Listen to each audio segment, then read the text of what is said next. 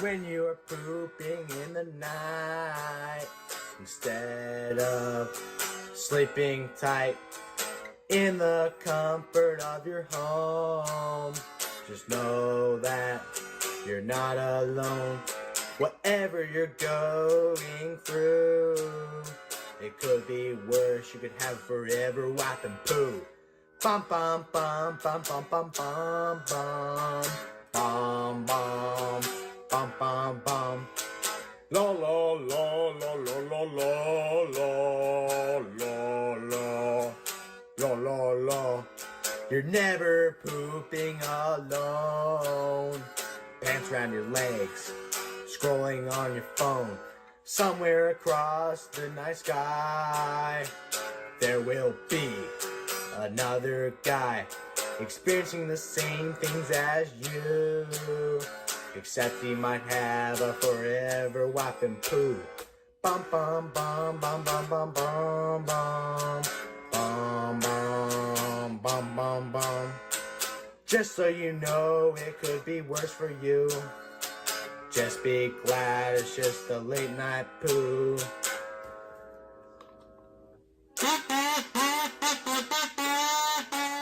Get more fiber, brother. I've been there. I've been with the forever wiping poo. That's me. You know, I bet you're wondering how I got here.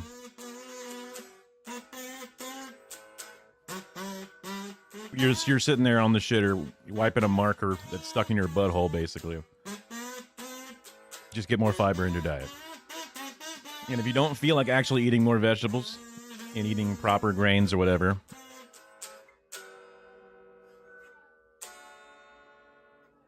just take Metamucil.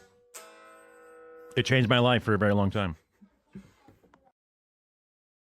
I saw this on my feed and I was like, what a crazy looking... I didn't even know. I've never even heard it before. I was just like, it's crazy and I gotta watch it. Hold on. Let me turn this down. Whoa, loud.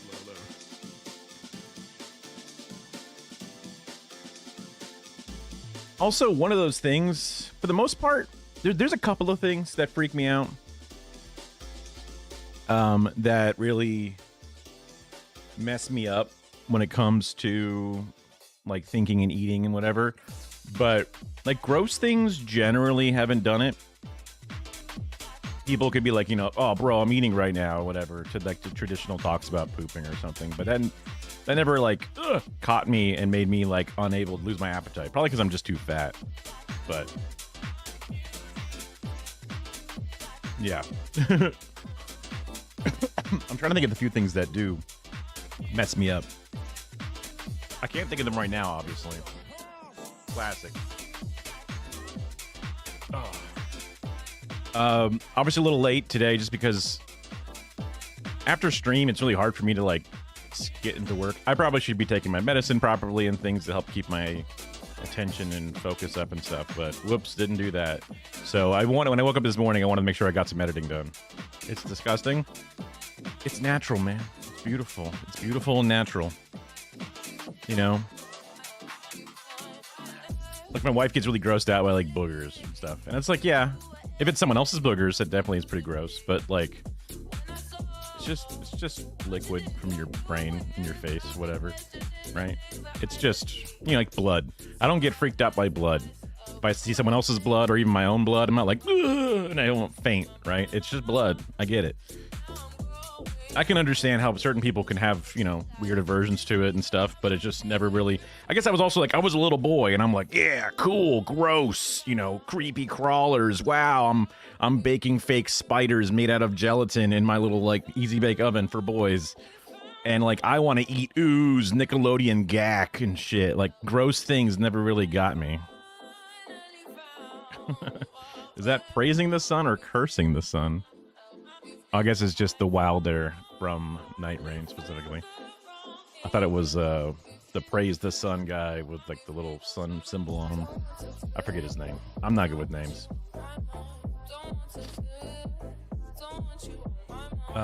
But after, so, you know, about 2 hours is where my brain fizzles out and my ability to like stay super focused on any one task, and then I just have to get up and do other stuff. So I was like, perfect time to take a break. Grab some bagels, I'm also a weirdo. I enjoy a nice buttered bagel. These are everything bagels. I've used this plate 2 or 3 times, so like this amount of seeds is not natural to fall off of one round of bagels, but vote 1. But yeah, I enjoy cream cheese on a bagel. Who doesn't? But these are bagels with butter on them, or I guess it's like a margarine or something. You can probably slightly see the sheen of a little bit of butter on it. A buttered bagel's good. I guess it's kind of like just advanced buttered toast, because buttered toast is just bread and butter. But it's toasted bread, which is like, it elevates it. It just brings it up a notch quite a bit than just eating bread with butter. But bread with butter, honestly, slaps. Let's be real. Bread with butter, pretty fucking good. Like I'm convincing myself more and more to just eat basically just bread or just butter. Man, we're getting down to the raw essentials. I mean, I've eaten just bread. Like a big ass tortilla. That's fucking fire. I've sat there before and just eaten a tortilla. Like it's just, are you a peanut butter guy? I enjoy peanut butter. I'm not like a peanut butter pervert or a person who needs to have peanut butter infused in everything I eat, or just, yeah. Don't go bald. I don't anticipate going bald. I've always had this like 7 head, right? Like my face is this big and my forehead is equally as big, and you go, that can't be right. But it's always kind of been this way. And like I've been trying to keep an eye on like, wait, that seems like a big triangle. But like hold on, we have a thing for this. This is the app for the overhead camera. And I can go camera 2 and then turn that on to the overhead. And I can turn the overhead on. Stand by. Bald. It is not set up properly. That's my ceiling. It's upside down for some reason. I don't know what has happened to it. Why does it think it's upside down? Anyway.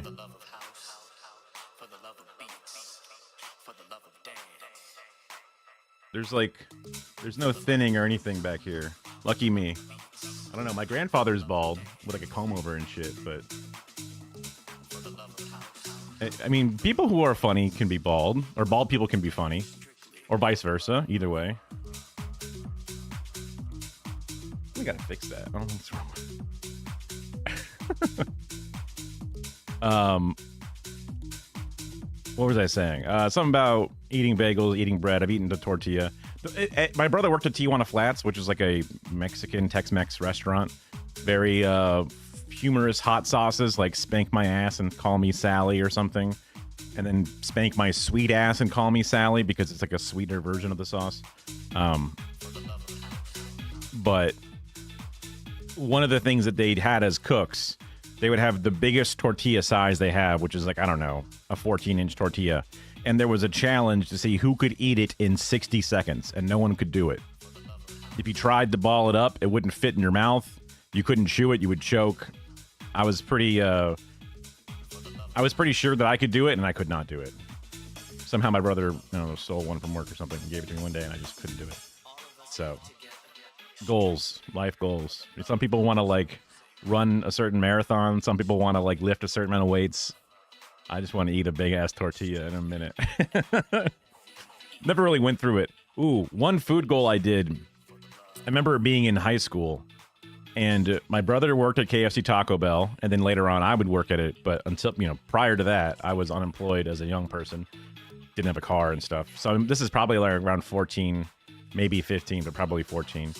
And there was like cute girls that worked there or whatever, and I was there for some reason or another. And I was trying to convince them that I could eat a full grande meal by myself, which is just 10 tacos. Hard shell, soft shell, whatever choice you have. And I ordered the grande meal and then counted down the individual wrappers as I ate them. And then I kind of went back to the lady after I was done. Like, see, I ate all 10. She's like, great. I didn't know how to flirt. I didn't know how to. I didn't have Riz. Let's just say, as a little chubby, prepubescent child. So, wouldn't you know it? I didn't really date much. It didn't work. Being able to eat 10 tacos in one sitting wasn't impressive in that specific market. I was looking through the different things in my YouTube playlist, and as well as the stuff that's just in my YouTube feed, and I usually just, collect them all, add them into my little playlist for the day. And I was like, oh, there's some good ones in here. Dating is cooked? Yeah, if only. If only that's the thing that worked. I haven't watched a Z Frank video in a long time. I would say Gen Alpha, right? I mean, if we're going with the constant enshittification, the circling of the toilet as it flushes, the newest generation is the one that's the most fucked.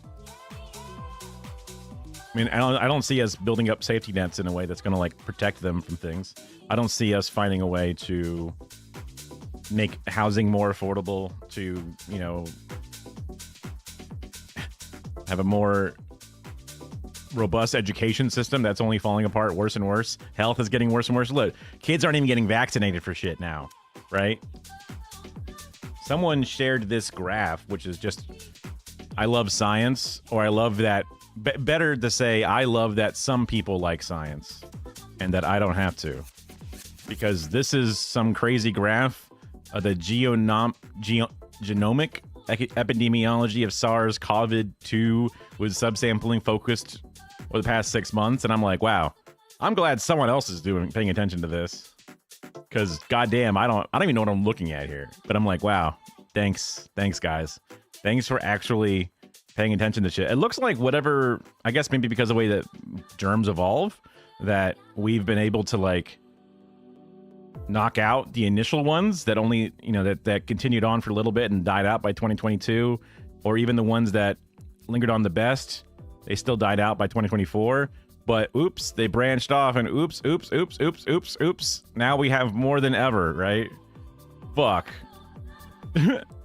Maybe this one here kind of ended, but there's still a bunch of really healthy branches going. It looks like you're hopefully someone's giving you funding, so that way you don't just randomly work for private equity instead and keep all this information private for the profit motive of some random company. What in the hell? Frequency colored by Clade.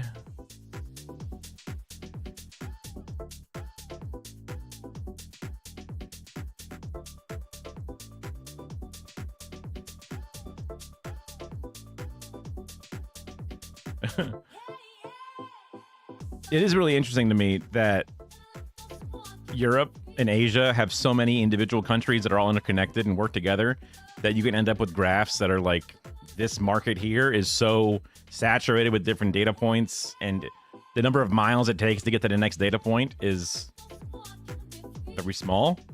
Whereas North America is like, bam, this giant section of the globe is just turned into 2 data sets. Which is like, that seems like it's not the most efficient way. They probably have things broken down or whatever, but like, what the fuck? That doesn't seem... This seems way more... I don't know, accurate, or like has a better like understanding of things. Well, they reported 0 cases. That they did the Trump strategy of like, hey guys, just stop testing. Boom. Testing numbers go down. You stop testing, problem solved. Think about it. Big brain, right? Like, if you're worried about, running that red light, just don't look at the red light. Then you won't worry about it anymore. Boom, problem solved. Just fucking here we go. I'm not worried. We're good. We're good. I mean, if you're stupid, it goes hard, right? That's just the way it works. Ignorance is bliss, and they have embraced the bliss. I have always loved the Z Frank videos. I forget who originally showed them to me. I feel like it was, I don't know, probably my brother, maybe my Kara, my wife, I'm not sure. Okay, let me throw the music down and go. This episode sponsored by Ground News. Ooh, it's sponsored by Ground News. Bats, the fury birds of the night, but they are not birds. No, they are mammals in the order Chiroptera. There's a crapload of them, and there's all different sorts, too. About 20% of mammalian species are bats. Look at that, they keep coming. I'm a sucker for infotainment. Taking actual scientific or, I don't know, documentary footage, but then making it entertaining and funny. Mwah. OBS computer tutorials that then just have a little bit of zing to them, a little bit of personality infused. I love it. It helps me retain information, keep my attention. I love it. Don't they? Now, you don't see them all that often because they're all Heidi, not their names. I mean, come on, Heidi's no name for a bat. Bartholomew Banks or Johnny Five Fingers, that's a real bat name. Petunia Featherbottoms, that's another one. The point I'm trying to make is that when the bird figured out how to fly, it stretched out its arm, grew some fancy underarm hair, which turned into feathers, I'm quoting science, and by that time, most of the hand bits sort of got in the way. So most of those bones shrunk, fused, or disappeared, except for this long one here, which they kept so they could flip us off. Science. Bats, however, went for a different arrangement. They went all in on hands. But you know how my mother used to say, if you keep playing with yourself, you're going to grow scrotum skin between your fingers. Well, that should give you an idea about what bats have been up to throughout their evolutionary history as consequences. And it's not just between the fingers, the skin attaches right to the body. And look at this one, it's got a flap back there by the nethers. You know, that has some stank to it. But this isn't just some veiny, floppy skin. This is a finely tuned instrument of flightedness. Elastin fibers run through the wing the long way, give it some integrity. And there's muscles not attached to bone that run from front to back. With the help of these tiny sensory hairs, these structures allow the bat to adjust the stiffness of the wing membrane during flight. And that's important because this isn't just some simple up and down flappy business. It's complicated because each of those fingers can move independently, so they're changing the shape of their wing all the time. On the downstroke, they'll spread those wings out wide like your mom's umbrella. Burn. That gets the lift going, but then they tuck it in a bit on the upstroke so as not to push themselves back downwards like an idiot. Come on, people, they're better than that. But that's just the basics. Look what happens when you ambush them mid-flight with a puff of air, which is apparently something science hippies do when they're bored. They can right themselves with a single contorted wing beat. Quick, Dale, here comes another one. Blow in the tube. Damn it, Dale, it's still flying. Where'd you learn how to blow, suck school? And that's what it's like to work in a science lab. You gotta have thick skin like Dale. Anyway, these bats better be good at flying because they're not all that great at walking, or scooching, or whatever you call that. You keep that up, you're gonna chafe your nitzels and your nethers. I mean, there are exceptions. The vampire bat, for example, gets along just fine. It's a good-looking casual stroll, and they can run too. Now, it's not as suave as the walking. Has more of an in a hurry on crutches vibe. But it works. It looks better than you trying to fly, I'll tell you that. And they don't skip the gym either. Gotta stay in shape.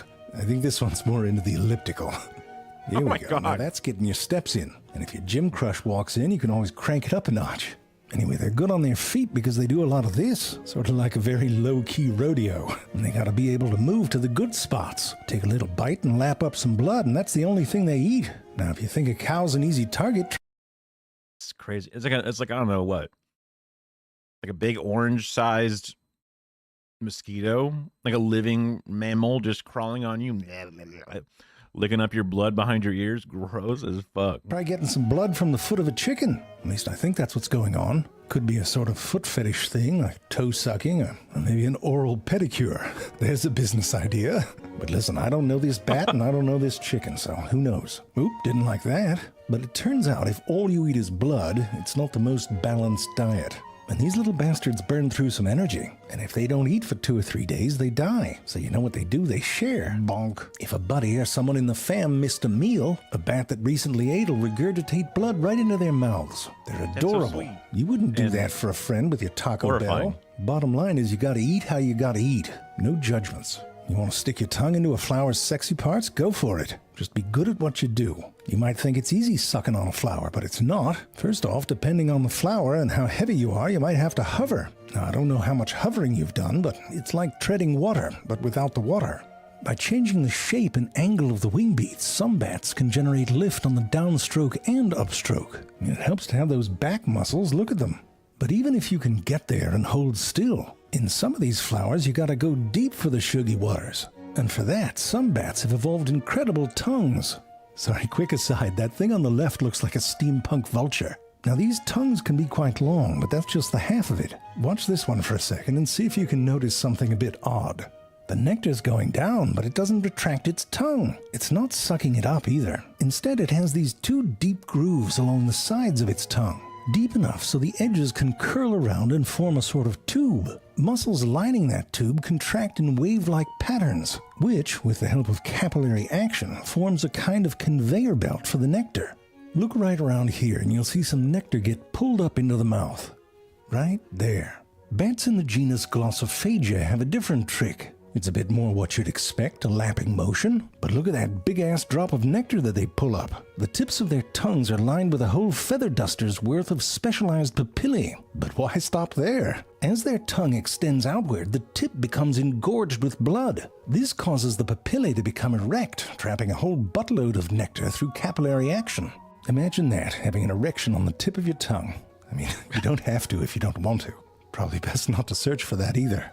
A lot of people are afraid of bats, and that sort of silliness is in part due to news stories about bats. Would I be afraid of bats? I mean, if there was a bat in the house, I'd be like, what the fuck? I would just be worried that it's going to break shit, that it could have, like, gross things on it, that it could, you know, swipe at me. Like, I don't want to hang out. Like, I like, when a lizard's in my house, I'm not, like, thrilled with it because it's going to shit. It has little legs and shit. So I guess I would be afraid of it the same way I'm afraid of any outside animal just all of a sudden being within my residence. But if they exist outside, I'm not mad about it unless for some reason, again, they're going to flock to me to try to like eat things off of me or poop on me or something. But I'm not specifically afraid of bats. Being sensationalized. Recently, a colony of bats was found in a lodge in Grand Teton National Park, and I wanted to see how different news outlets were framing the story. For that, Ground News...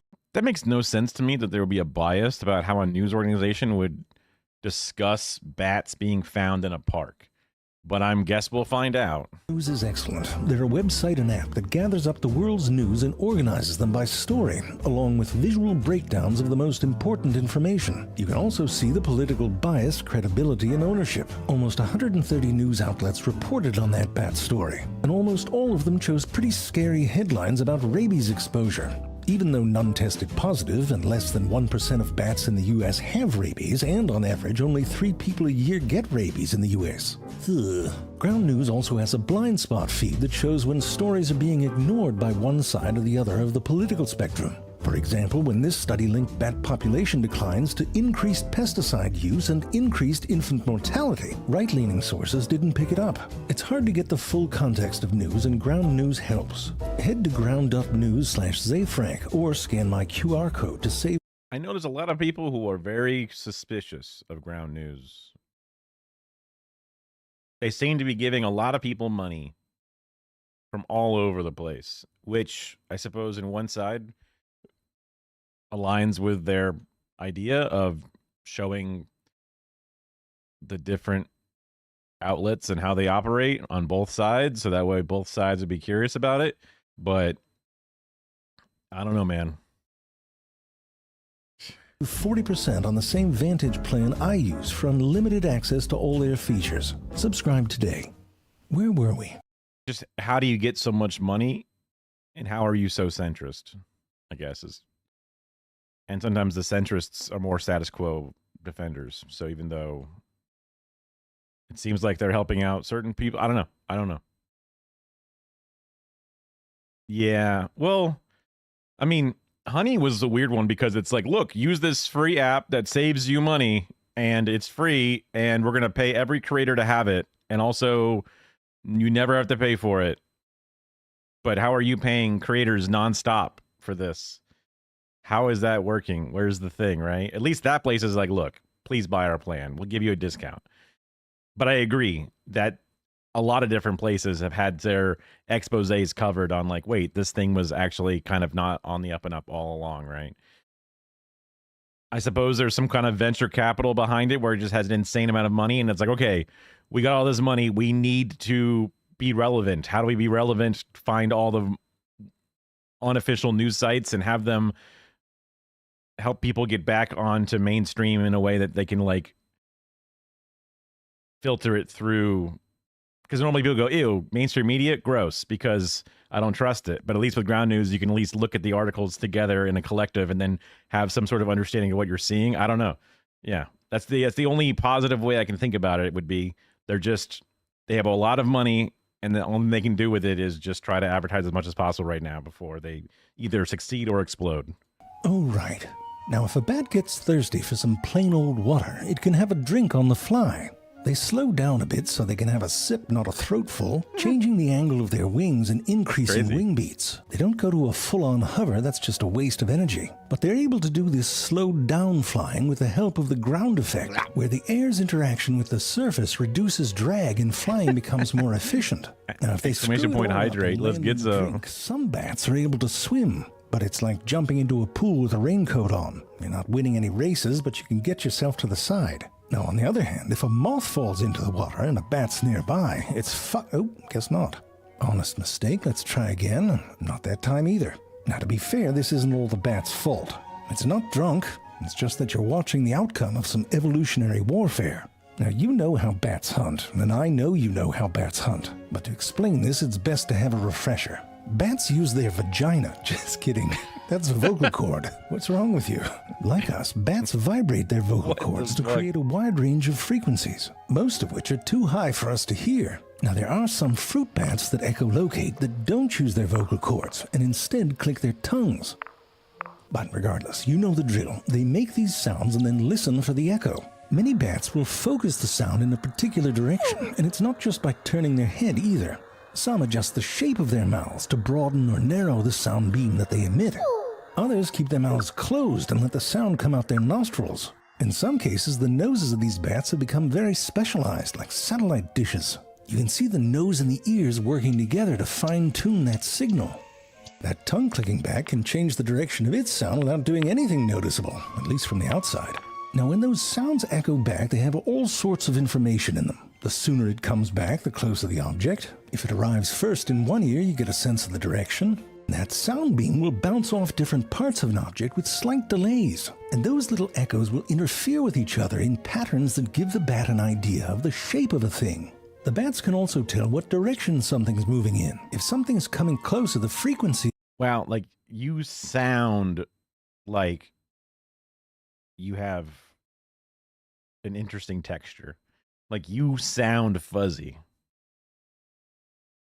to the touch. You sound very cavernous. You sound very like imagine an English muffin, right? It has all these nooks and crannies, and it would sound like it has nooks and crannies.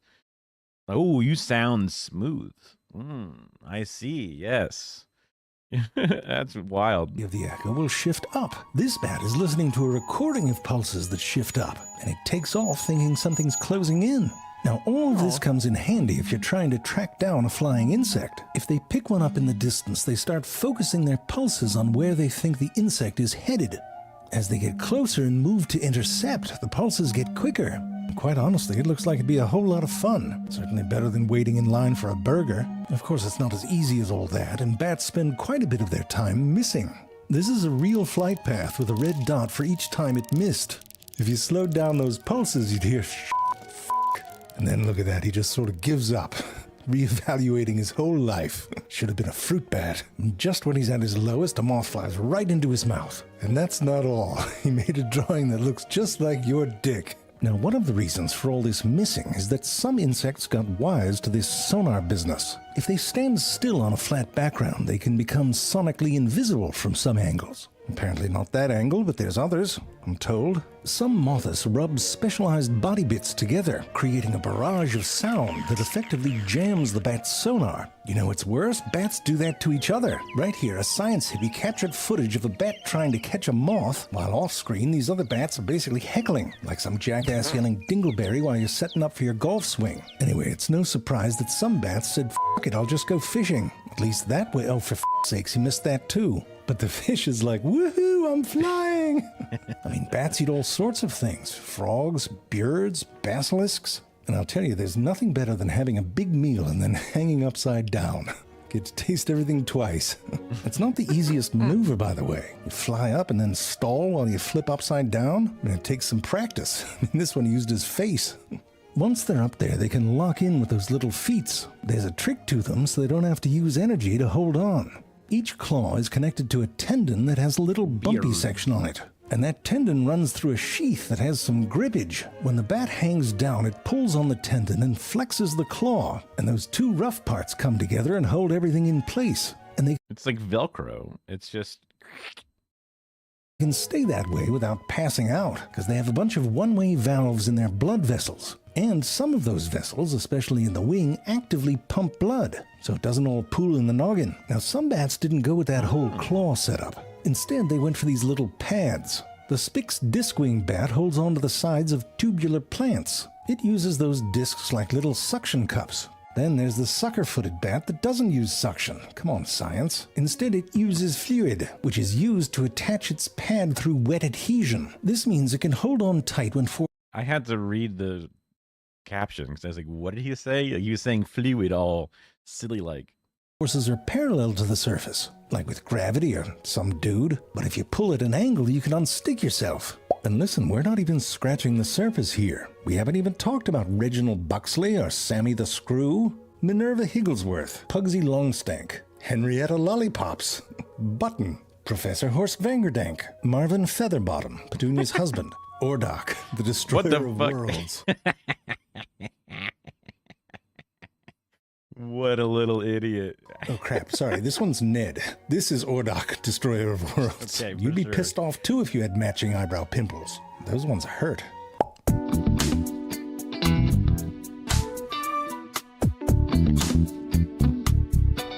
Always good stuff from Ziff Rank.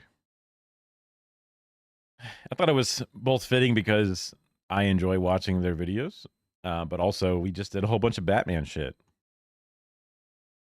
This is something that I'm not sure how it's going to be, but I've heard of this before, where basically comedian Stavros makes a video series about him working out. And he said before, this is the only video series where a guy gets progressively fatter every year as a workout series, which is kind of a funny way to put it. And this is supposed to be the new season, and maybe he'll really do it this time. As a dude who has tried to be a fitter person every year and either be exactly the same or fatter every year myself, but I fucking get it, man. I get it. So I'm curious to see how the first episode is. It's very YouTube, so it's like, what, 10 minutes long or whatever? So let's see. I should read some directions before I pull off the gray cap base. Oh, he's doing Go to your fat Ozempic. stomach. Crazy. I guess he's rich now, right? Because he's in movies and shit. Oh! 인젝터 샘플 파운드 앵커가 치킨 팝스 그 쇼자크 다스 먹고 시간 Most don't get any Shit. It's like an anime intro. What the fuck? That's okay.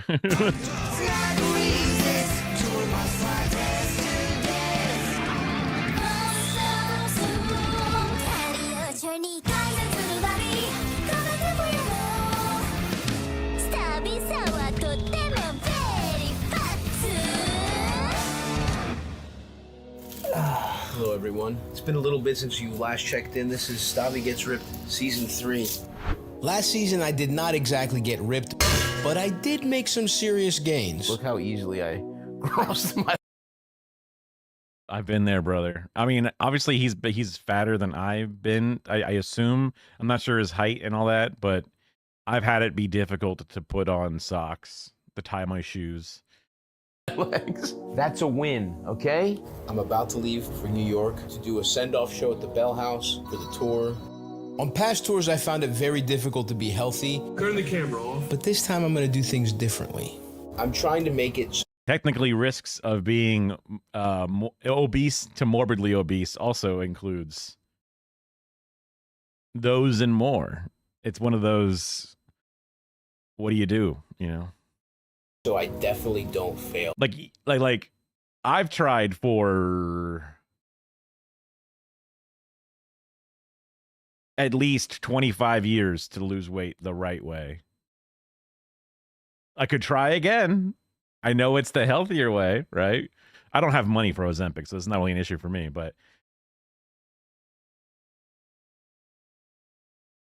you know, if I keep failing for another 25 years, I'll be dead, you know? This tour. We have a bus so that we wake up in the city we're in. I want to work on my act every morning, and then I want to work out, and then I want to eat right. Steamed ass fucking chicken. That shit's not bad, honestly. I have a buddy coming with me that's going to take charge of nutrition. What's up, Gooners? We have some athletes that are going to pop on, give us their perspectives. We have some special guests that are going to help with fitness stuff. My little brother, Nick, he's a father. He's on paternity leave. He'll check in a little bit. But we have everything kind of set up so that we don't fail. But I'm a little worried it's not enough. And I have made the choice for Stavi Gets Ripped Season 3 to fucking take some fat guy drugs. That's right. We're going fucking Fat Joe. We're going Martha Stewart. We're going Khloe Kardashian. I'm getting on that shit. And I'm fucking stabbing myself with some fucking meds. I have to lose weight on this tour, so let's get our first dose of Zepbound. So, interesting about these drugs, they keep them in the fridge. The best it's sleep. I didn't know that. I mean, I guess that makes sense that there'd be different drugs or whatever, but I've only ever heard of Wegovy and Ozempic, so different drugs, I guess. That gives me hope that maybe they will tackle the issues. Sleeps with its enemies. Keep your friends close, but your enemies closer. That's what fucking Zepbound is about. It's in the same fucking place where the ice cream is stored. You have to shoot it into your stomach, which feels like a little on the nose. It's like one final act of fat penance. It's like, look what you've done to yourself. Do you want to be beautiful? Stab yourself in the fat stomach. You'll be beautiful like us. So that feels like what they're doing. Ah, fuck. Shit kind of hurt. Now we see what happens. All right, man. I've got the fucking secret sauce in my bloodstream. No going back now. It's fucking injected. So let's see. But the digestive issues has, like, I've heard about people having some, like, I mean, it's like saying, like, you know, people had like COVID vaccine reactions. I always have to like measure it with, yes, myocarditis is technically a thing that can happen, and there will be some cases when you vaccinate 1 billion people, but is that a thing that you should worry about? But then again, you don't want to ignore the fact that people have gastrointestinal problems after taking the thing, but did they already have them before? You know, like, I don't fucking know. I have a pretty good gut biome. I've been lucky that I don't get migraines. I don't have food poisoning. I eat fucking reheated rice all the time. Like all these different things that I've just been lucky that my biome works in harmony with my lifestyle. And now this is, if I took a thing like this, that would then create a whole problem where now I might have upset that balance and then never come back to the way it was before. I don't know. I don't believe I have what are those different, like, Crohn's disease or the thing where you shit yourself a lot. Like, there's all these little, you know, things where you're just like, yeah, it's just not perfect for you. Sorry. Yeah. Last day before tour, very busy, but I'm still gonna find ways to exercise. And then it's 2 send-off shows at the Bell House. I can't wait for those. But first, a nice, healthy little lunch.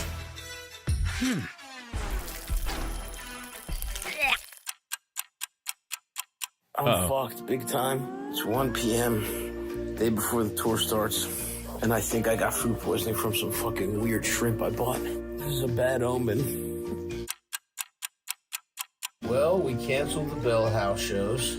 That's crazy. A pear, it's the first thing I've eaten. It's 6 p.m. I'm shitting out of my ass like it's a fucking fire hose. This is what happens when you try and eat healthy. I could have just ordered a kebab or a fucking pizza and I would have been fine today. Look on the bright side. You're fully fucking packed. I haven't packed shit. Day before the tour starts.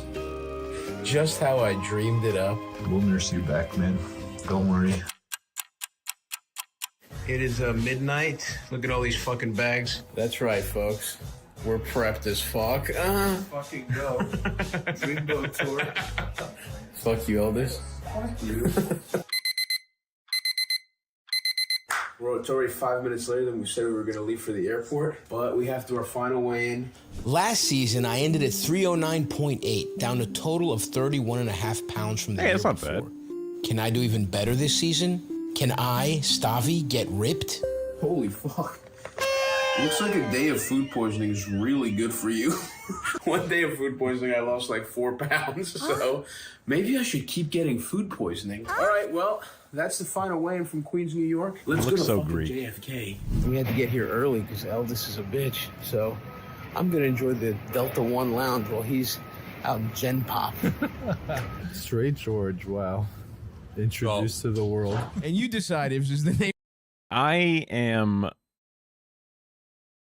not. I get to the airport late. I've always been a late piece of shit. I know some people are like, oh, I got to get to the airport 4 hours before the flight starts, and I'm like, no, I plan to get there 15 minutes before boarding is my plan to get there. Like that's my plan to arrive at the gate about 10-15 before. So I'm expecting a certain amount of line in like the TSA region, depending upon which airport it is. I'm always banking it on that. But some people want to get there. Like, if I get there and it's the flight before my flight, I'm like, what the fuck? I fucked up. I'm here way too fucking early. Right? That's my mindset. If I get there right as my fucking boarding number is called, I'm like, oh, perfect. Beautiful. This is well done. I can understand how people have aversions to that, but Ironic? Who knows? Not even me. George is the Dreamboat Tour's official nutrition expert. Now, you know, some people, they go out and they hire guys that were Navy SEALs, then got their PhD in nutrition afterwards. What I did was I convinced my friend with a remote job to just come on the bus with us, and his job is to just...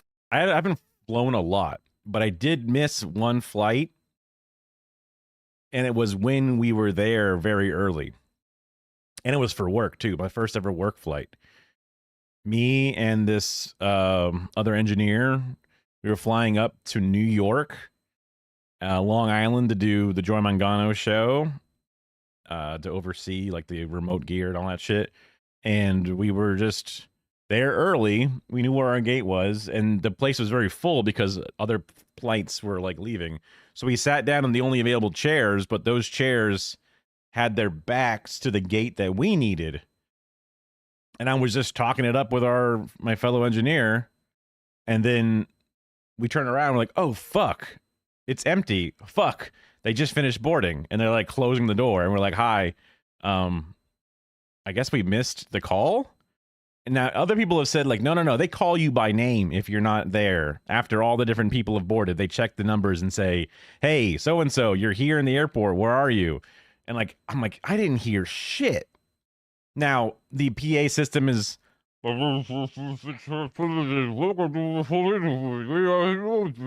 you feel like sometimes you just can't hear a word they're saying. But like, I know for a fact they didn't call our names. But I don't know. Obviously, we fucked up because everyone else got on the plane and we didn't. So, whoops. So we just got the next flight however many hours later and just made all the corrections and it was fine. No one really cared. Actually, my boss was almost impressed that I was able to like not panic and handle the situation because, you know, plans are made with contingencies built in or whatever. So I have missed one flight before. It wasn't great, but it wasn't terrible. They gave it, it didn't cost us any money. It was like, okay, sweet. Google restaurants where we can get a salad, go to Costco and get us snacks, and he basically has to make sure I don't eat ice cream. When we met in college, George was a plump little bastard like me. Then, through diet and exercise, he became the svelte specimen you see today. Yeah, Just kept getting skinnier. Eldest was so jealous. So yeah, those are the only qualifications needed to be my nutrition expert. But neither him nor Eldest is getting into the Delta Lounge. Stubbs deserted us. You have to travel separate from the help. No camera usage up here. This is the first class cabin. You don't belong here. Make it quick. We just landed in Sacramento. And we're headed to get pho, the first meal of the tour.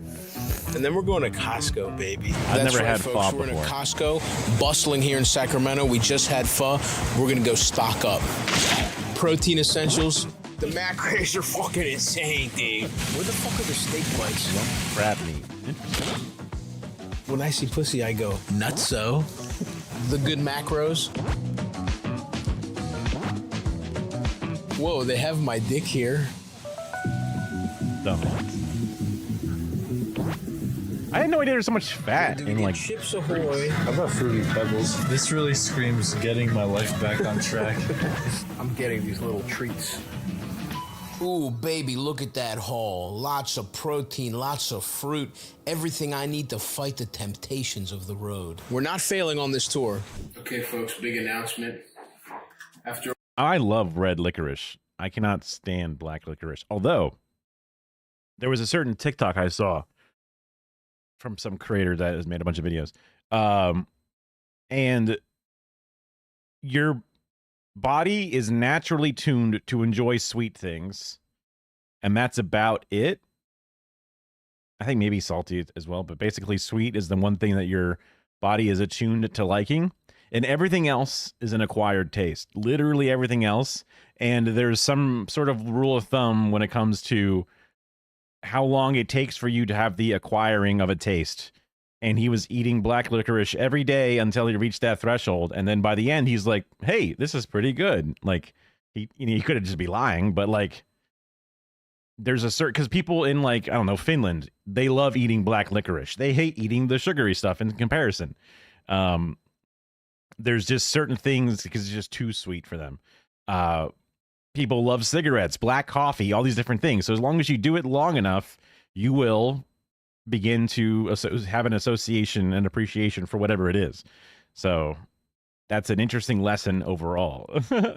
I should find that video to find what the number is. That way I can try to find habits that I hate, like black licorice or eating healthy, and then try to have an appreciation for it instead, and to see if it works that way or not. For over a year of sobriety, I'm going to take some marijuana. Now, for years, marijuana has been quite the issue for me. Even when I've been practicing healthy habits, I'd get a little high and it would all go to shit. So a year ago, I decided to stop smoking weed and saw some pretty good results, but fuck it, let me just smoke weed. It'll be different this time. Or that's an edible, I guess. And just like that, we're back, baby. I'm nervous that weed has been introduced. Pussy, do your fucking job. And don't worry about the weed. Stay over there, man. We'll worry about the weed.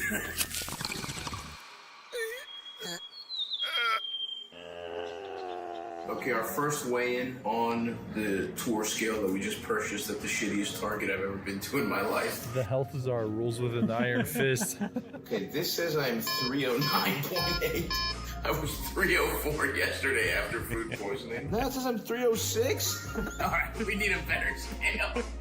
Okay, we've done it a couple times. It appears I actually am 306.2. That makes way more sense. I was 304 yesterday. Look, we're gonna be generous. We're gonna call the starting weight of the tour 306.5. Elders. I feel like you can still see his little like injection site. Like you can see a little, unless that's just a natural mark and I didn't notice it before he did his injection. But I'm always super jealous of bodies like this, and not to mean that like I want to be obese or whatever, but like I have less body fat in comparison to my height and everything, but my tits are like 4 times as big as his tits. And it's just like, why are my tits so fucking big? It's one of the things that gave me so much anxiety about being in public and, you know, growing up in the locker room and shit like that. Also, some of those scales aren't really rated for 300 plus pounds. Like even like some gaming chairs they're like 250 is the limit. I'm like, fuck, you know, I'm not 300, but like, fuck, you know, like, I'm close, you know. This has been goaded into an official weigh-in for the tour. I usually do no shirt. I'm gonna be decent for this. Okay. You will show us that little ass dick. Let's see. 307.6. Eldest is fatter than I am, everyone. Dang, just what height does for you. Eldest is an obese 307. So there you have it, folks. Spirits are high, the Dreamboat Tour is officially underway, and so is my journey to finally getting jacked. He has the same ass that I do, though. The same lack of an ass. Yeah, I mean, the cheap, the standard, the crap, you know, I bought some like on sale B&H chairs because they were like $70 or something, and they're dog shit. I would say because like there are certain office chairs that are also just as dog shit and just as overpriced. There are some good ones, and then there are some insanely priced ones. Like nobody wants to drop $1,500 on a fucking chair, right? Like that's like crazy because that's just a chair, damn it. But I sprung for the Titan Secret Lab XL, whatever. Because it was one of the few chairs that actually had a decent weight capacity. I think it has like 350 pounds or something. I forget. But the size of the actual where your legs, I can actually cross my legs because I'm 6 foot approximately. Technically 5'11" and a half if I'm barefoot, but then I don't know if I have better posture or something. I've had different numbers, so I just assume 5'11" and a half. Also, shoes make a factor, but about 6 foot. But I'm like 270, so I'm a pretty sizable 6 foot dude. So having a chair that I can actually rest my head on and cross my legs and not have it fall apart as my weight. And so I've had this chair for a couple of years now, I think. And it's pretty okay, but it's still like $700 or something crazy. But I sit in it literally every fucking day. So it's one of those, like, you do have to kind of put your money where your ass is, right? Like having a good bed is really important because you sleep in that fucker every goddamn day, approximately. So spending $100 on a chair and being like, haha, I did it, ends up fucking you over. Although I am a sweaty boy and I did not want to get pleather, and this has like a cloth kind of material to it, which I think is okay. My favorite, I think, though, is mesh. Although one of the problems is, like, right now I'm like wearing like shorts, underwear, kind of like, what is it, shorties kind of things, and it's like if you're on mesh with your bare skin or your leg hair and shit, and it gets caught in those little holes, it fucking sucks. So like you can't sit naked in a mesh chair because like it'll fuck up all your skin and all your body hair. So you have to like, because mesh is great for like breathability and airflow and heat retention or heat, in Florida where I live, like it's actually kind of chill today because it was raining, but it's like 77 degrees Fahrenheit right now. So it's hot. Normally it's a nice brisk 79 in here. So a 77 is beautiful. So I usually like having mesh chairs. In the past, I've had a mesh chair. At work, we had a bunch of mesh chairs, some of those really expensive ones, but I ended up buying this one and don't have huge regrets. I do get a little hot sometimes, but I just turn on the overhead fan and then it makes it okay. Stabby Gets Ripped, Season 3. It's happening this time, and we're using performance-enhancing drugs. It'll be interesting to see if this continues. Oh, there's an episode 2. Oh, hell yeah. That came out 4 days ago. Anime intro, yeah. Let me grab this. Ooh, I hear ZZ. She's. Wait, what's happening? Oh, I didn't hit play. That's why. I was like, why is this not loading? Ah, because I have my new thing.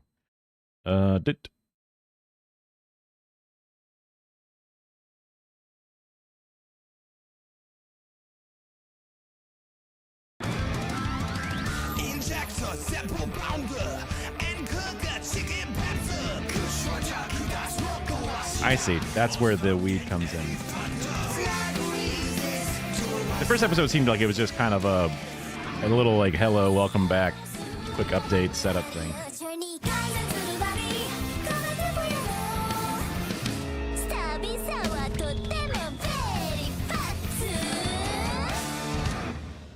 Did a great job on the intro, though.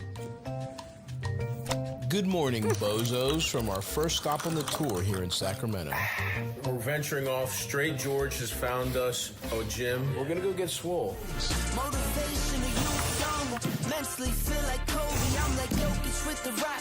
You physically couldn't hold me, I don't care. It's time to get swole. Never little brony, Euro step like Ginobili. First things first, the warm-up.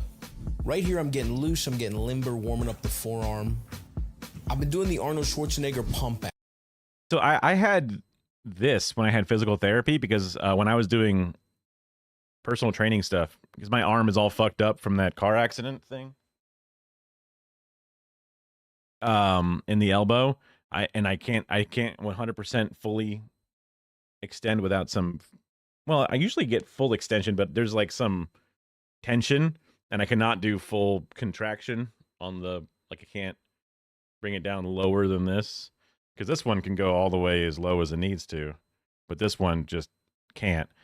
So, and there's like, I don't know, 1 or 2% difference when you're trying to lock out the elbows, it seems, or I just feel tension there. So I was doing like, I forget what they're called, like caterpillars or whatever, where you kind of like almost like a burpee but slow, like you stand up and then you walk your feet out and then you walk yourself back in. So you kind of like go all the way out into like a push-up pose, and you kind of like walk with your hands back and then stand up straight and then go back down and walk yourself out. I popped something in my elbow and I started having this really bad pain. So then when I went to physical therapy, that was one of the things. You'd hold a hammer and you'd rotate your arm and then you rotate it back. And you do it really slow and controlled, and then there'd be like a weird angle where all of a sudden, yeah, like it would just, whoa, fuck.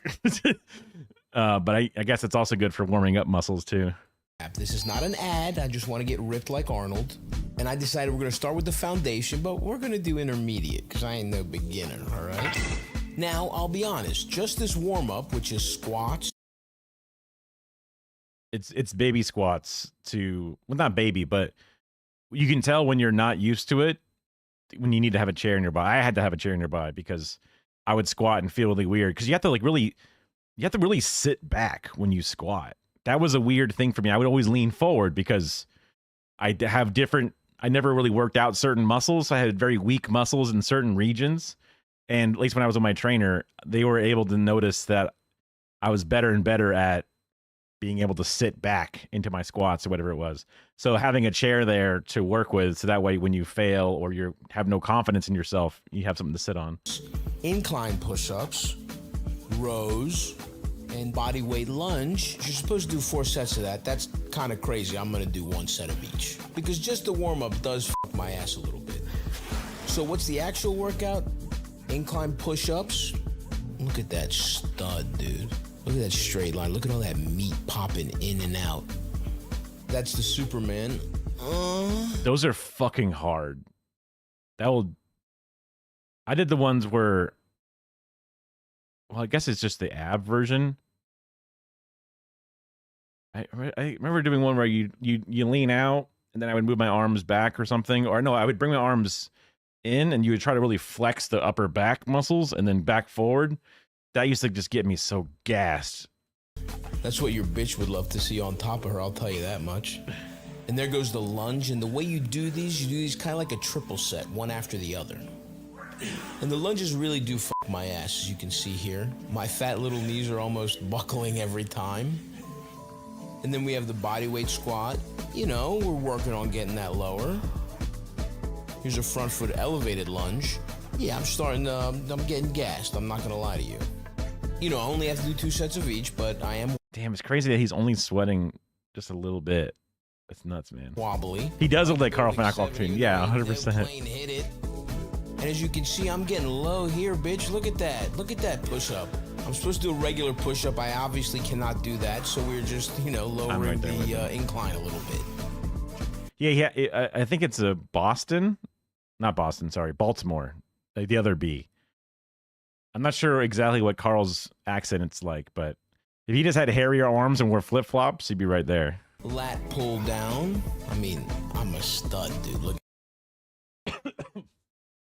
It was really hard in my home because I don't have a home gym. I just have a home and I have a couple of weights or whatever. But it was really hard for me to get lat workouts to work.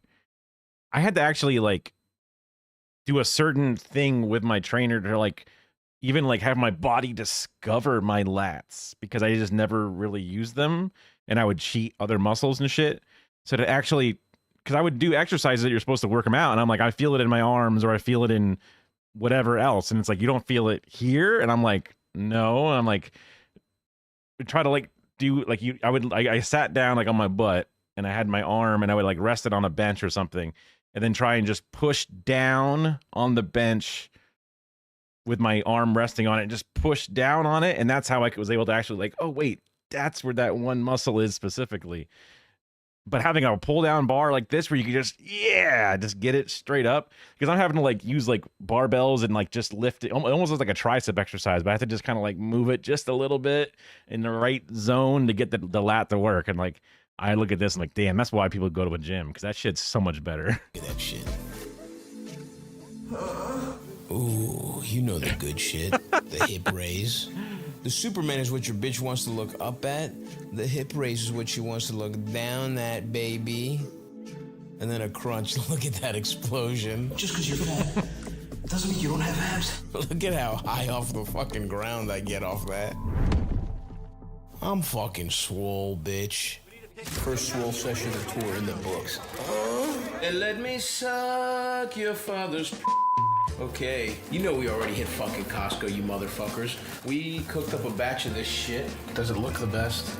Not really. It tastes pretty fucking good though. So we're gonna let this bullshit simmer. And I'm gonna pair this with some special miracle noodles. This whole package is 10 calories. I guess it's just some kind of mushroom. Ew, that shit's so gross. I've had that shit a few different times in a few different forms. Good luck, dude. It's some weird fiber shit that's like very watery. Sometimes like the liquid it's in smells terrible and you have to drain it first. So I'm surprised he's just dropping it right in. What makes a bagel a bagel? Magic. I don't know. I mean, I know there's a certain type of yeast or something. You've never had a bagel? They don't just sell bagels? That's crazy. I mean, it's round, obviously. It's just a savory version of a donut. That's sugar directly inside of the dough, but it's just a little baked thing of bread. It's pretty chewy. Like, obviously, when you cut it in half and you toast it, you get a nice little crisp to it. But overall, there's a certain amount of, like, I don't know, gluten sponginess to it. Like, not spongy. I don't know. It's got a good mouth chew. It's not super spongy and like rubbery or anything, but it's just got a nice, it's like, you know, a dense bread. Like I'm sure you've had some breads before that are very airy, almost like an angel food cake where there's just like almost nothing to it.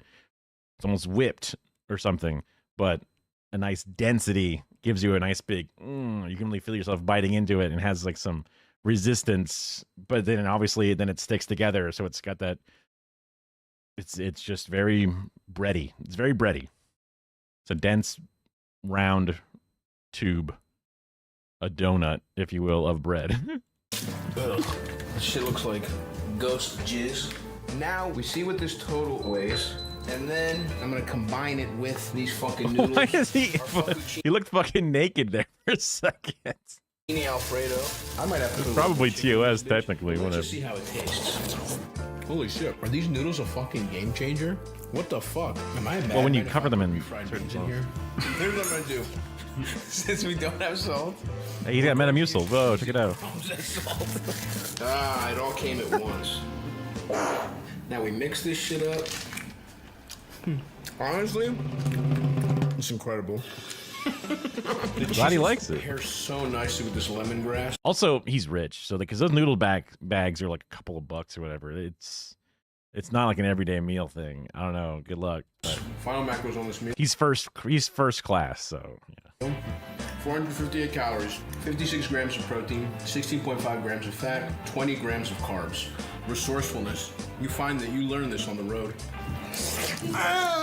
That's a lot of fucking protein. Hold on, you say 50 grams of protein? I don't think so. I guess every body's different or whatever, but my nutritionist was telling me that like your body has struggles to get 30 grams and above of protein in one meal. Like there's a certain amount that your body can't process. Protein, 16.5 grams of fat, 20 grams of carbs. Resourcefulness. You find that you learn this on the road. 3 more times, send it back. And We have made it to beautiful San Francisco, where we are joined by my good friend and opener, JP Just Penis McDade. Welcome to my chambers. We start off the Dreamboat Tour with an It's impressive to do a workout in a hotel room. I mean, I guess because they're on tour every day is in a hotel room, so it loses some of its thing. But I remember at one point I was given a workout routine to do in a hotel room, and I just never even got close to wanting to do it because being on vacation or whatever, it's just not the same thing. incredible show in Sacramento. And we'll see you next time, guys. Thank you. The show was at a casino, and yes, we did hit it afterwards. I don't know anything about gambling. And that's what they want to hear. They're like, "Oh, welcome in. Would you like a complimentary drink? Wait, how many chips do you buy? Oh, yes. Would you like a complimentary drink? Come on in." Not good. We followed that up with a great show at the Masonic in San Francisco. Shut the fuck up! Shows were fucking awesome. I may have perhaps gotten into the mini bar in my hotel. I'm not proud of myself. But we live to fight another day. I should be working out today, but I'm fucking. Damn, day 2, dude. Or I guess it's not day 2, but it's show 2. My willpower is decent enough that I can make it a week before I start falling apart and having those, like, I can't get over it cravings. It's rough. My poverty, or I don't know, my impoverished upbringing in comparison to even if I live a middle class lifestyle now or whatever, I'm like, I can't, no fucking way am I gonna buy a goddamn bottle of, a mini can of Coke for $3. Go fuck yourself. Probably costs even more than that. But I'm like, I will never on principle. I'll be starving to death. Fucking foaming at the mouth because I'm so dehydrated. I'm like, wait, what? That $2 for a bottle of water? No, thank you. No, okay, no, all right. I just can't. I can't. So there's that element of it too. It's like both the have enough willpower to not cheat on your diet that fast, and also, what the fuck are you doing, brother? But he's like, again, he's flies first class. He can immediately, all that goes out the window. It's different. Tired. My sleep's been bad. So the plan is a nice restorative day today. Having a Metamucil cocktail. About to soak in the tub. Oh, fuck. I wonder how many tablespoons. He's only supposed to do like 2 teaspoons for a serving, but I used to do a tablespoon in a bigger bottle of water. But I used to do a tablespoon at a time when I would drink Metamucil, and I would sometimes even take 2 tablespoons in a day. So I wonder how much he would go through. But it makes you shit so fucking good. They do say you have to, like, be careful and only take it like 1 tablespoon at a time, otherwise your body can get fucked up. I think it's like some kind of Epsom salt thing. It's like good for the skin. Let's see. My sleep's been bad. So the plan. Yeah, Epsom salt. I don't know what it does, but it's. Also, he's on tour, so where did he get a giant bag of Epsom salt? Maybe he literally has it in his kit. Is a nice restorative day today. Having a Metamucil cocktail. About to soak in the tub. Oh, fuck. We got Benny Butcheeks coming. We got Robert Oberst coming. We have a nice crew. That guy looks familiar. Why does he look familiar? It's an actual day off, so try not to put any pressure on ourselves. Just kind of relax. And nothing says relaxing like pounding 10,000 steps across Golden Gate Park. If you finger pop or jack off with a Fitbit hand, it counts it as a step. Playing golf, walking another 10,000 steps, podcasting, and recording an interview. I'm a little exhausted. Fuck, I'm such a piece of shit. But I'm pumped and bringing the heat for our amazing first special guest. We're going to go get Robert Oberst. Robert Oberst. Robert Oberst. That's what it was. Yeah, you might recognize the name. He's a former top 10 finalist in the World's Strongest Man competition. What's up, dude? Nice to finally meet you in person. And maybe some of you are thinking, you can barely do body weight exercises. Why did you bring a World's Strongest Man finalist here? Well, it's because you, that's why. Suck my Yeah. Robert Oberst, he's our guest. Thank you for basically consulting on how to keep me from just completely becoming a real piece of shit on this tour. You don't take it seriously. You don't. There's a lot of really good comedians went too soon. Believe me, I'm reminded in my Instagram comments every day. The obvious number one thing for me is losing weight. Yeah. The goal basically for the next 3 months is like keep up with these workouts, shoot for 3 times a week. I mean, Farley did like a lot of hard drugs as well. I don't know what Stavi does, but he'll die when he's 60 from being obese. But if you combine obesity and like incredible stimulants, then yeah, you'll go in your late 30s. And yeah, just do things that I can stick to, nothing too crazy. So you're doing something every day. Every day. There's no days. Good. That's a huge thing. It's hard when you take 4 days and do nothing. Then to like reverse that, you know, like movement heals. True. Okay. That was sort of a style for me where I would kind of put a bunch of workouts in one side of the week and then no workout. And then it's tough to get in there in that first workout of the week. Yeah. Man, I'm telling you, it does. What I will say, a quick, easy thing to do, don't do sodas and juices and all that shit, you know? People tell me, like, dude, I just cut out soda, I lost 40 pounds. I'm like, I haven't actually been drinking soda for a decade. I've been doing the right stuff. It's just my... Yeah. People are like, oh yeah, I cut out beer and I cut out sugar sodas and then boom, I lost all this weight. And I'm like, I've never drank beer and I don't drink sugar sodas ever. Fuck. Yeah, I'm literally with him. Yeah. Yes, he's a comedian. He's funny. I enjoy him.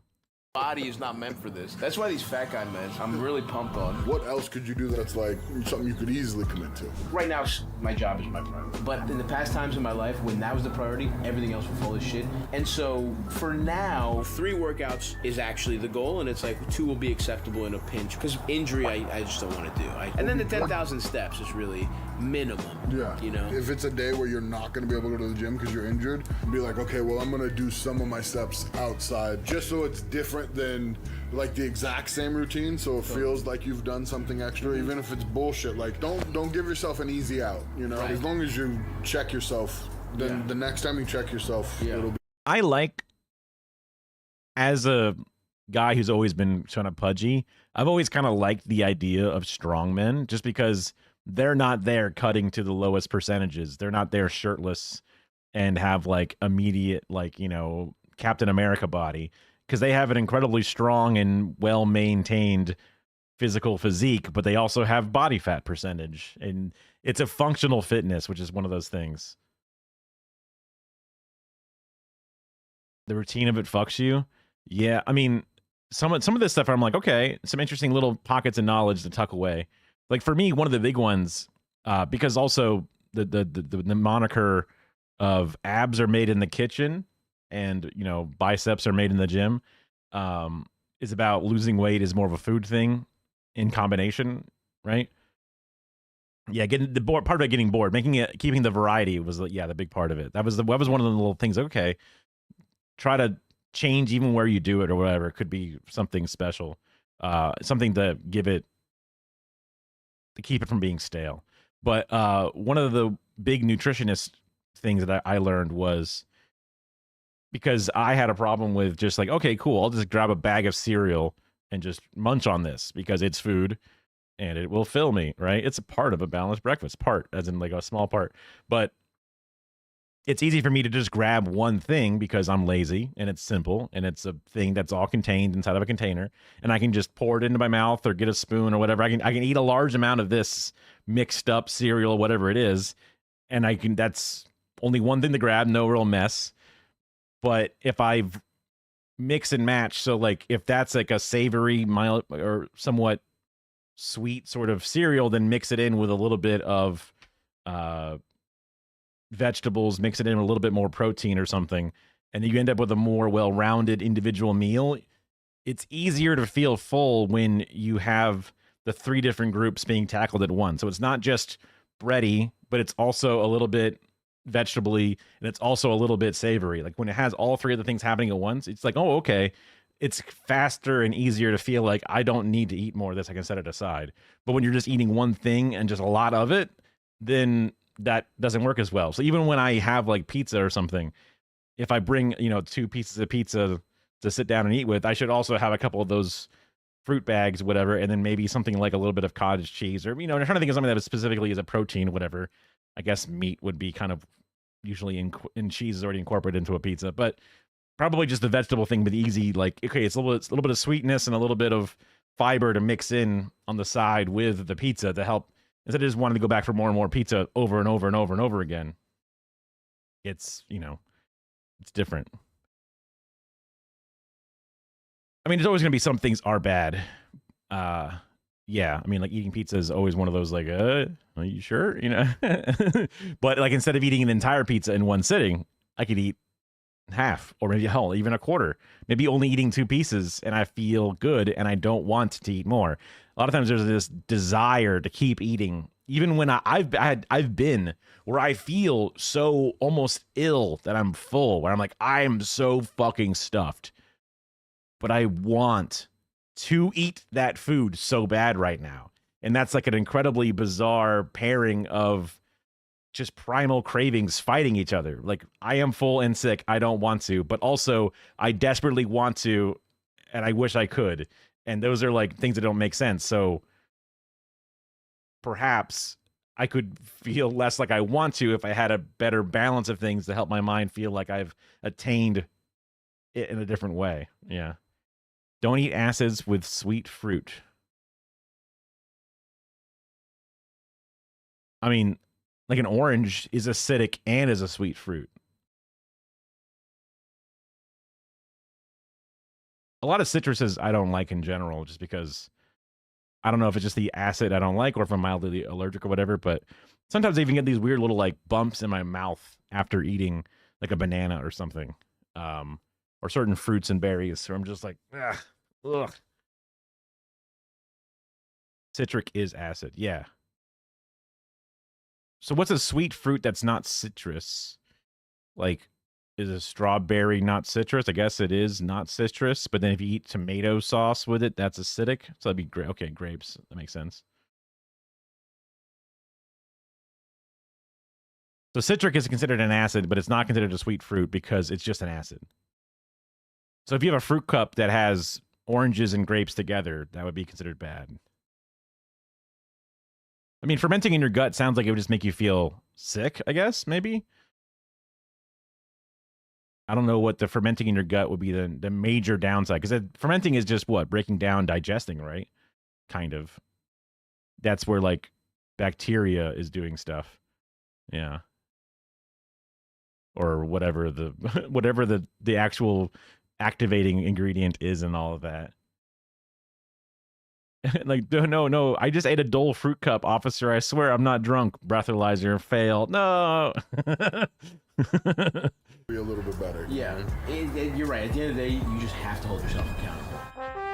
If that doesn't inspire you, I don't know what to tell you. Now it's time for me to rest up because we're hitting the gym tomorrow. The boys are gonna get swole.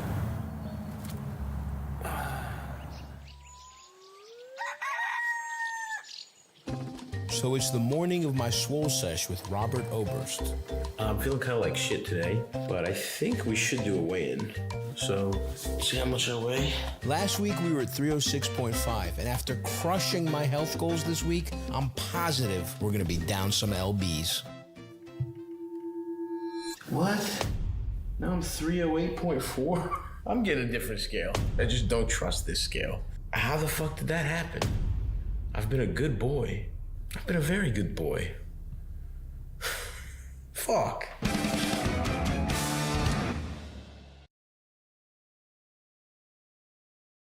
Make sure that you weigh first thing in the morning after a big piss. If you are a shitter in the morning, make sure you do your shit first.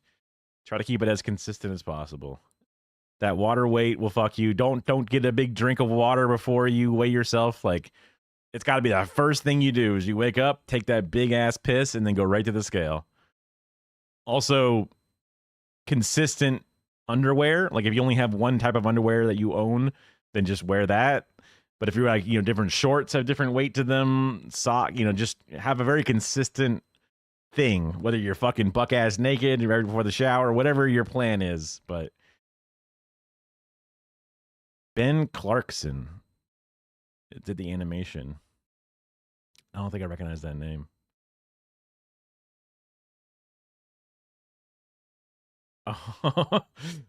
The wrong tube, man. Yeah, that's the one thing that gets me coughing. And ever since for a while now, when I cough, especially if I cough a certain strength, I instantly start hiccuping afterward, and it's just like, fuck. Okay.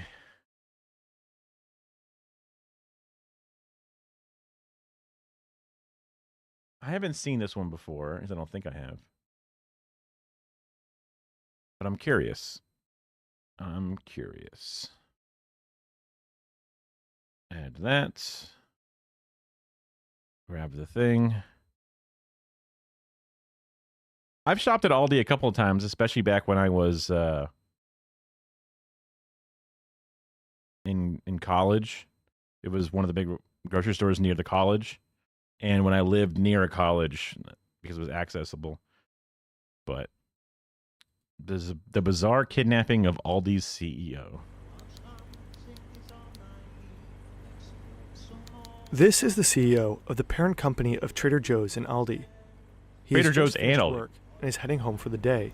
Yeah, work. Parked next to him is a Mercedes 280, the same model his boss is driving. But it appears to be someone else's car. His boss left earlier anyways and should long be home by now. What he can't see is that his boss is tied up in the back seat, just 3 meters away from him, gagged and held at gunpoint. Oh. He has been kidnapped, and this really is his car. This, right here, is the beginning of the biggest kidnapping in German history. The man in the backseat is Theo Albrecht, one of the 2 brothers who founded the global discount supermarket chain Aldi and one of the richest people in Europe. At this point in time, Aldi is already taking over Germany. Soon, it'll conquer the world. Theo Albrecht and his brother will forever change the way people do grocery shopping, how much they spend on it, and how supermarkets work in general. Maybe. But right now, he's not thinking about business. He's thinking about staying alive.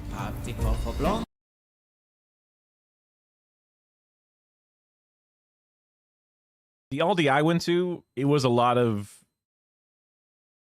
I don't want to say foreign food, but it was just a lot of brands I had never seen before. And it was like very like cheap stuff. I'd grown up mixing and matching. My parents would shop at what was called Cash and Carry, which I guess later became Sweet Bay. It was very, very like South. It's very like mid-Florida, but the South of America type of grocery stores.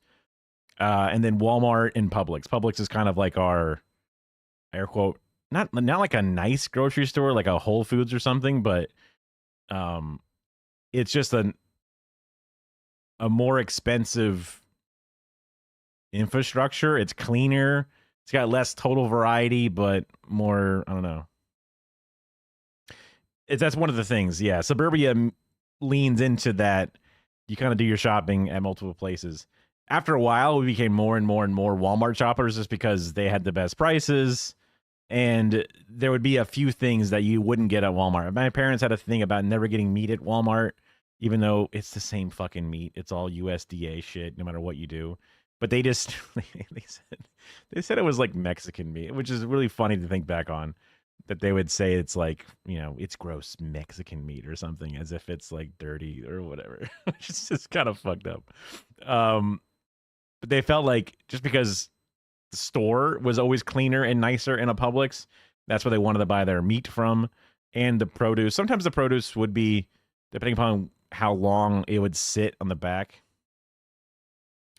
Sure. But just specifically saying it's Mexican or something. Like, that's what I meant by it being fucked, right? There was also like Food Lion. There was a bunch of other places that like Albertsons. Those are all different grocery store chains. But we mostly just kind of focused. Exactly. Yeah. Like it had like this like extra stink on it. And even if I was being charitable and was like, oh, I know what you mean. You mean that it's not through the traditional distribution network, or that there's water being pumped into it or something else. Just immediately associating that with bad and putting that into the same group is like, yeah, what are you doing? What the fuck? You know. Also, to your child, to your impressionable, may not even be able to understand the fact that you're not trying to be this way. Just saying it to them can color their worldview in a way that you didn't realize. You know. But then again, I guess I'm not a parent or something, right? So if I talk to a child, would I not give him a bunch of fucked up worldviews as well? Probably, yeah. I suppose, yeah. That is interesting. A different. I mean, for the most part, Florida doesn't have issues with borders, just because we're a peninsula, right? We barely even have borders with states, and being in like central/southern Florida, because I live next to USF, which is University of South Florida, which is like, well, we're not like Miami, but I guess we're not like we're definitely dangling. We're dangling out there in the oceans comparatively. So I guess that's South Florida, but there's not really the same problem either. Yeah. So Aldi always had like a weird. It's always a little bit dirtier, just because it wasn't as kept up as nice. There was a poor clientele, because you can just tell the people in the aisles when you're in a Publix. Everyone's middle class plus, still wearing suits and ties, and not suits, but like, you know, button down shirts and ties, and very fancy, very, you know, Stedford wives style housewives going around shopping. It's quiet. Whereas Aldi, it's a bit more frazzled. But I mean, we definitely shopped at it. We, you know, we especially when we were in our college budgets, we were shopping at Aldi. It just had a different. It was like a generic. Like you would get. The store's shelves would be all Mountain Lightnings, no Pepsis, right? Like that's just kind of like the difference of it. I only buy generics, right? So it's just kind of a store of generics. But that's just Trader Joe's is the opposite. We're like, Trader Joe's is all bespokes. They're not generic in the sense that they are a cheap knockoff brand or a cheap no frills version of a brand. They are specifically a bespoke brand, right? They are either the Trader Joe's specific weird puffed up corn balls or avocados from this certain farm that's special, or some kind of like frozen food thing that you would never see in another store with like very specific Indian dishes, and you go, oh wow, this is nice, you know. But all those things are very specific, higher end, or just bespoke, not health centric, but just like, you know, you're paying a little extra because it's unique. How's Trump thinking he made us buy US beef? He doesn't realize there was already US meats coming here. We don't just buy it. Even Macca's uses Oz beef for Big Macs, etc. Yeah, I mean, Australia has some really good beef stuff, doesn't it? I mean, like, because a lot of your continent is sort of not humans living on it, right? Like, there's a lot of like not so much empty land, but it's like available for farmlands and stuff. I guess there's the outback, which is a big desert, but that's, you know, a lot of different land masses have some form of desert. The United States, continental United States, is a huge desertous region or whatever. But like, I know that like the Wagyu beef from Australia is really good, right? That's what Carter said before, at least. Where some of the meat that is sold to Japan for Wagyu actually comes from Australia. So making you guys buy, yeah, where Japan raises most of it. I mean, Japan doesn't really have a lot of land to grow a bunch of, because cattle takes a lot of land, especially if you're going to do it like where they like whisper poems to the cows, right? To make the Wagyu extra tender. Like, you need a lot of space for that. Grass fed shit, right? Anyway. Wir fahren heute so, wie es uns gefällt. Reißt die Zelte ab, Spatz, wie im Eiltempo. Their Fern has gone high on production value to the point now that like their formless human shapes that represent the crimes now can like show exactly how much balding the guy has, which is like, damn, did you have to do him like that? Like, we know it's the Aldi CEO. Does he have to be that? You have to show his exact male pattern baldness? This is they Teo, do, but and this is his brother Carl. They're the Albrecht brothers. Their parents own a small grocery shop in the West German city of Essen. It's small and simple. The brothers grow up helping out where they can, but it's a tough time for selling groceries, or anything really. There was the hyperinflation in 1923, the Great Depression of 1929, Germany bombed to rubble in 1945, and the currency reform of 1948. Most Germans are broke and hungry. I don't know enough about Reformation Germany time, but I know that after World War One, they got real mad, and that's what made them become Nazis. And I don't know how they managed to not have it happen again. Oh. I thought they just liked salt.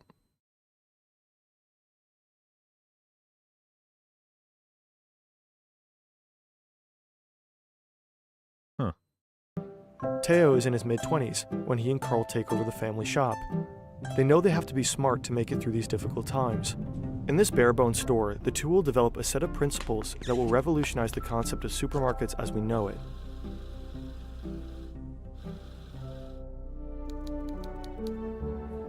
This is Hannah. She's in her early 20s and from another West German city called Dusseldorf. She comes from money, and right now she's West German, that's the NATO side of Germany, right? Yeah. head over heels in love. I thought it was just like, you know, oh, your beautiful big dogs that are cows or your horses, they like salt. And you love your animals, so you give them something nice. They're happy. They like it. You want to give them a treat. With this guy, I'm always just like thinking of the map. Like one side's close to the USSR and one side's close to like Britain or whatever, right? So when I think about it, West, that's the one that's the not Russian side. So got it, you know. He's a bit older, as in almost 30 years older. A lawyer with a firm in downtown Dusseldorf. He too is rich. He drives flashy cars, 30 years old. takes luxury vacations, and somehow always wins at the roulette table. Well, almost always. The other day, his luck ran out. He had to borrow 300,000 Deutsche Marks from Hannah, but that's not going to bother her tonight. Tonight they'll enjoy themselves at a ball. Hannah will have this photo framed and put up in her bedroom. She has no idea it'll go global just a few months later. Interpol will use it for their manhunt to bring down the mastermind behind Germany's most high-profile kidnapping. Hannah's big shot lawyer boyfriend is called Heinz Joachim Ohlenburg, and right now he's got a problem. He and his partner just kidnapped one of the richest men in the country. And they have absolutely no idea what to do next. To be fair, it's their first kidnapping. Also, Ohlenburg's day job is entirely different. He forged his high school diploma to get into law school. He's been divorced twice and keeps having affairs with young women. These days, he's representing pretty shady clients, loan sharks, small-time crooks, and professional criminals. Now he needs cash, lots of it, and fast. 700,000 Deutsche Marks. He owes not only Hannah a couple of grand, but also a few relatives and even 2 serious felons. One of them is this guy here, Diamond Paul. Average gambler, right? His real name is Paul Kron. He's a trained car mechanic by day and a safecracker by night. He breaks into banks and department stores and snatches their cash deposits. He got caught once and did a few years behind bars. He swore he was done with that life when he got out, but he still has that one dream. A house on the Spanish Mediterranean coast. He even has a name for it, Casa Paulo. The land is already paid for. Now he just needs the money to build it. But his day job pays less than 2,000 Deutsche Marks a month. That is not going to cut it. The kidnapping was his idea. One last job, and they go off-grid forever. Kidnapping is very different than bank robbing or like safe vault cracking or whatever. The morning after the kidnapping, they don't know where to stash their millionaire, so Paul spent the night with him in his garage, with Theo Albrecht tied up and... Also, how do you not have that figured out? Like if you're gonna, like the biggest change, the biggest wild card factor, or the X factor, would be once you have a human in captivity, they're going to try and escape or notify authorities or whatever. So you want to have a plan to like minimize that one element as much as possible. So you want to have a place to stash them. You want to make sure that they're not going to be able to get to the outside world or whatever. Like you got to have all that figured out. You can't just be like, well, we got him in the car just because he was right here. We had our moment. We just grabbed him. We'll figure it out from there. That's crazy. Blindfolded next to him in the passenger seat. Albrecht's wife already knows. They called her the night before the kidnapping. They promised her husband would come back unharmed as long as she stayed quiet. No cops, no press. Now they just need to figure out what to do with him. First, they need to bring him somewhere safe, quietly, so that no one will recognize him. But how do you move a hostage without anyone noticing? They weigh their options. A wardrobe trunk? Too small. A broom closet? 6 weeks delivery time. Roll him up in a carpet? That could work. Ullenberg heads out to get one. 2 by 3 meters. Kron stays. That's crazy. My mother used to tell me about how, because she had like 7 siblings or something crazy. Maybe she had 6 siblings in total, but she was the 7th. Or when she was growing up, there was only 7 kids in the house, but later there was another one or something. But they were children in New Hampshire, and they were born in like, you know, the 60s. So they had nothing to do. And one of the games they would play in this like 100-year-old house was everybody is under the rug, crawling around, this gigantic rug. And then everybody would slowly, one by one, sneak out of the rug. And whoever was the last person still under the rug, everyone would like sit around them to trap them in place. And they would sit there until you panic and can't get out. And then they would laugh as you panic. And then eventually they'll let you out.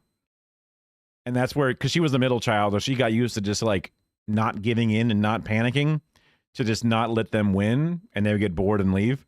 Another game they would do is roll you up in a carpet. And then when you get rolled up in a carpet, you can't move because you're bound tight. All the dust and sand from inside the carpet is getting in your eyes, and you're freaking out. And the more you panic, the more you panic, the more you panic. Oh God, oh God, oh God, I can't breathe. And then they laugh, right? But she would just learn to like meditate and calm, and just, you know, that was her as a middle child, just knowing how to manage both the younger siblings and older siblings at the same time. Which gives me terrible, I couldn't imagine being rolled up in a carpet. I would lose my mind. But I'm thinking, if you roll a guy up in a carpet, he's going to be screaming. It's so fucking, you know, you can't breathe. It's crazy. Especially some fat old guy. In the car with Albrecht. They agree to meet at a quiet road where they can safely transfer Albrecht into a Volkswagen. Ah, a middle child, I see. No. I only have one sibling. He's a year and a half older, so we never did anything like that. Also, we didn't have rugs, so. Van. The plan is to make him sit on the rolled-out rug and wrap him up like a burrito. That's crazy. It all starts with this. No one around you? You would lose your mind.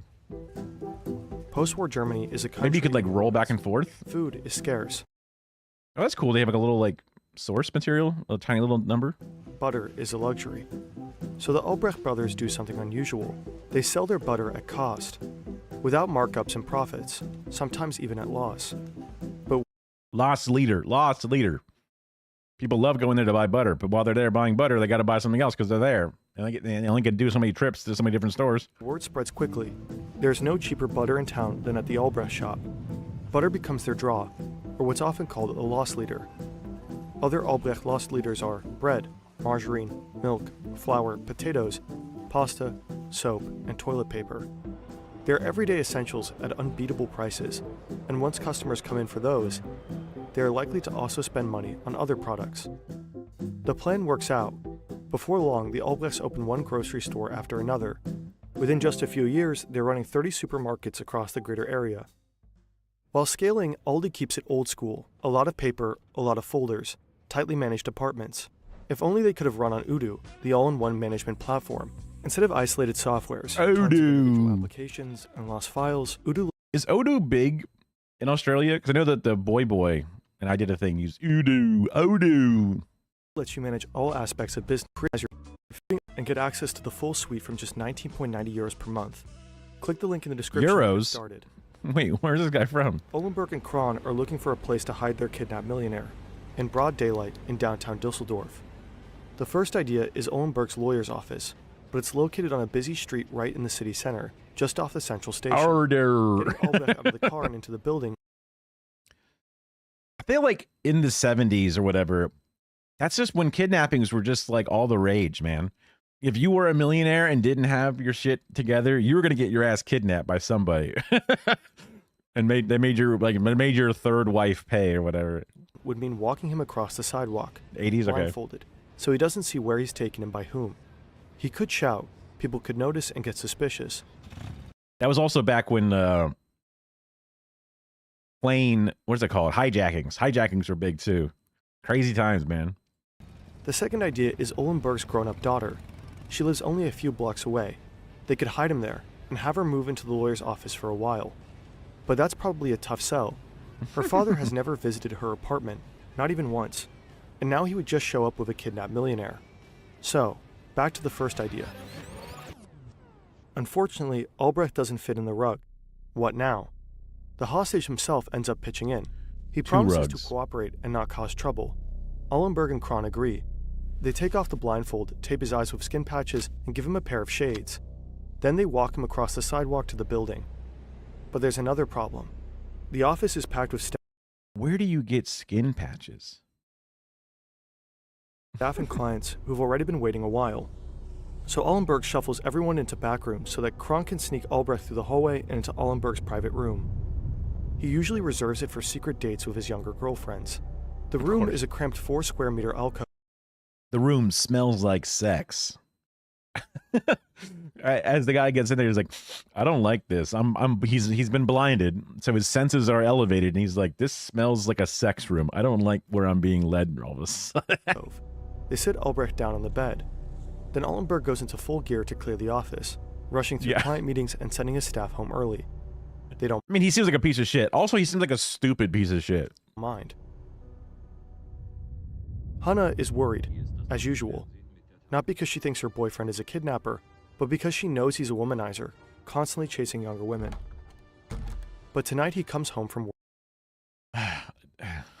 work on time. There's nothing special on the evening news, no mentions of a missing tycoon. Mrs. Albrecht seems to have gotten the message. No police and no press. Das ist Rentner Hugo Banzimmer. Wir fragten ihn in seiner Wohnung, warum kaufen Sie bei Albrecht? Wissen Sie, wenn man Rentner ist, muss man mit dem Pfennig rechnen. Und ich kaufe bei Albrecht ein. Ich kaufe dort immer ein. Man bekommt mehr für sein Geld und ich kann mir hin und wieder eine Pulle extra leisten. Kaufen Sie bei Albrecht. Zu Ihrem Vorteil. Ooh, an extra beer. Ooh. Karl Albrecht steps onto a small stage. He's about to give a rare public speech. He talks to fellow grocers about how he and his brother grew their business from 1 to 30 stores within just a few years. It'll be the first and last time he's selling a course. What the fuck? That's how he gets rich. Publicly explains the Albrecht business model. Looking back on our operations, I see that in the early days, we were forced to keep a small product range. The sales strategy includes only fast-moving consumer goods. The limited product range eliminates time-consuming consultations for our staff, and customers can decide much faster to either buy or not buy. For example, we don't carry loose jams, fresh fruits and vegetables because they slow down sales.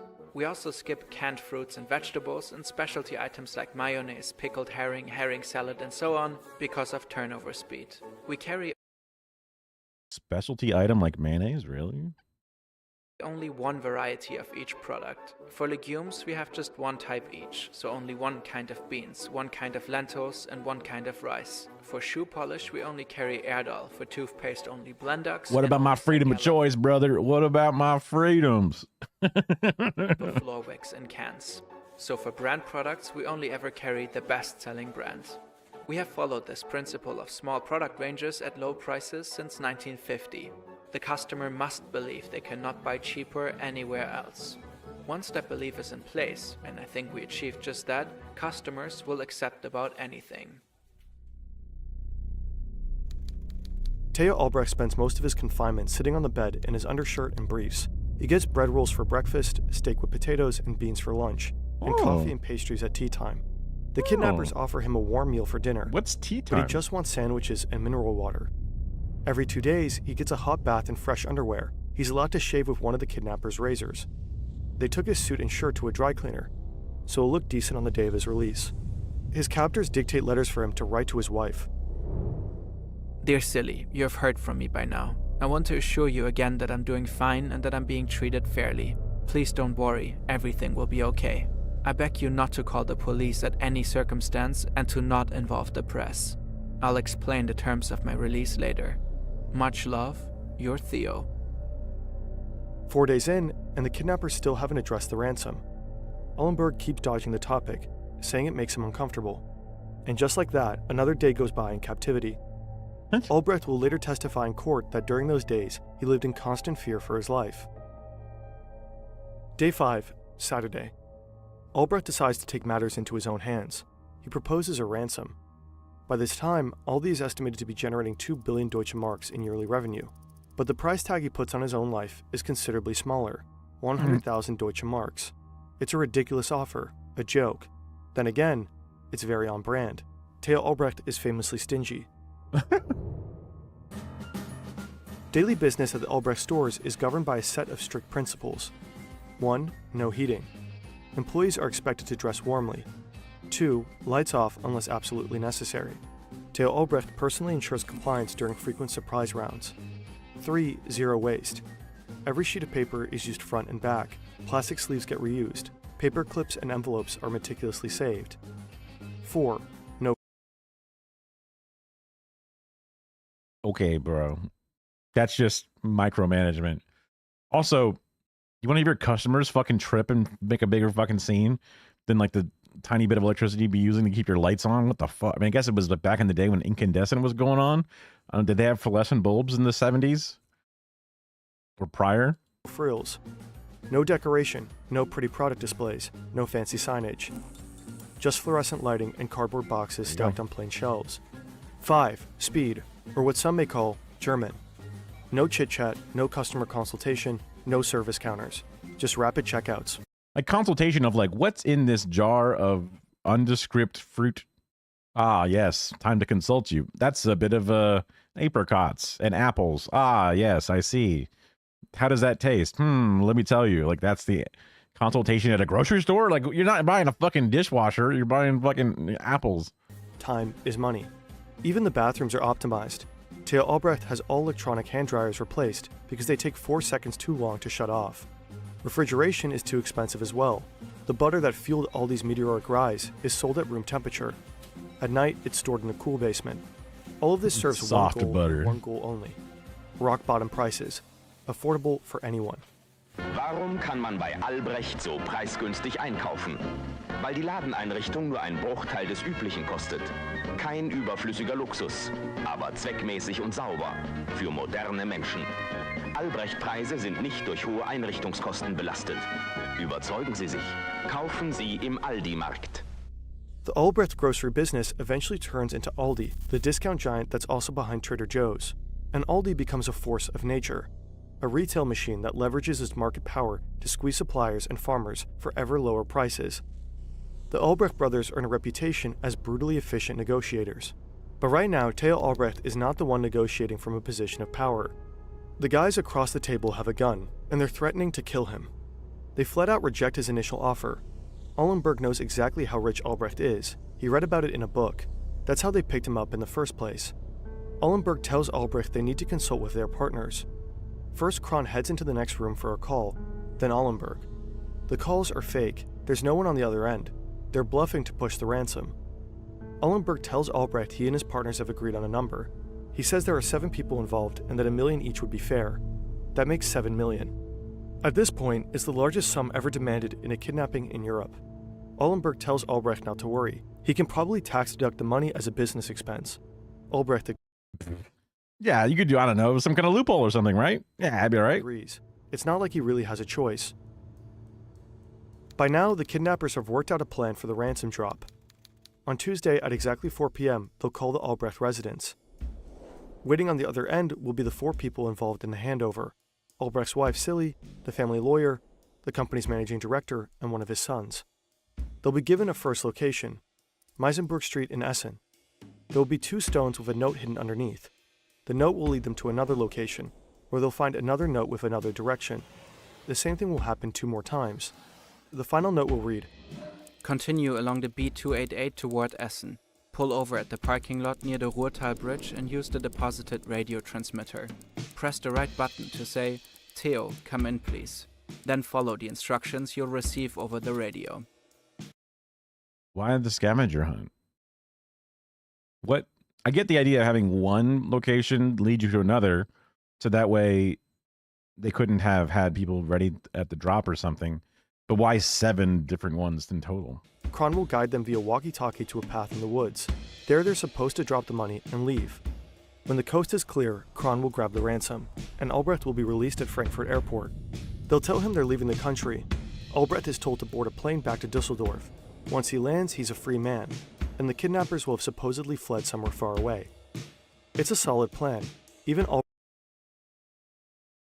So they're gonna put him on a plane and say, "All right, buddy, enjoy your plane ride. You're free when you get there."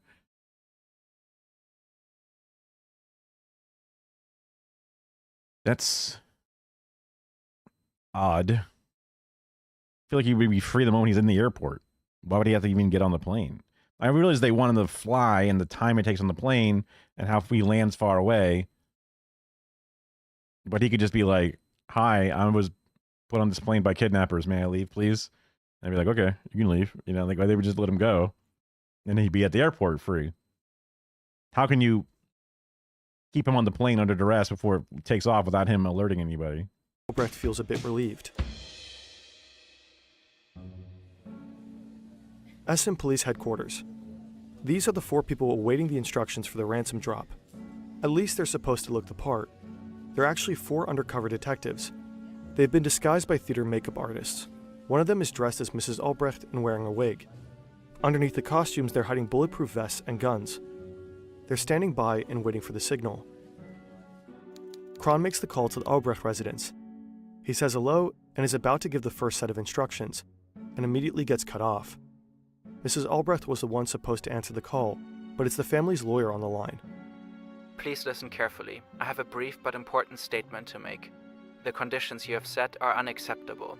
Money is the only viable exchange for the hostage. Since you demanded an unusually high amount of ransom money, we had to notify the state central bank. They in turn informed the police, and the press is also aware of the situation. We must act quickly now. Name a drop location and a reasonable amount. You will have our word. You will receive the money and be given enough time by the police to disappear. Police and the press. That's the worst case scenario. Kron rejects and hangs up. The Albrecht family and the investigators are startled too. They've spooked the kidnappers and lost their trust. Theo Albrecht's life is still very much on the line. What now? This is Franz Hengsbach. He's the bishop. Look, I don't know, man. Like if I was sitting, you know, my loved ones were taken, do you go to the cops? Do you not? You have the money, but not. And then the lawyer being like, "That's just too much money. Fuck it. We put a price on his life, and that's too much, damn it." And it's like, do you really do that? Like, what the fuck, man? Because even if it was just like, look, they were notified, but we just want them back. We'll give you the money, give us a new place, and we'll go. Not where the cops are going to be, and you'll have enough time. And they might still deny that because it's not enough of their plan, and they're worried they're being bamboozled. But like, to specifically also say, and also like, there's too much money. Come on, fuck off. Like, that's his lawyer. Like, I'm here to save you money, dog. I'm your lawyer, and I'm gonna let you maybe get shot and die, but I'm gonna do my best to keep your money. Bishop of Essen, and this is the city's chief of police. He desperately needs someone neutral that everyone can trust. The police, the family, and most importantly, the kidnappers. Someone who can be handed 7 million Deutschmarks and promise the kidnappers not to set them up. The plan is to use the Christian seal of confession. According to German criminal law, clergy are not obligated to report crimes they learn about during spiritual counsel. This will hopefully give the kidnappers a bit more assurance. Maybe they really can walk away clean. Which is why Bishop Hengsbach shall handle the money handoff and save Theo Albrecht's life. Hengsbach is a man of faith. Of course he agrees. The kidnappers also agree to the plan. Technically, everything is set for a clean and smooth handover. Technically. The press has known about the case for a while now, and agreed to keep quiet upon police request. But when they find out about the bishop becoming the middleman, they can't resist any longer. It's just too good of a story. The Essen police and prosecutors are forced to call a press conference. The room is packed. Unser Verhältnis zur Familie ist, möchte ich sagen, aufgrund der merkwürdigen, teilweise sensationell aufgemachten Presseveröffentlichung etwas gestört. Die Familie ist naturgemäß sehr bedrückt. Now it's not just the police anymore. The entire world knows what's happening. The bishop has been compromised. The kidnappers call off the meeting. It's too risky. The Albrecht family is desperate. They've lost all contact with the kidnappers. Will they harm Theo? Their last hope for communication is to include a message in a popular show on German national TV. Hanna is doing okay, but she's worried about her boyfriend. He hasn't been sleeping well and says work has been stressful lately. At least they can unwind in front of the TV. Guten Abend, meine Damen und Herren. Vor 11 Tagen, am 29. November, haben bisher unbekannte Täter in der Nähe von Essen den Großkaufmann Theo Albrecht entführt. Sie verlangen ein Lösegeld von 7 Millionen Mark und einen Vorsprung von 24 Stunden. Da die Verbindung mit den Tätern in den letzten Stunden zusehends schlechter geworden ist, hat uns die Familie Albrecht gebeten, den Tätern, die diese Sendung heute Abend sicher sehen werden, folgende Nachricht zu übermitteln. Bitte bleiben Sie weiterhin mit dem Vermittler in Verbindung. Dieser wird niemanden über den Übergabeort und Zeit unterrichten. Nach Rückgabe des Entführten soll Theo Albrecht 24 Stunden bei dem Vermittler verbleiben. Dadurch sind Verfolgungsmaßnahmen für diese 24 Stunden ausgeschlossen. Bitte handeln Sie bald. Business in Germany keeps booming, Crazy. and Karl Albrecht sets his sights on expansion. You're just there watching The Office, and then all of a sudden, Steve Carell turns to the camera and says, "Hey, we know you have the prisoner. The family says they will not pursue. Stay in contact with them." Anyway, that's what she said, you know. 1967, his branch of the business called Aldi Süd takes its first steps abroad, buying up Austrian supermarket chain Hofer with 30 shops. His brother Theo follows suit 6 years later, opening the first Aldi Nord store in the Dutch city of Rotterdam. Soon they expand to Belgium and France, conquering Europe one country at a time. But right now, Karl Albrecht has to take a very different kind of call. He's on the phone with one of the men who has kidnapped his brother, and the guy is furious. The ransom drop-off has to happen, now, clean and fast. They settle on a new time and place. The kidnappers agree to let Bishop Hengsbach deliver the money after all. Albrecht is to stay with him for 24 hours after the exchange. No police. Any interference could be fatal. Karl Albrecht agrees. Back at the office, Kron returns with the good news. The deal is back on. But Ollenberg has other concerns.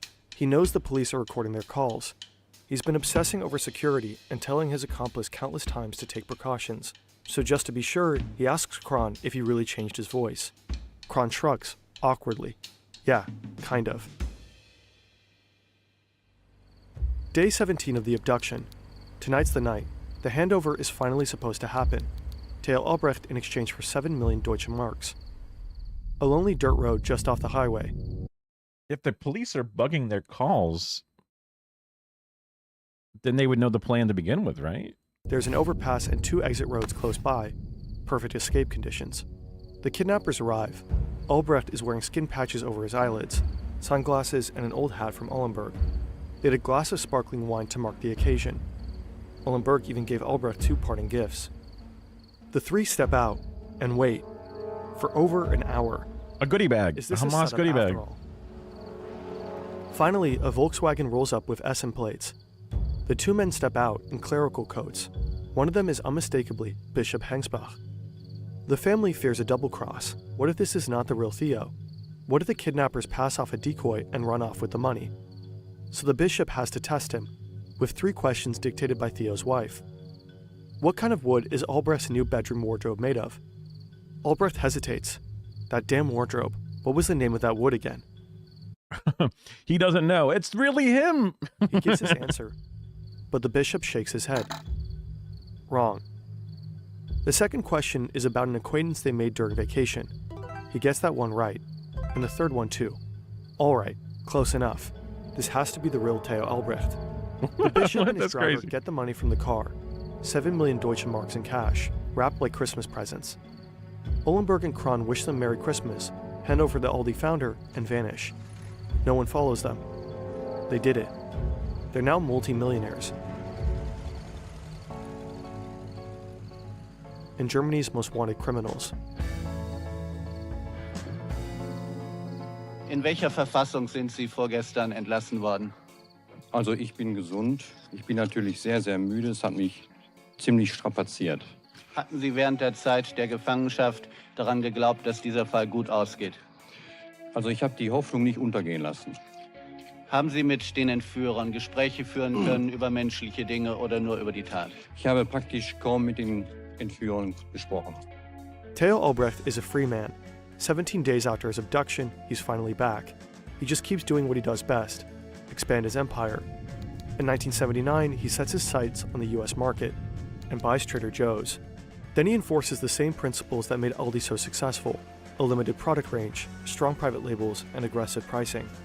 The formula works. Trader Joe's grows from a quirky Californian chain into a nationwide cold supermarket with hundreds of locations and billions in revenue. His brother had already opened the first US Aldi store 3 years earlier.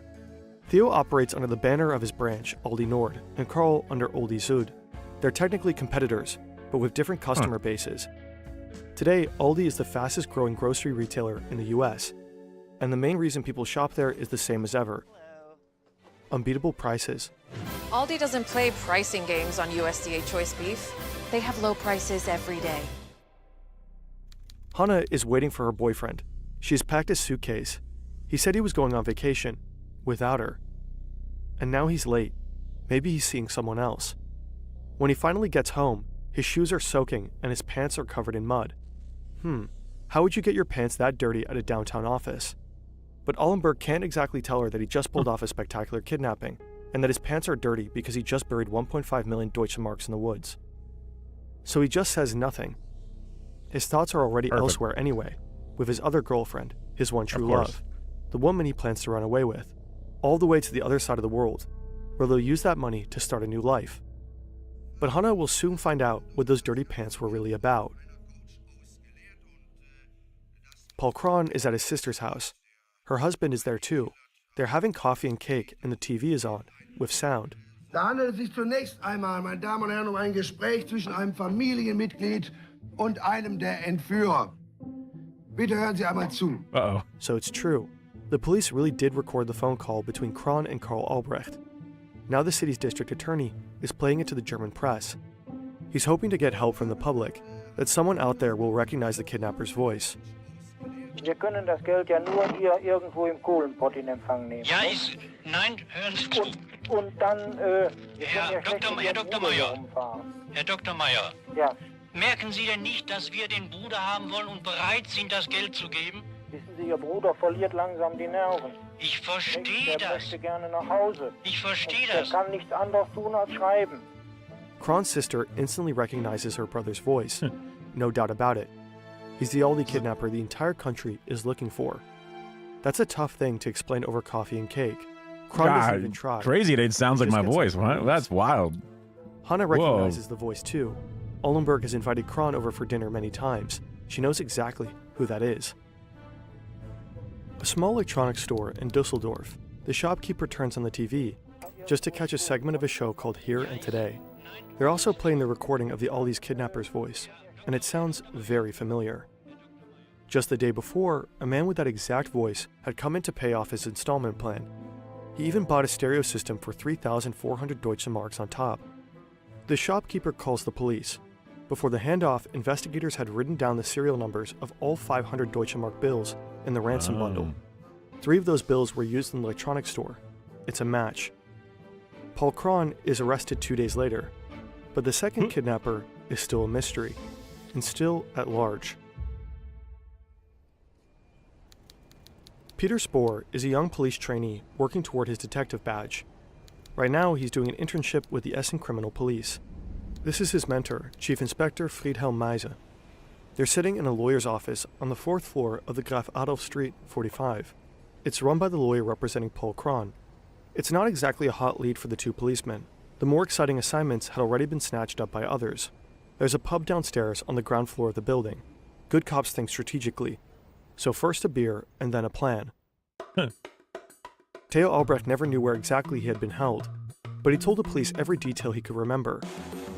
An elevator in the stairwell, a narrow bathroom with a double sink and a broken extractor fan, the sound of streetcars passing by, and a bell chiming at regular intervals. Extractor fan is also called a fart fan, at least in Florida, by the one guy at the apartment that would always come over to fix our shit. And I thought that was a very funny name. I never used those fans. I don't know. I just never found them. They're always so loud. And I guess, I mean, they probably work if they're that damn loud, but I've never, I guess when I shit up a bathroom, I just like, just let it air out naturally. I don't know.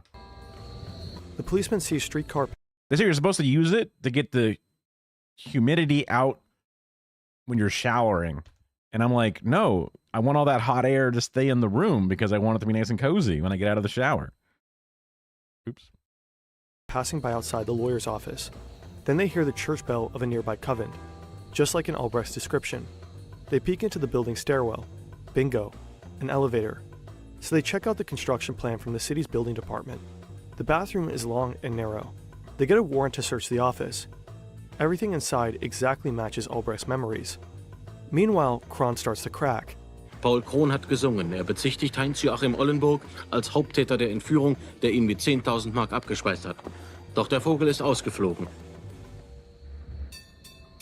A measly 10 grand? This is Blondie, a 19-year-old legal assistant. Oh my She's God, waiting for her dude. boyfriend at Wuppertal Central Station.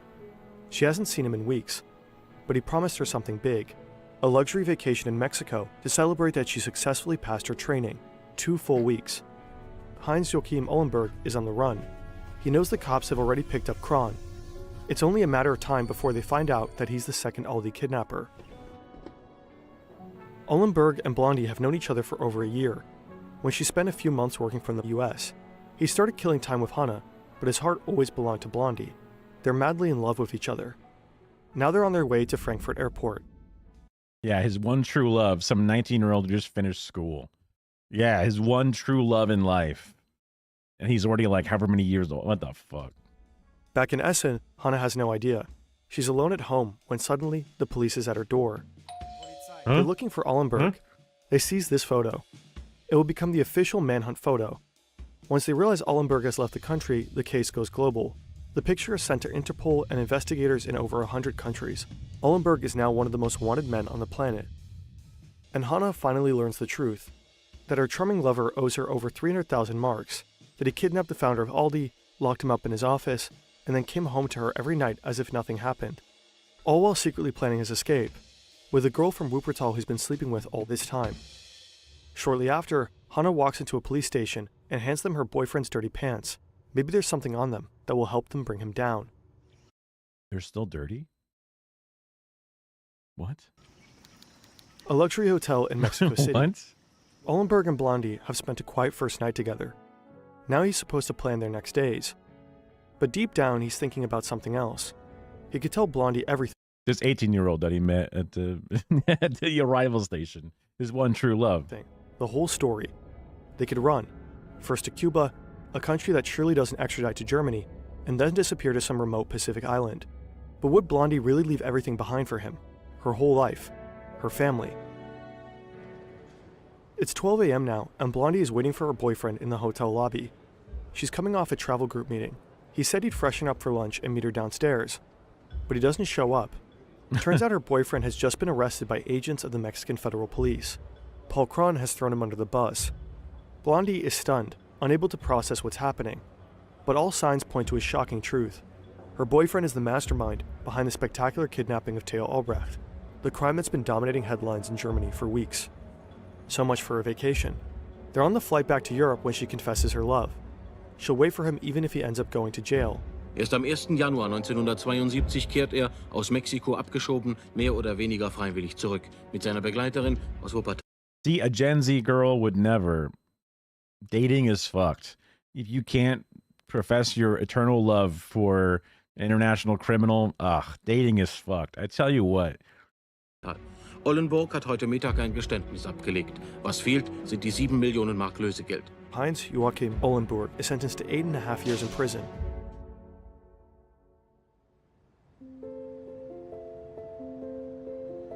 Aldi stands for a promise. We'll do everything we can to make sure you pay as little as possible. For millions of people living from paycheck to paycheck around the globe, that promise is a lifeline. At Aldi, they're able to afford things they otherwise couldn't. But that promise comes at a cost.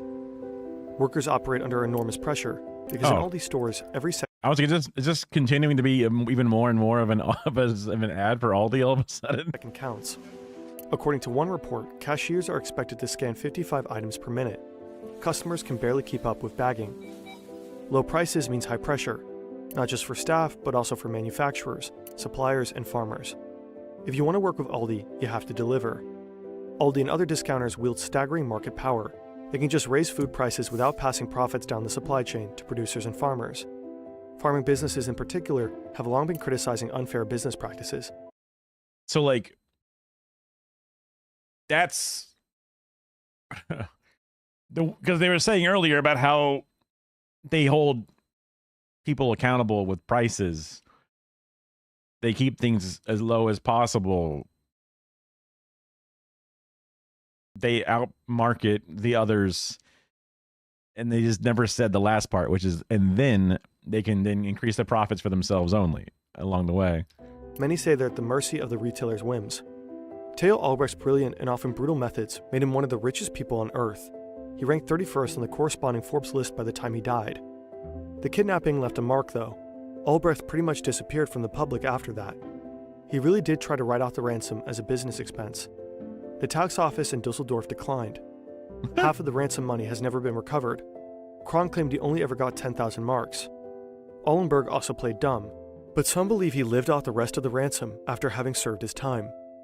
Whether Blondie really waited for him all those years, we may never know. No shot. No. How long was he in jail? Did I miss? Did they say how long he was in jail for?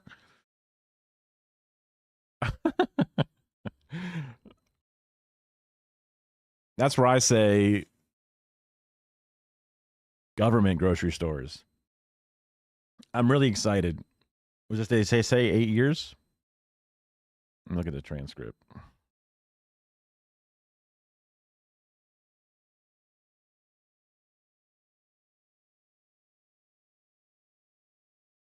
Where is it? Down there?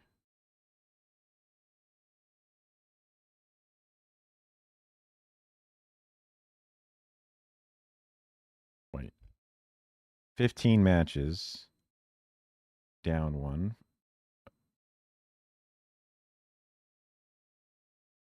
Waited for him all those years. Sentenced, Olenberg sentenced to 8 years. 8.5 years. There was this line, it said 8.5, and then it came up as A2. And I remember being very distracted by that half being represented as an A2. And that just immediately let it just completely ricochet off my mind and did not actually absorb the information that I was supposed to.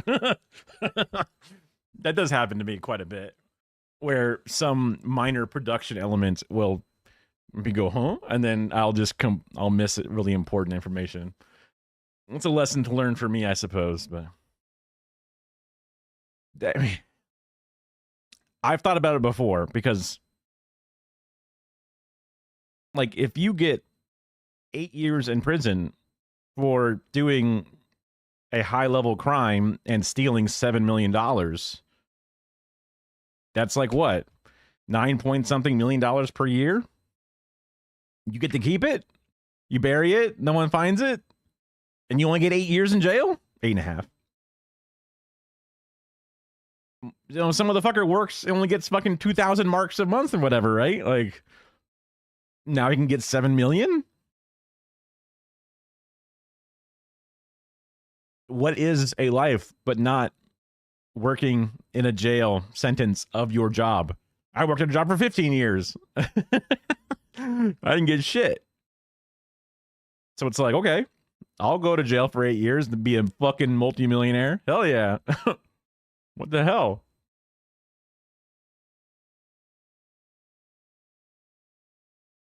Worth it. Just find the right crime where you can steal as much money as possible and get as small of a jail sentence. That's the real specialty. Yesterday we watched a thing about the Hamptons and the designer grocery stores. It was from a channel called Morning Brew, which I really enjoy. Although every video is handled by a different, I guess, presenter. And it was more of a story literally looking at the business model and the market and the trends or whatever. It wasn't so much as like a full-on making fun of the rich or whatever that I was kind of hoping for, as I usually would. But now the more, like, maybe not the parent channel, but just like Good Work, the channel that I mostly associate with Morning Brew, they did one about the mega rich ruining the Hamptons. I want to see that one. Maybe it's more along what I was expecting. It's not the affluent community that most people think of when they hear the Hamptons. John Bon Jovi and Paul McCartney roam freely among us. Barack Obama, Mr. Trump was in town. There was a witchcraft case in East Hampton in 1657. Money is power. Gucci doing a collab with somebody who makes ice cream. People don't understand that there is poverty in the Hamptons. We used to do real witch hunts. Yeah. When we were country. Yeah.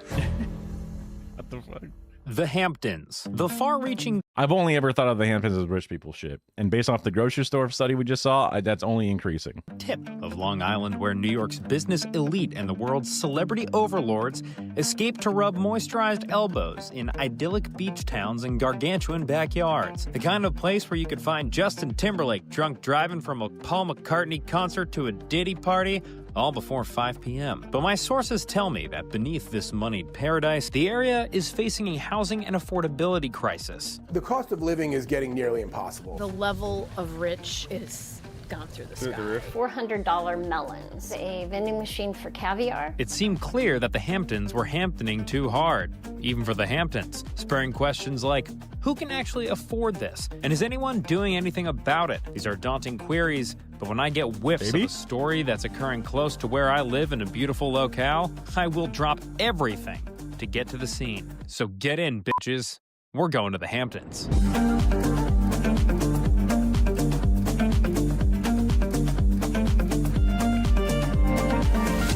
Before this collection of Long Island towns that the guy getting hammered before pickleball calls their happy place became the glitzy Hamptons we know today, this was just a quiet, rural strip of land. It was settled in the 1600s by English folk who made friends with the Shinnecock and Montauk people by promising them that...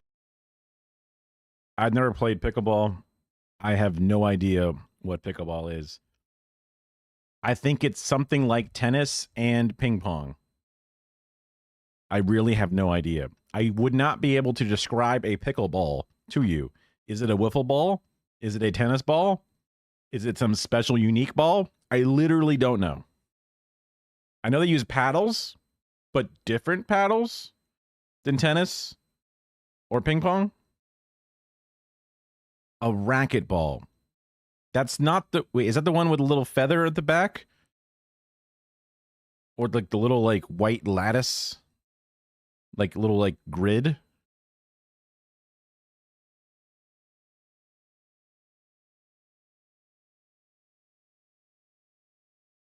A lawn dart kind of has that, but that's a big spike that you just throw in the air and let it fall to the ground. A rubber ball like in squash. Oh, that's badminton. You're right.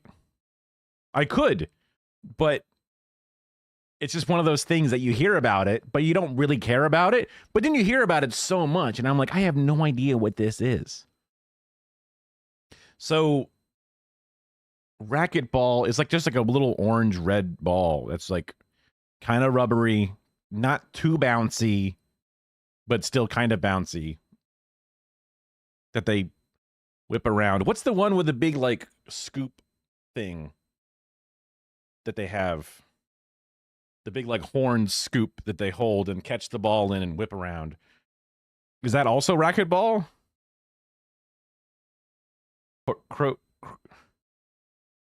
I don't know.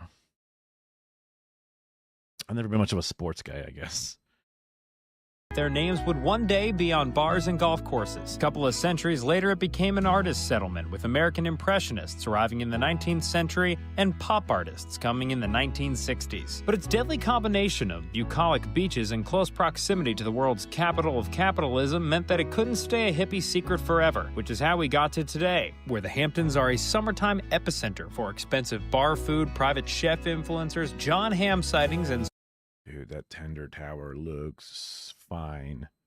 It doesn't look particularly good, but it looks fine. I would fuck it up. I would fuck it up. I wouldn't fill up on all the fries, but I could probably fuck up 2 of those tiers. Easy. 100%. Fuck me, dude. Circle driveways of imported gravel. To learn more about what to expect from a wealthy beach community in 2025, My man has the biggest tan line I've ever seen. ways of imported gravel. To learn more, This B-roll bro really needed to apply, like, to get you're out there filming B-roll, bro, and you got a fucking wife beater burned onto your skin. What the fuck, man? Oh my god, bro.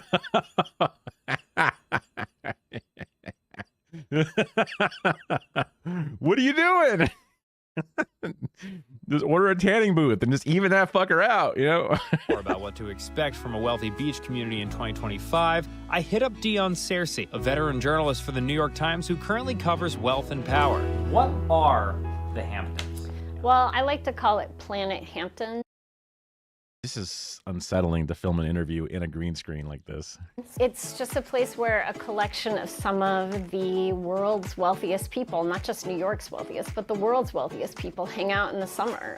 It reminds me kind of when those cruise ships dock and people pour off, but all these people are like wearing all white and have really toned, shoulders and abs and that kind of thing. It's sort of the epicenter of where everything happens. There are political fundraisers, there are galas, there are just cocktail parties. A lot of young people go out there. It really feels like a pilgrimage of, the wealthy that go out there. In the Hamptons, do they pronounce it gala or gala? They say gala. They say gala. Yeah. Okay. And with that, I had everything I needed to know. So I set off for the Hamptons. And was then immediately hit with bumper-to-bumper traffic.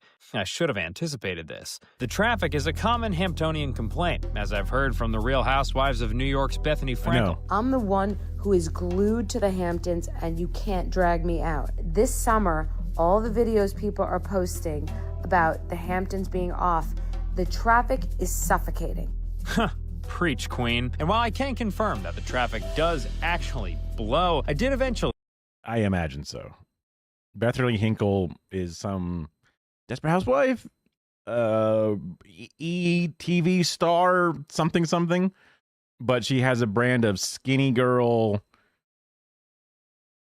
no sugar added beverage enhancements, and now she also has a clothing line because she sold it at HSN. So make it to the land of a... And she would do all of her sales through Zoom. She would never really make it to our facility. She might have been there once or twice, like at the very beginning or something. I honestly don't remember.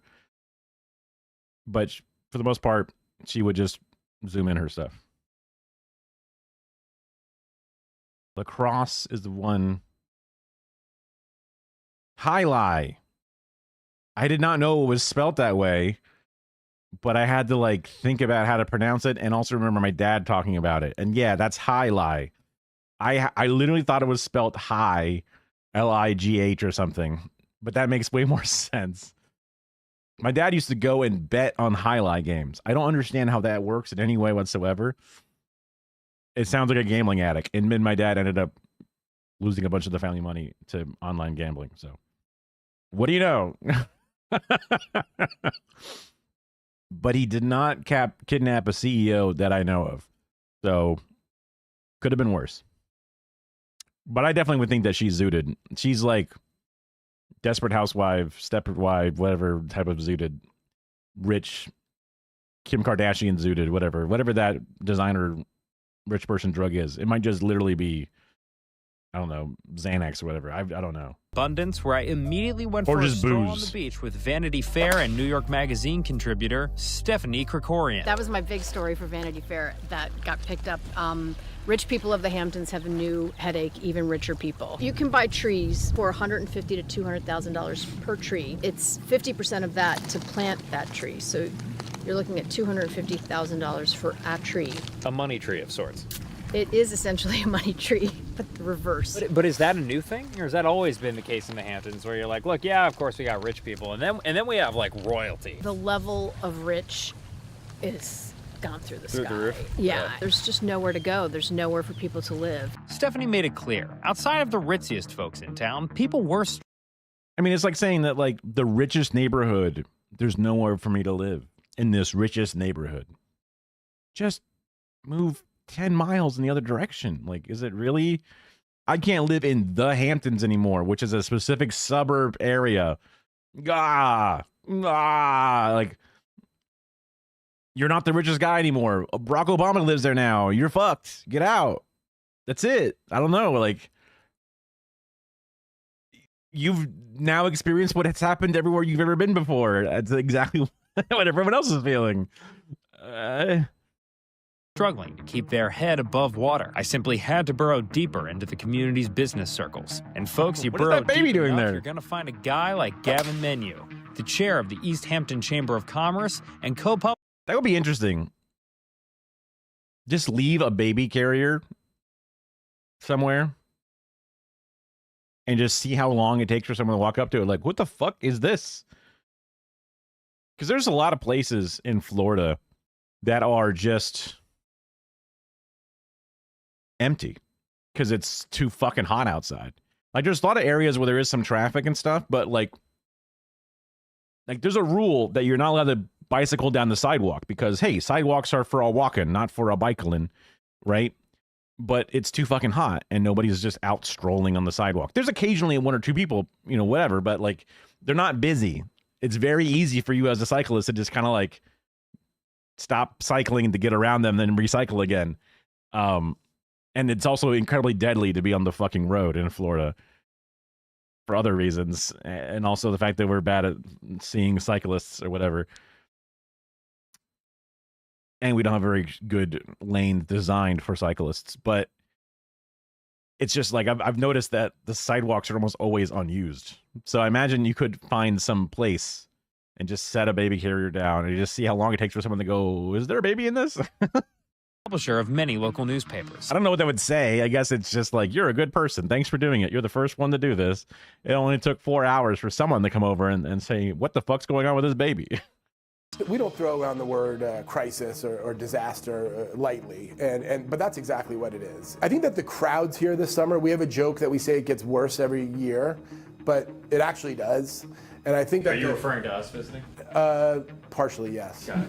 There's always been sort of a tension that our population booms like it does, and there's so many people.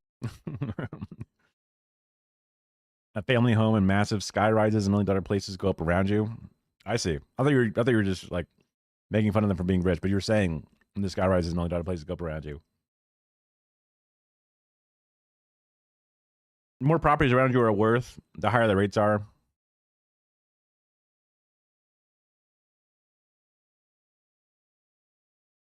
Almost lose the home she grew up in before the city became a mecca. Yeah, I mean, property value. We just got something in the mail saying how, like, hey, just so you know, your property taxes aren't necessarily correlated with the value of your home specifically. So if your home gets more valuable, that doesn't mean that your property taxes go up specifically. I don't really look at the paperwork or whatever to really dive into it, but they're trying to like decouple people's expectations. I don't know if that's supposed to encourage people to continue making their homes worth more and more or something, because maybe they're worried that people want to make their homes worth less and less according to the math, so that way their taxes go down. I don't know. So taxes based off, because like property taxes here do a lot of local things, including schools is a big part of it. And I imagine there's certain percentages on the roads and police and other shit, but I know schools is one of the big ones for property taxes. And someone technically has to pay that because unlike the federal government, the municipal governments only have a budget based off the money that they rake in from their fees, which is separate from like your federal, at least under modern monetary theory. So that money is actually necessary for funding those things. So you have to tax to some degree. Yeah. And the value of the homes is an easy way to tax the value of people's wealth, because like there's been issues with wealth taxes because you can't tax unrealized gains, but you can tax property to some extent via property taxes. So that's one of the easiest ways to tackle the wealthy specifically and tax them. And also the wealthy are good at liquidating their equity in things into value, whereas, you know, a person with one home doesn't do that. So the way that we get around that is having like exemption statuses. So this is your only home. You get a big cut off of your property taxes evaluation. Whereas if it's your multiple homes, you only get to do that to one of them. So you would pay full property taxes on other ones. So maybe they should have the homestead exemption like we have or something in your area to help that 90-year-old not have that problem. But I don't know. Like, I feel like property taxes are pretty important in order to allow local areas to tax the property wealth, the ownership of the wealthy appropriately.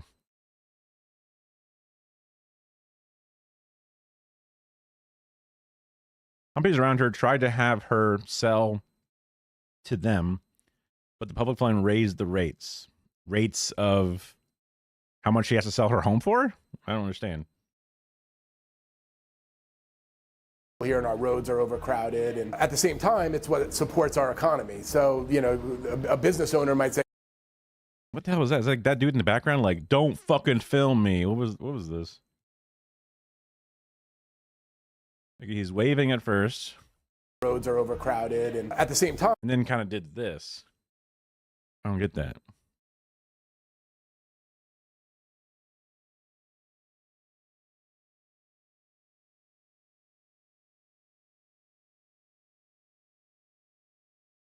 But the public fund raised the rates, was more than she got on pension, and was a FIBO hose. A fiber. Is that like a fibro hose house? Is that like a fiber house? Yeah.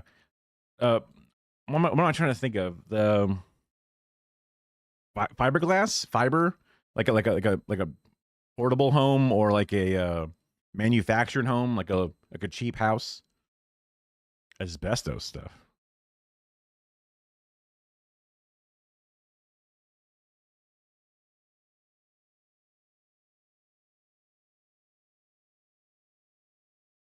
The companies around her tried hard to have her sell to them, but the public fund raised the rates more than she got on pension, and it was a cheap ass house. They raised money to pay her rates. I see. So the public fund of people, the public, raised the money to help her pay for her taxes. Fundraiser, yeah.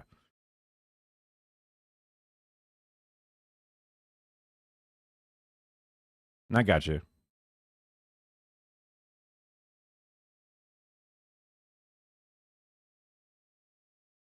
So she wants to grow. She's a 90-year-old living in the home that she grew up in.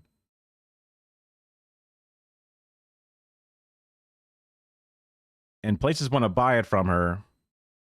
But instead, people just paid her taxes this one time. But I assume that next year is going to be the same problem, right?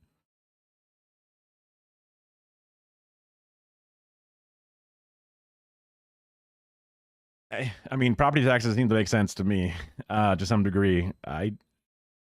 With proper exceptions, like imagine if like this lady didn't file her homestead exemption, right? Is in an example for Florida, and then she's mad that the house she live in, she's going to be out taxed or something, and it's like, well, you need to file that homestead exemption, otherwise you're fucked. You know, like we can't stop an entire system designed to fund an entire city full of humans because one 90-year-old happens to be in a bad place. Like, I just, you know, I don't know there's no way that however, 30 million people can have a proper system without one person feeling a little bit miffed by it, right? There's always going to be something. Yeah, that sounds like it's reasonable to have, protections made for certain individuals who, whatever. So maybe that 9-year-old's just being a shithead. I don't know. I mean, am I the asshole who sits there and watches the special about like this one person having a hard time paying, and it's like, well, what are they not telling you? Yeah. Well, they're the ones buying avocado toast. I'm turning into the shit that I hate? I don't know. I guess there's a lot of situations and there's a lot of details behind the scenes and a lot of assumptions made. I want that 90-year-old to have a good thing. I want her to continue having her house at a reasonable price and to have plenty of disposable income for herself to live the life that she loves.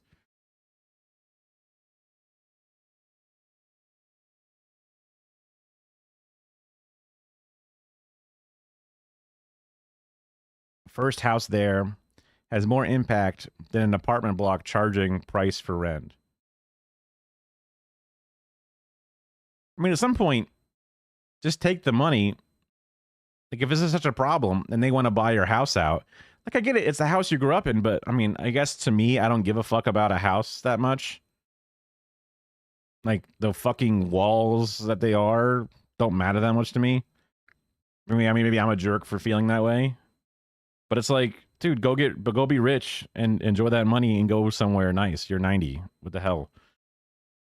Why do you want to live in this stanky ass house, all dilapidated? Because it's not like she's doing work on it. She ain't getting up there into the attic and doing shit. It's an asbestos house. It's a FIBO house, right? Get something nice for yourself. What the fuck do you want to live in this trailer? What are you doing? You're fucking it all up. We can't keep making rules to let you do this because then the rich fuckers are going to fuck with it. Just take your money and live somewhere great. We're going to put you up in a fucking sick ass life for your last fucking 2 years you're going to live, What the hell? But that's me not knowing enough of the situation and then just coming down on this 90-year-old lady. It's what supports our economy. So, a business owner might say, boy, the roads are busy, but so is my restaurant, or so is my store, or so is my business. So the tension is... I guess when you said imagine asbestos, and it was a FIBO house, made it sound like that was a diminishing quality of the house, right? They're like, oh man, it's so insane that her rates are this high for what is essentially a shitty house. But now it's a nice house. Like, oh, well, now it makes sense for her property value so much. Wait a second. Hold on.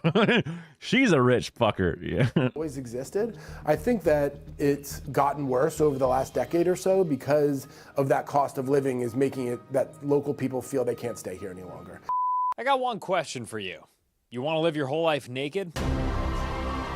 Well, if that answer is no, then you should consider investing in Surfshark VPN.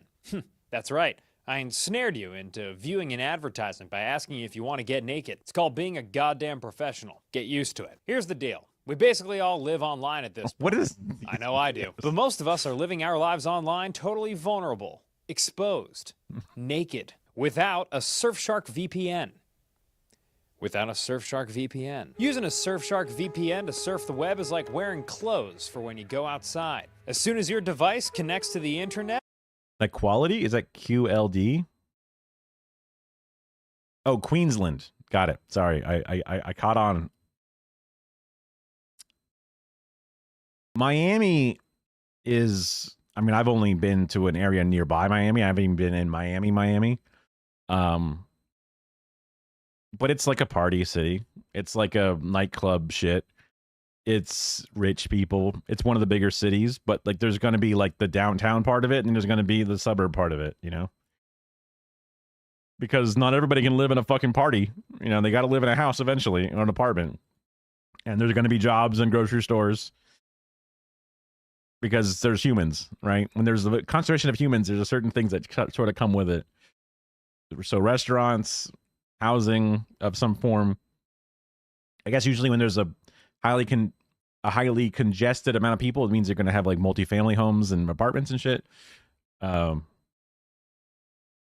then jobs to do that, but also the rich areas. So there'll be the more mansions, McMansions, suburbs, yards, but also close to the action, fancy stores, shit. You know, I probably should go to Miami at some point. Living in Florida, I always heard that Miami is like a different entity. It's almost like there's Florida and then there's Miami as like a separate part of it. I just never been.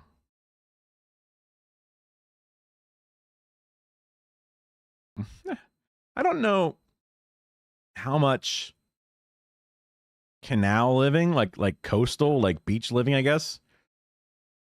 I always just think of Miami more as there's probably some pretty intense beaching, right? Because there's a beach there and there's rich people there. That's going to be a big factor in it. But I guess because I live near beaches as well, that the beach life aspect is not really the thing I think most about Miami. I think about the specific club city part of it, because that's what's different than what I have. All your information is encrypted, ensuring that snoopers and hackers can't see your personal information. Furthermore, Surfshark VPN makes it so that you can watch whatever you want, wherever you want, without worrying about country restrictions, annoying ad pop-ups, or censorship. Whatever you want, wherever you want, without worrying. Right now, Good Work viewers have an exclusive offer of 4 extra months if you sign up through the link in the description. Or just go ahead and navigate to surfshark.com/goodwork and you'll get 4 extra months of fully clothed internet navigation. And if you don't like it after 30 days, you'll get your money back. Guaranteed.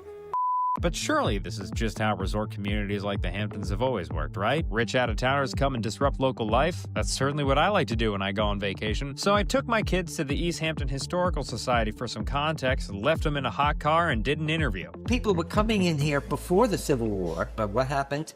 Wall Street.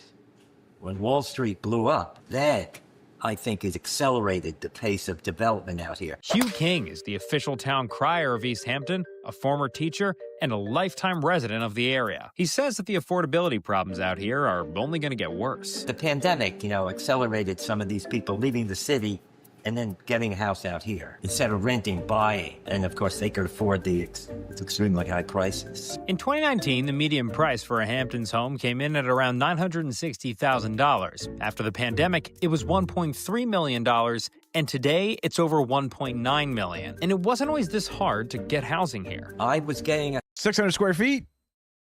600 square feet. What the fuck? It's a closet. Holy shit.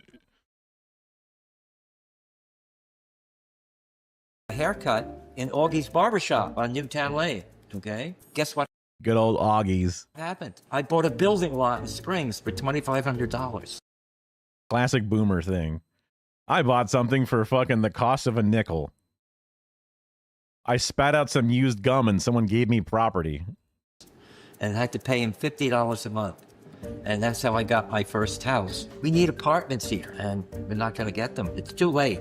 That ship has sailed. Why has it sailed? I mean, is that just because of zoning laws? Or? Yeah, zoning laws. There's no land left. If you look in the stores, you go all around, what's the one sign you see? Help wanted. Help wanted. We're going to be losing doctors, I think, out here. Nobody wants to work anymore.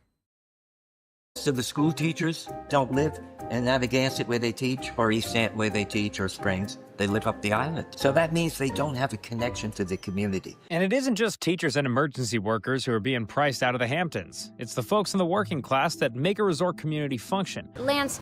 Like, how many miles away is a teacher allowed to live before they get mad about it?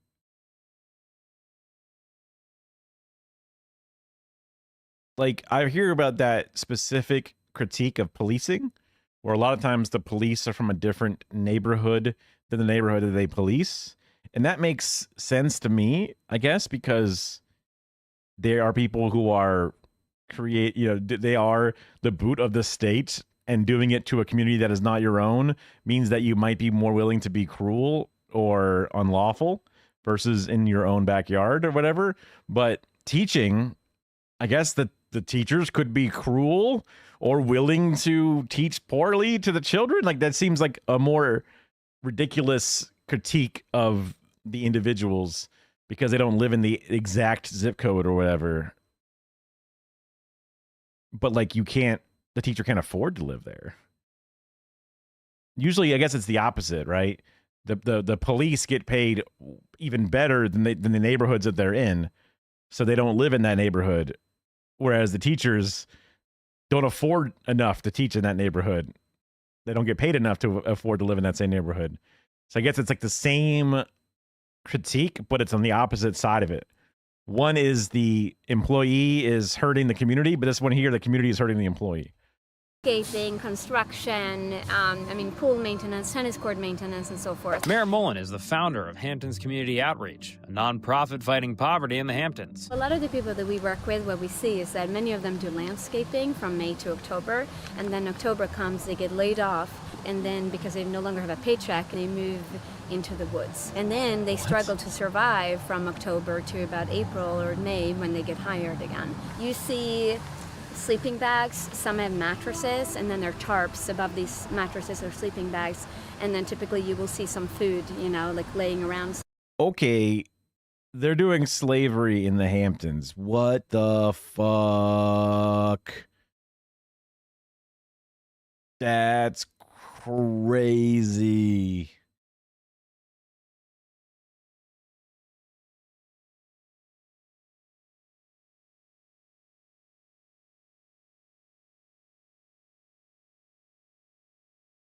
Whoa, I full screened it somehow.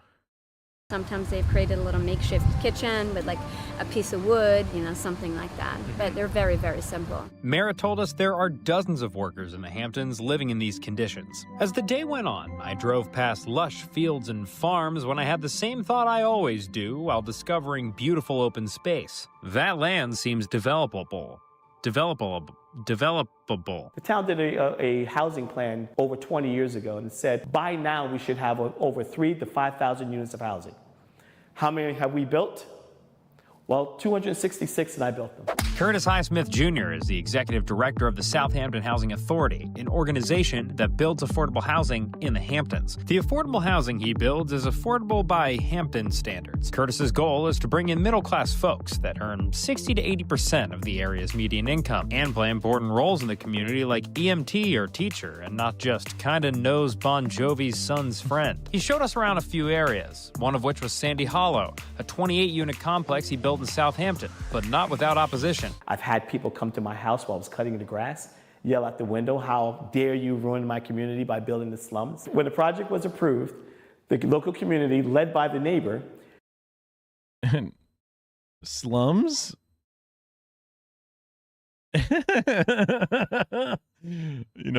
It's hard to have sympathy for those people who go, gross, spit on the ground. Look at these slums. I want my workers to be living in the woods when I don't pay them money. Ah, yes. Wonderful. These slums with the approximate 28 houses that are, in this, probably if you turn around, there's a couple more, whatever, but. By building the slums. When the project was approved, the local community, led by the neighbor, sued us. Basically, they didn't feel the zoning should have gone through. At present, we are in contract with the neighbor. Sue the zoning board then. Don't sue them. They got approved by the zoning board. Well, I don't think it should have been approved. Well, then go get the guy that approved it. If all things to sue, what the fuck? Who now loves this project so much and is holding out for us for zoning that we're going to have phase 2 of Sandy Hollow next door. Ah, zoning. The key to any respectable town. We used to zone in my neighborhood back in the day. Long summer days where me and my friends would just take out a map, zone up the neighborhood a little bit, apply various laws to keep out certain... Anyway, every building in the Hamptons is expected to fit the beach community's aesthetic character. If it doesn't, the project can be blocked. That's called zone defense. In order to... It's just an HOA. To appease the community, Curtis's buildings are made to look like typical Hamptons homes because shingle siding looks so gross in my opinion. Barn top hat. Is that for like chimneying or something? Tree to obscure view / hide Adam Levine.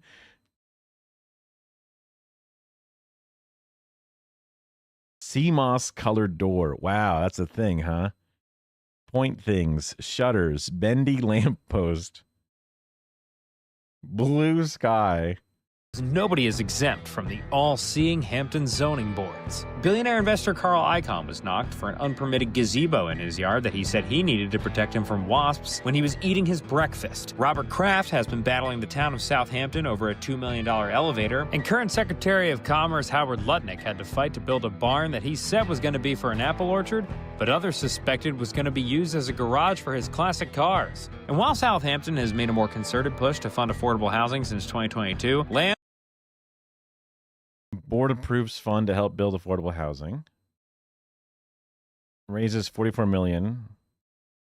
Is hard to come by, and much of it has been bought and preserved from building by the town. It was given to us by the county of Suffolk. They appraised for $1.4 million. We sold them for $300,000 each, and we got a $50,000 down payment assistance. The individuals that were selected for each one of these homes was a teller, local teller at the one of the local banks. This here is a EMT medical professional, long time. That's crazy. They're just like, oh yeah, that guy. Hey, get out of my yard. I'm living here. I'm Southampton person, went to Southampton school, and the person over here is. That home is worth $300,000, and it's supposed to be worth $100 million. That's crazy. It's so small. School teacher at the Southampton school, and also in the summertime when they're off, they're beach attendant for Cooper's Beach, which is by the way the number one beach in the world right now. The number one. The number one. According to who? According to the world. And so. Oh, okay. A little defensive on the beach fact check, huh, Curtis? I mean, sure, he's doing solid work for his community on the housing front, but why try so hard to stop an investigative hound like me from seeing if Cooper's Beach was really the number one beach in the world? Cooper's Beach, which is, by the way, the number one beach in the world right now. Like, he made it extra. He put that on there extra. Like, no, you better get it right. The number one. The number one. According to who? According to the world. According to the world. According to the world. Very Eric Adams of him. Then it hit me. That was the one thing I kept noticing about these goddamn locals I spoke to. No matter how much people like me were coming in and adding to the traffic, buying up the real estate and driving up the price of melons, they still loved their community. We love living here. It's an absolutely beautiful, spectacular place. Many of us don't think that the place is ruined or overrun or anything along those lines. But the challenges are real. We love that people come and visit us. We need people to come here.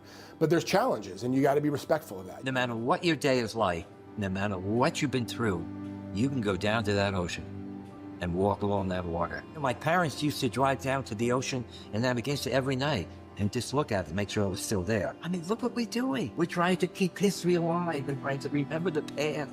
But if I was going to get a real sense of how locals felt, heritage, not hate. Heritage, not felt about the John Hamptons, wrong part of the I had country. to go to the one place all unfiltered opinions come from: the youth. People will talk about how bad it is with all these people coming out, but I love it. I bring so much excitement out here, and it gives opportunity for the newspaper.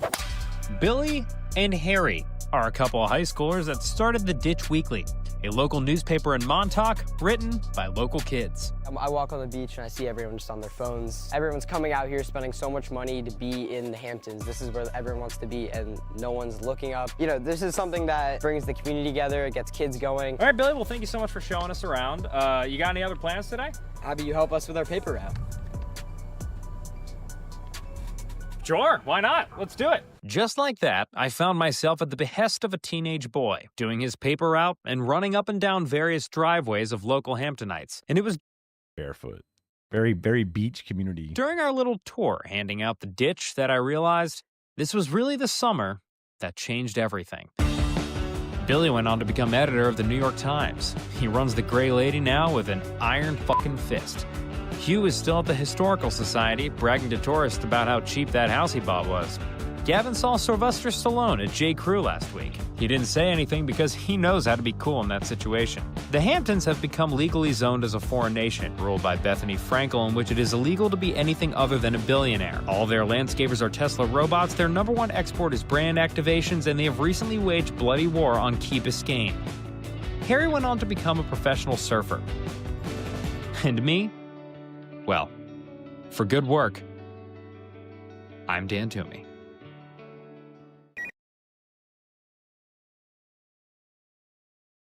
The paper is weird to me.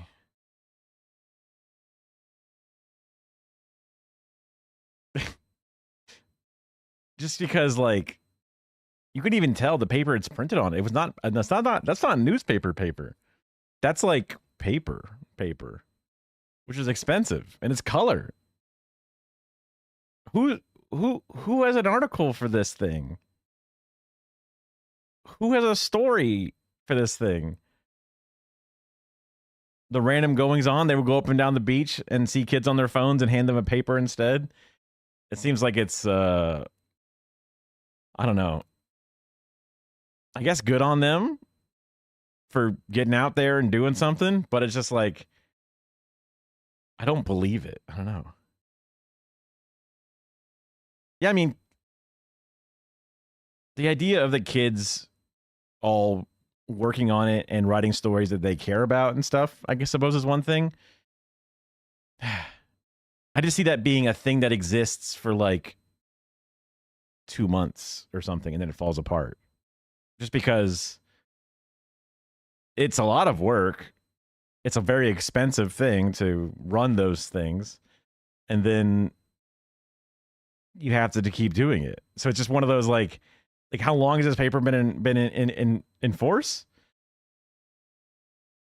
And how long is, because it made it sound like it's this thing that's been happening for a very, very long time. But like, wait, maybe it's just like a brand new thing or something. I don't know. I'm suspicious of the success of this paper,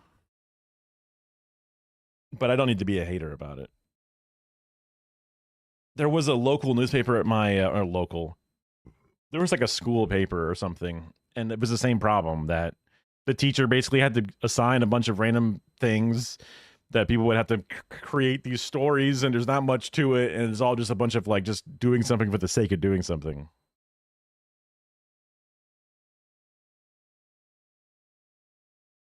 I don't know. I mean, that would be an impressive thought if they did it just for the vid to fake these kids having a thing, but yeah.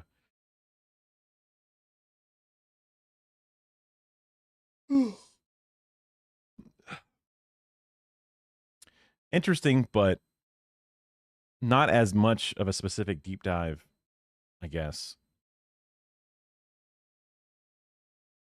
about the mega rich being the ones, because at least a lot of the coverage was just kind of a little bit of this, a little bit of that. Okay, I'm getting hungry, which means it's time to watch food video. This title, I don't agree with, but we'll see. You know, I'll let them cook specifically. U.S. pizza is an abomination. Oh, yeah? I think it's pretty awesome. See Tug from about a month or so ago. I know what you're thinking. Yes, Chris has gotten really good at video effects. It looks like I've actually left the house. Oh my god, no. Oh my god, this is actually real. Oh my god, oh my god. I'm here in New York City to try some of the best slices in town. Don't get the wrong idea though, I'm not trying to ride the greasy coattails of the other pizza guy, Dave Portnoy. I don't want to be anywhere near that. No, this is a spiritual successor to the one and only, you know, worth talking about pizza influencer online, the Pizza Rat. If New York City is a character, then clearly the Pizza Rat is its understudy, waiting in the wings for its next big break. And if he can make it in the Big Apple without having a series of panic attacks, then so can I. Before I sink my teeth into authentic New York slices, let's see the history of how pizza became a pretty popular food. Also, check out Kiara's Pizza Place. They let us film in front of it, and they were really cool, and the pizza's actually really good. To say that Americans love pizza is an incredible understatement. 21% of Americans say a floppy slice of za is their favorite food. At this point, it might be the only thing we can agree on. Unless you put pineapple or anchovies and or both on your pizza, and then all of a sudden it becomes a horrible race war. This is about race wars. But every second, 350 slices of pizza are consumed from any one of America's... Oh, that means racing. Like, it's Fast and the Furious. Okay. I was like, huh? Okay, got it. America's 61,269 pizzerias. That adds up to just about 3 billion pizzas sold annually every year in America. That's nearly 9 pizzas per person per year. Jesus Christ, no wonder we're all dying. Kids are gayer than ever, and they're fat. repulsively fat. But as important as pizza is to the American cuisine, it has ancient roots, and it's a big tug video, so I'm going to talk about history of pizza a little bit before we get into the juice of it. Pizza time. The first pizzas weren't much of a pizza by today's standards. Ancient historians trace pizza's origins back to the ancient Egyptians, Greeks, and Romans when they were making flatbreads. These early flatbreads could barely be called pizza. They were mostly topped with oil, herbs, spices, and today we'd call them by different names, like it pretty much was just pita. Anyway, the Greeks founded Naples around 600 BCE, bringing along the taste for pita, but it would take over 2,000 years for some wise guy to decide to add better topping. We're gonna skip over a few decades here because pizza that we know it as today didn't take shape until like the at least 18th century, when it became a staple of the working poors in Naples. The working class population was known as the Lazzaroni, which coincidentally sounds like a mix of lazy and pepperoni. Probably has something to do with that. The Lazzaroni needed cheap food so they could eat quickly, and pizza became a staple of Naples street vendors and small restaurants. Pizza would rise in popularity in Italy, but it would take nearly another century before they added the most important ingredient, cheese. They were doing this shit without cheese for so long, that's the best part, otherwise you're just eating saucy bread. Today, nearly 25% of all cheese in the US is consumed via pizza. But in the late 19th century, somehow, nobody had ever dared to dream of dairy on bread. It wasn't until 1889 where it was used as a topping, when Neapolitan baker Raffaele Esposito, wholly Italian, changed the course of every kid's birthday party ever by making the first cheesy pizza. Ironically, Esposito was going for more of a vibe than a flavor. His pizza used tomatoes, basil, and mozzarella to literally look like an Italian flag, like hometown pride. So I guess it's a good thing that the flag wasn't purple, otherwise we'd have grapes on our pizza, or whatever the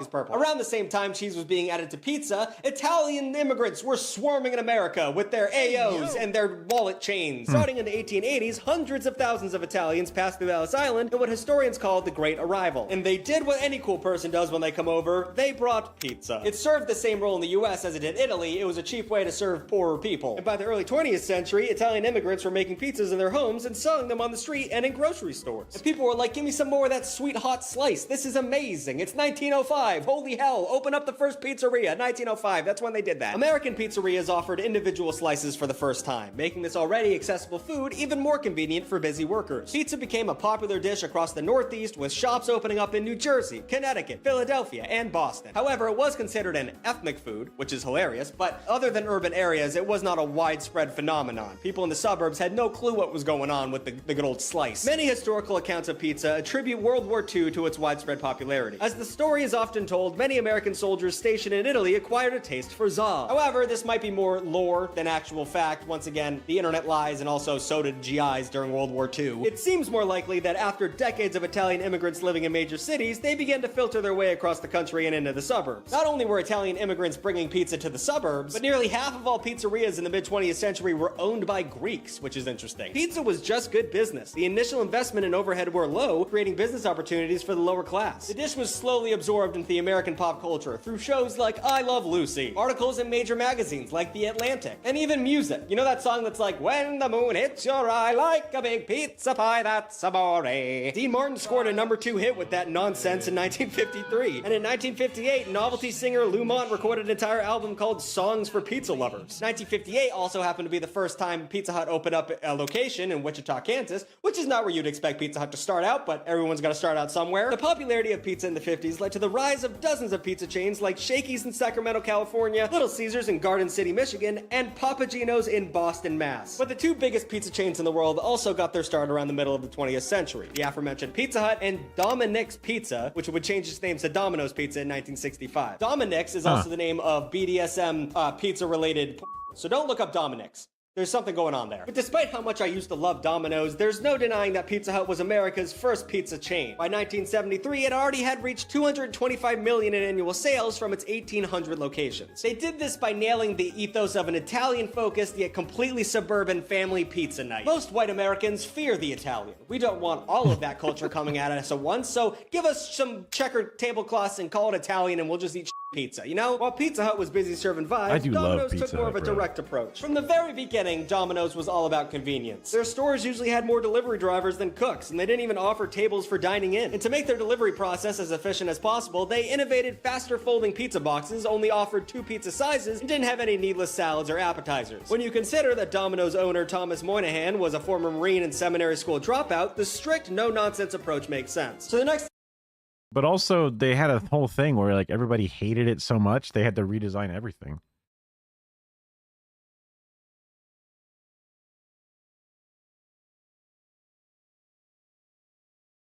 Yeah, I mean, I still fuck with Pizza Hut. The pan pizza is my favorite. It's very Detroit-ish. So fucking buttery and greasy and gooey and soft. I fucking love it, man. I'll die eating Pizza Hut. Next time you see a Domino's delivery car driving down the street, make sure you salute it, or do a sign of the cross, whatever fits your religion better. Once the 80s were in full swing, Moynihan's obsession with speedy delivery became a guarantee. Your pizza would arrive in 30 minutes or less, or it was free, which became more of an issue than a good thing. Domino's delivery success pushed Pizza Hut to offer delivery for the first time in 1986. And now there was real skin in the game. Domino's was in danger of losing money if they failed to deliver on time, and now they had Pizza Hut to contend with on the road. This resulted in the deadly pizza war. And in 1988 alone, 20 people died in car accidents involving Domino's delivery drivers. The National Safe Workplace Institute claimed Domino's delivery drivers had the same death rates as literal coal miners. By 1990, Goddamn.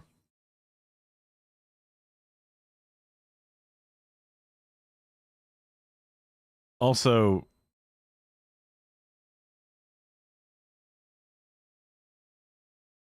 damn, I had something I forgot. Oh yeah, just the confirmed kills. Domino's confirmed kills, just funny. 200 lawsuits had been filed against Domino's, and in 1993, after losing a $78 million lawsuit, their 30-minute or less guarantee officially ended. They lost the battle, but eventually... I mean, Pizza Hut delivery is more dangerous than being a police officer by a sizable amount. Won the war. Even with Pizza Hut rolling out innovations like unholy pie with hot dog stuffed in the crust, consumers always care more about convenience than mad scientist you're throwing on a pizza. In 2019, Pizza Hut closed 500 dine-in locations, and Domino's is currently the most popular pizza chain in America with a market share of over $3 billion higher than Pizza Hut. Interesting.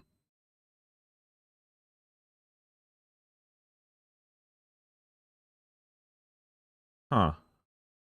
Well, Pizza Hut's owned by Yum Brands, which is owned by Pepsi. So I don't think it's because they're the little dogs or whatever. Interesting that because they're also now with like Wing Hut and shit. So they kind of have like, they probably have some sort of, I wonder how the market share is decided specifically.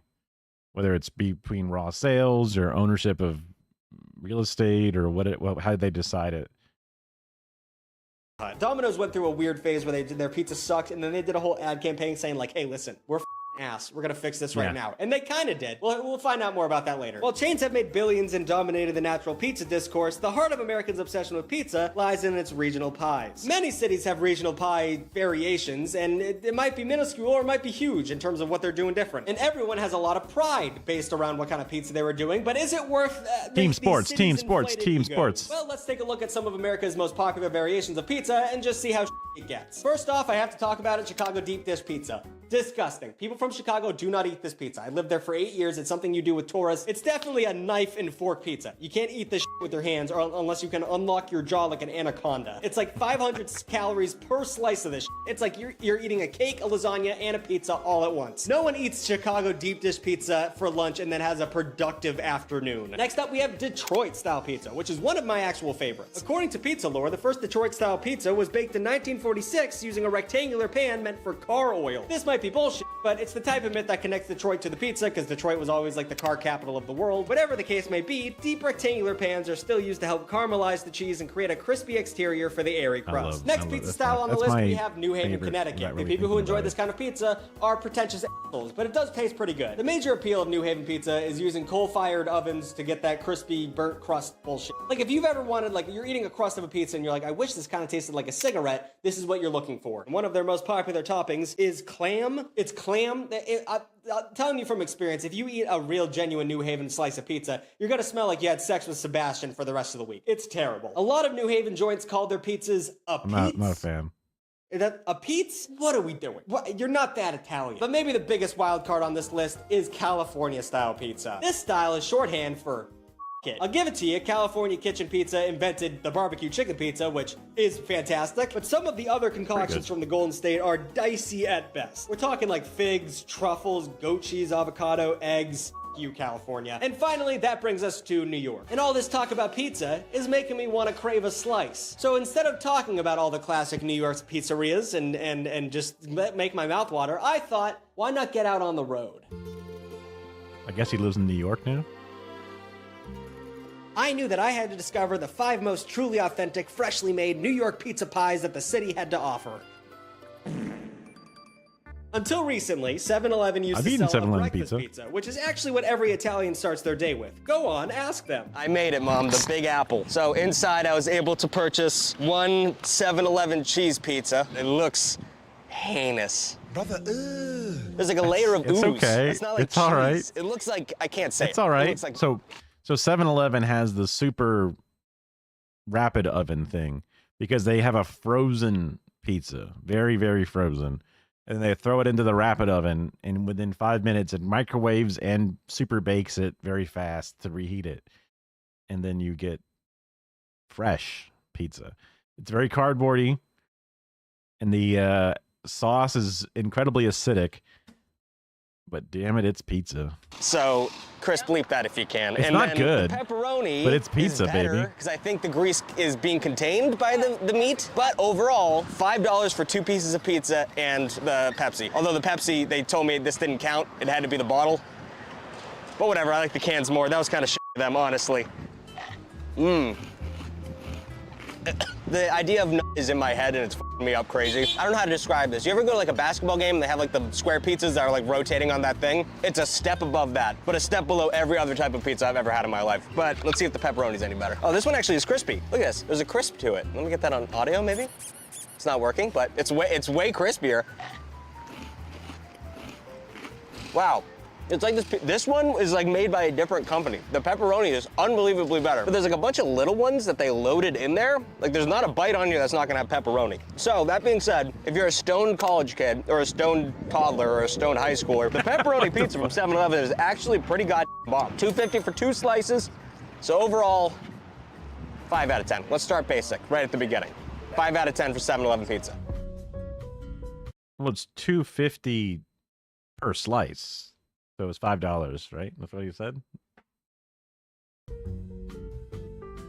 Pizza Hut. You know how they got that name? Their founder was actually a Scottish guy who kept burning his tongue on the pizza. He'd say, Pizza Hut. That's a dumbass joke. Pizza Hut is known for just being all around dog shit, but they did have fancy little buildings with funny hats. So I don't know how bad this is gonna be, but it doesn't... What? I don't even get that joke. Pizza Hurt? I don't... But, or hot? Hot. But why Scottish? Would they say it with that accent? I guess I'm imagining it's somebody with an accent. Yeah, I don't know. Yeah. I guess I'm picturing it somebody with their mouth full and they're like, oh, for Pizza Hut. Because their mouth is all fucked up. Weird. I have a hat on the building, so it's probably gonna suck. One, how much do you think How can you, I mean, I guess because I live in suburbia in like Florida, where I'm like, how is it possible you are a vaguely millennial-ish aged individual, perhaps late Zoomer at best, or aging Zoomer at best? How is it possible that you have never had Pizza Hut? I just can't imagine. But yeah.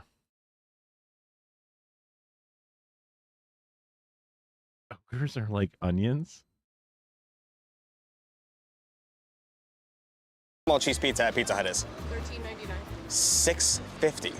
I have evidence here. Hold on. $6.96 with tip. That's incredible. I didn't know Pizza Hut was doing deals like that. Although we don't know how big a small is. They might have downsized. With shrinkflation, things might be getting bad. But overall, service was terrible. $7 for a pizza you could spit in my mouth.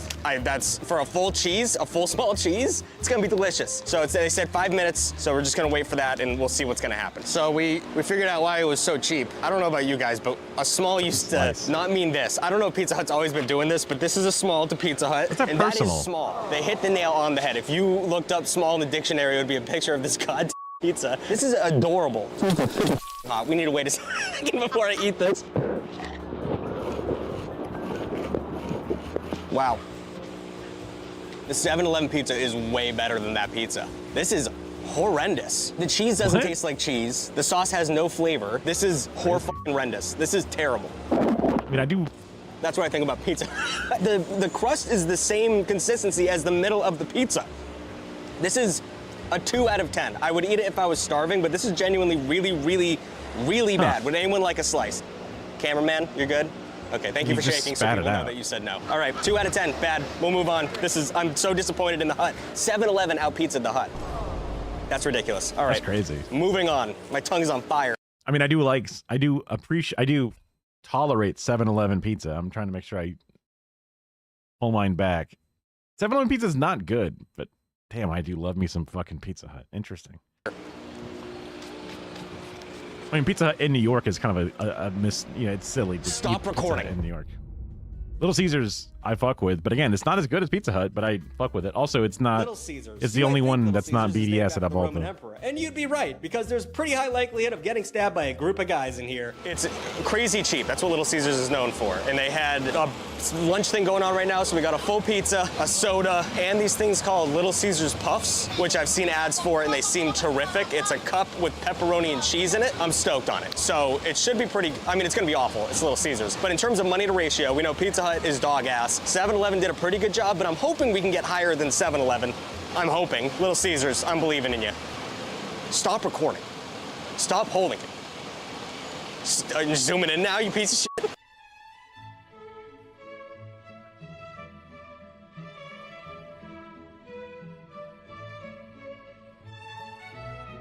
Let's go somewhere quieter so we can eat this in peace. So, I will say, they said 6 minutes. It was longer than 6 minutes. But the customer service was impeccable. She was fantastic in there.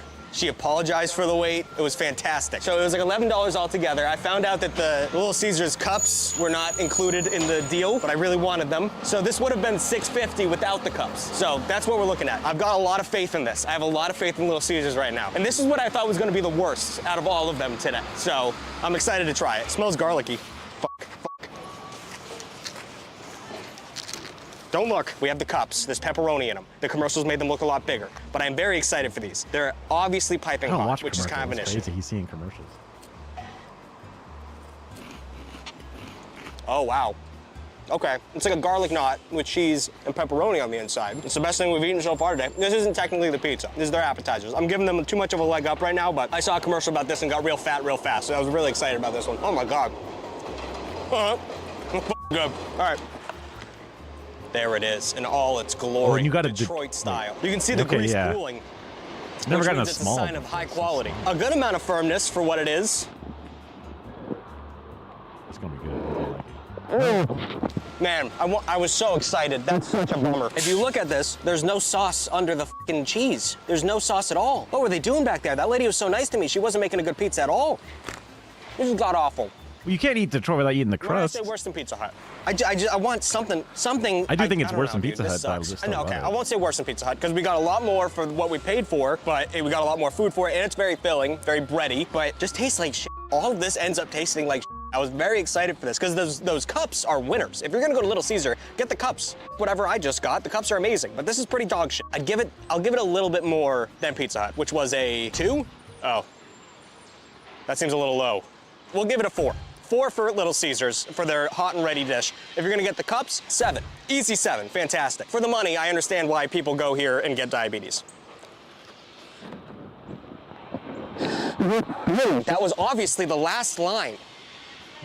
Where did we find you? So normally at this point in the video, we do a voiceover, we walk, it's very campy, kind of Wes Anderson-y. I hate Papa John's more than life itself. Papa John's is sugar sauce bread dog shit. Soggy, awful. Sarah likes so Papa John's. I'm going into this with a lot of bias. I hate Papa believes John's. in the founder. If you like Papa John's, let me know in the comments down below so I can block you. Don't ever be a fan of me, it's disgusting. So I'm gonna go in here, try my best, see what I can get done, but once again, I'm gonna be probably have a really shit face on every bite I take of this. So, let you guys know. Should be great. Papa John's, you don't think this is authentic? It has Papa in the name, and that's Italian for penis. $9.79, 10-minute wait. We're already in the red here. This is not how it should be. Also, there was an option to tip, and he immediately hit no tip for me. So they just don't even have the self-confidence. I'll give it a good shot. I'll give it a good shot. This place sucks. If you don't stop filming me right now, if I walk away from the camera, if I walk away, don't zoom in. You're ridiculous. Jesus Christ. All right, so Well, these are the chains, and he's a New Yorker, so.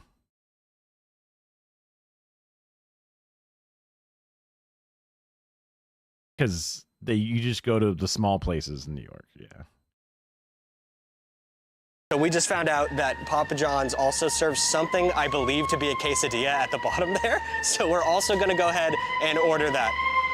The cop is getting louder, so I'm gonna go in now. Up first, oh, it came with ranch. I was gonna say, people are gonna get mad at me because I didn't get like the, what is it, the garlic dipping sauce, where it's just like a greasy layer. I think that's so gross. But all right, the ranch. It's gelatinous, like cold gravy in the fridge, so that's good. This is the. Ooh, that hit me a little bit. Get up.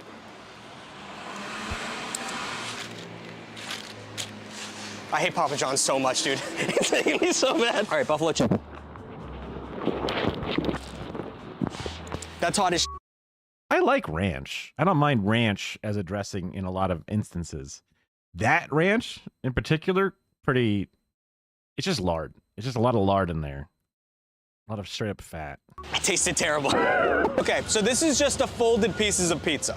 I should have guessed that. When I asked for a quesadilla from Papa John's, I probably should have understood that this was going to be It a literally folded just looked like a piece of pizza had fallen over on god itself. awful. It's pretty terrible. I mean, I don't know what I was expecting once again. I'm going to give up. So my high school had Papa John's as the pizza on hand for every lunch day. And you would pay $2.50 for a slice at school, and it's a small pizza slice. Yeah. It was the rich kids would spend $5 to get 2 slices every lunch day. And he's right. It is a sugary pizza. It's a very American pizza in the sense that it's too sweet. But I enjoyed the sweetness of it. But it's not my go-to pizza in any way. I can handle a Papa John's. I could eat it. I could eat that shit I could eat any one of these, Domino's included, all of them. I could eat them every single day the rest of my life and die happy. Fuck, I love pizza so fucking much. I'm a human raccoon, you know? I just love that trash, dude. Oh man. But yeah, the crust, even the sauce is definitely sweet, but even the crust is sweet. It just has too much sugar in it for some reason. I guess because they know it's addictive or something. Up on this. Once again, I am going into this with a bias. That's a good looking pizza. Oh, they gave me the garlic dipping sauce. They saw the camera. They knew they had to show out for this. This is what the garlic sauce looks like. Once again, it's just melted butter. It's just margarine. No, yes.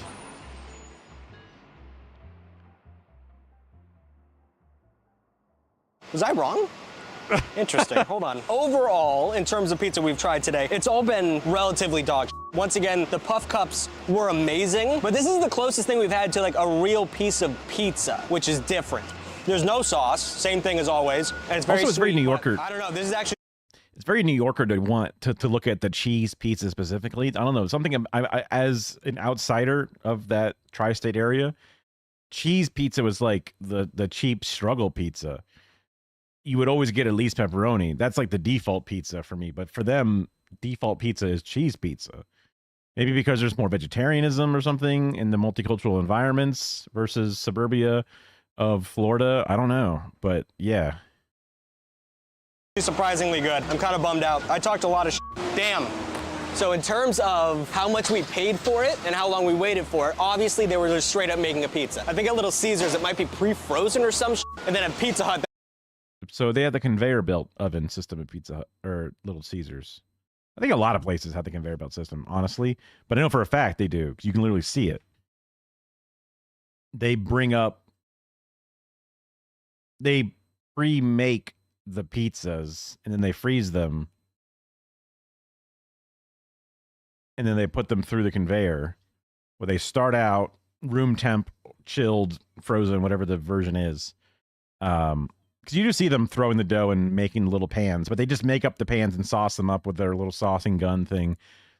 But then they store them in like a rack chiller thing. I don't know if the chiller is specifically frozen or not, but then they throw that pan straight into the conveyor belt, which takes it through an oven that's just kind of permanently on, permanently at that temperature, and it runs it through on a conveyor belt. The conveyor belt makes the pizza go through at a very specific amount of time, so that way it'll start out halfway into the machine and then into the machine and all the way through the machine, and then at the end of the machine it has a 10-minute timer, whatever the timing is to get from one end to the other.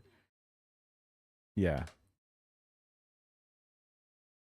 I mean, the conveyor oven is just like a way to guarantee the temperature and the time, as long as the conveyor belt doesn't speed up or slow down, and the temperature is just constantly running, right?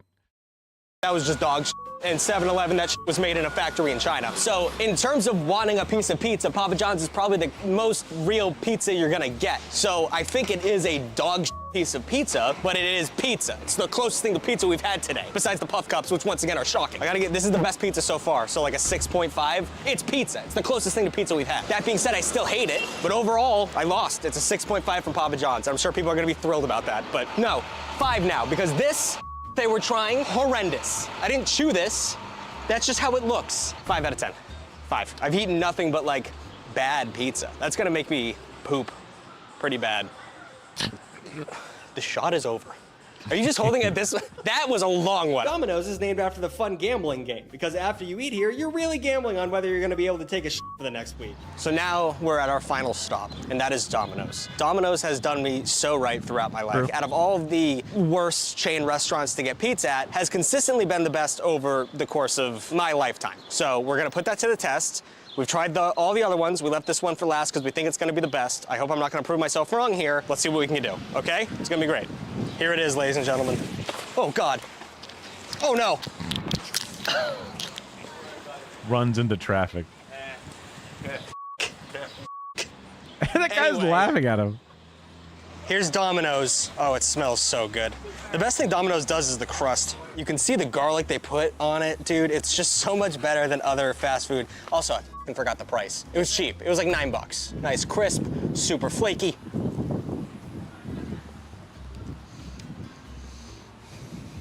It's unbelievably good. It's always good. Domino's always kills it every single time. But this is everything in terms of drunk dog pizza that you get at the end of the night. This is what you want. Domino's has perfected the cheap, easy pizza. It's amazing every single time. So that's 8 out of 10. I mean, for what it is, in terms of chain pizza, 9 out of 10. This is all I would ever want. Perfectly greasy, perfectly crispy. The cheese is fantastic. The sauce is a little sugary. It's not gonna be the best thing you've ever had in your life, but it's gonna be exactly what you need. Domino's is the best. It's the best. It's the best. Here's the spread. So we're gonna go down the final ranking of what we got here. The Papa John's was good for being pizza. That's it though. It was like I think we gave it a 6 out of 10. No, 5 out of 10 because it took too long and it tasted like, yeah. Next up we have Little Caesars. Little Caesars pizza was absolutely disappointing, but the cheese puff cups, these are next level. Have you ever had one of these?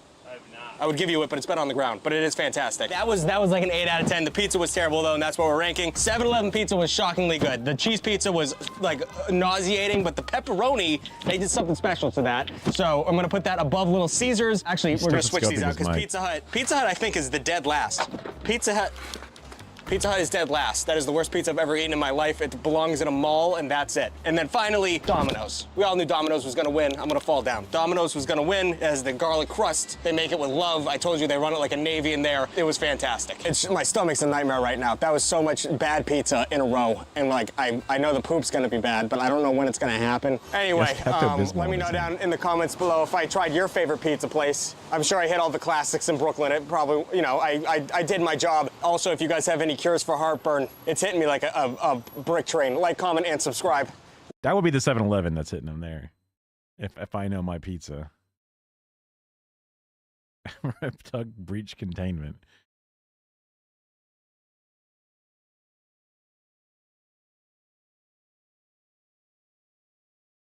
Being at NYC and ranking pizza but only chains is wild.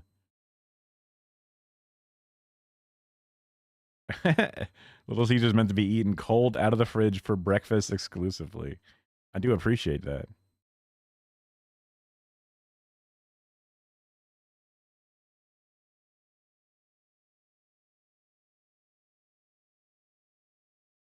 One time I went to Papa John's and the manager was crying, screaming, throwing up because it was her first day, ?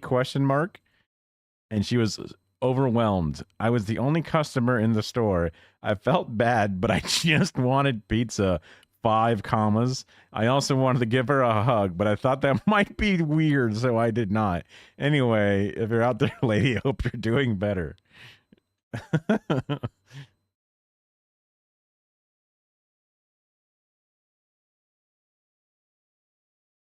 The mic is crusty like the video. It's just because he wants the mic to be somewhat hidden, so he put it on the inside of his shirt. But when the microphone element presses against his skin, it sounds like you're stethoscoping, which is, I don't even know if that's actually a term, but someone said it once at HSN, and I was like, whoa, that's actually very good way to put it.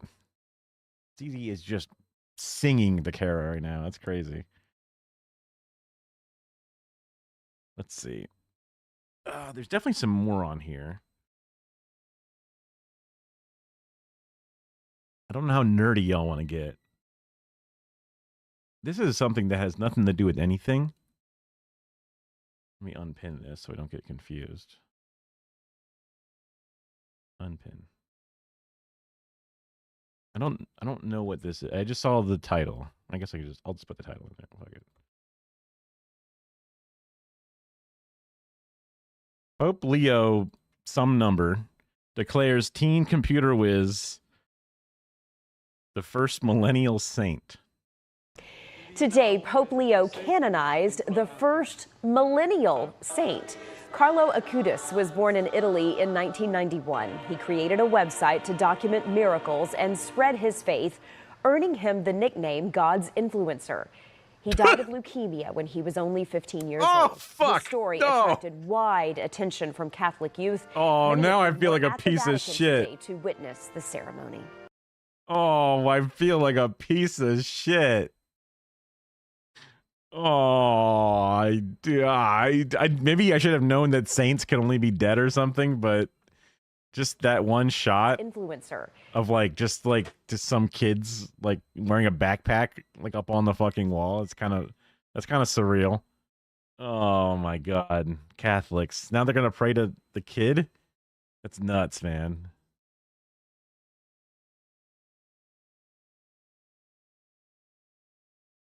Okay. This is a guy who always makes videos, and I'm always disappointed. Not to throw immense shade at this dude, but he never follows through with a full video's purpose, in my opinion. How millions of sugar cubes stop polio. Also, this is modern YouTube clickbait. This is modern YouTube algorithm surfing. Yeah, true. True. Have yourself out of focus. Have a word like genius with an arrow to it, something simple. Have an insanely suggestive but simple title. Very few words, actually, comparatively to what some of the other ones are. This is... I've seen this 100,000 times now in thumbnails. I'm going to guess it's a company that found a way to put a medicine in... Wait, this is probably for livestock and shit.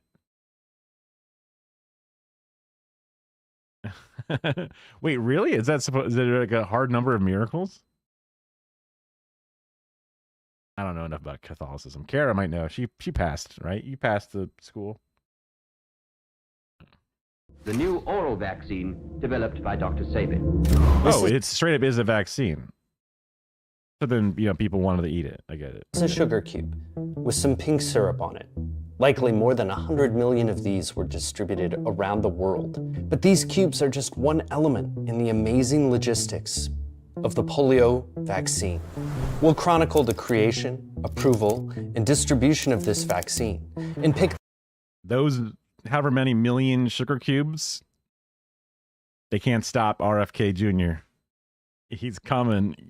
They're no match. The most surprising elements of the logistics and how it worked to crush polio. We'll meet the sacred monkeys and see their abandoned cages. We'll find forgotten testing prisons and learn how Soviet experiments changed American policy. We'll track the portion cups and cardboard boxes to learn how they saved millions of lives with sugar cubes, just like this.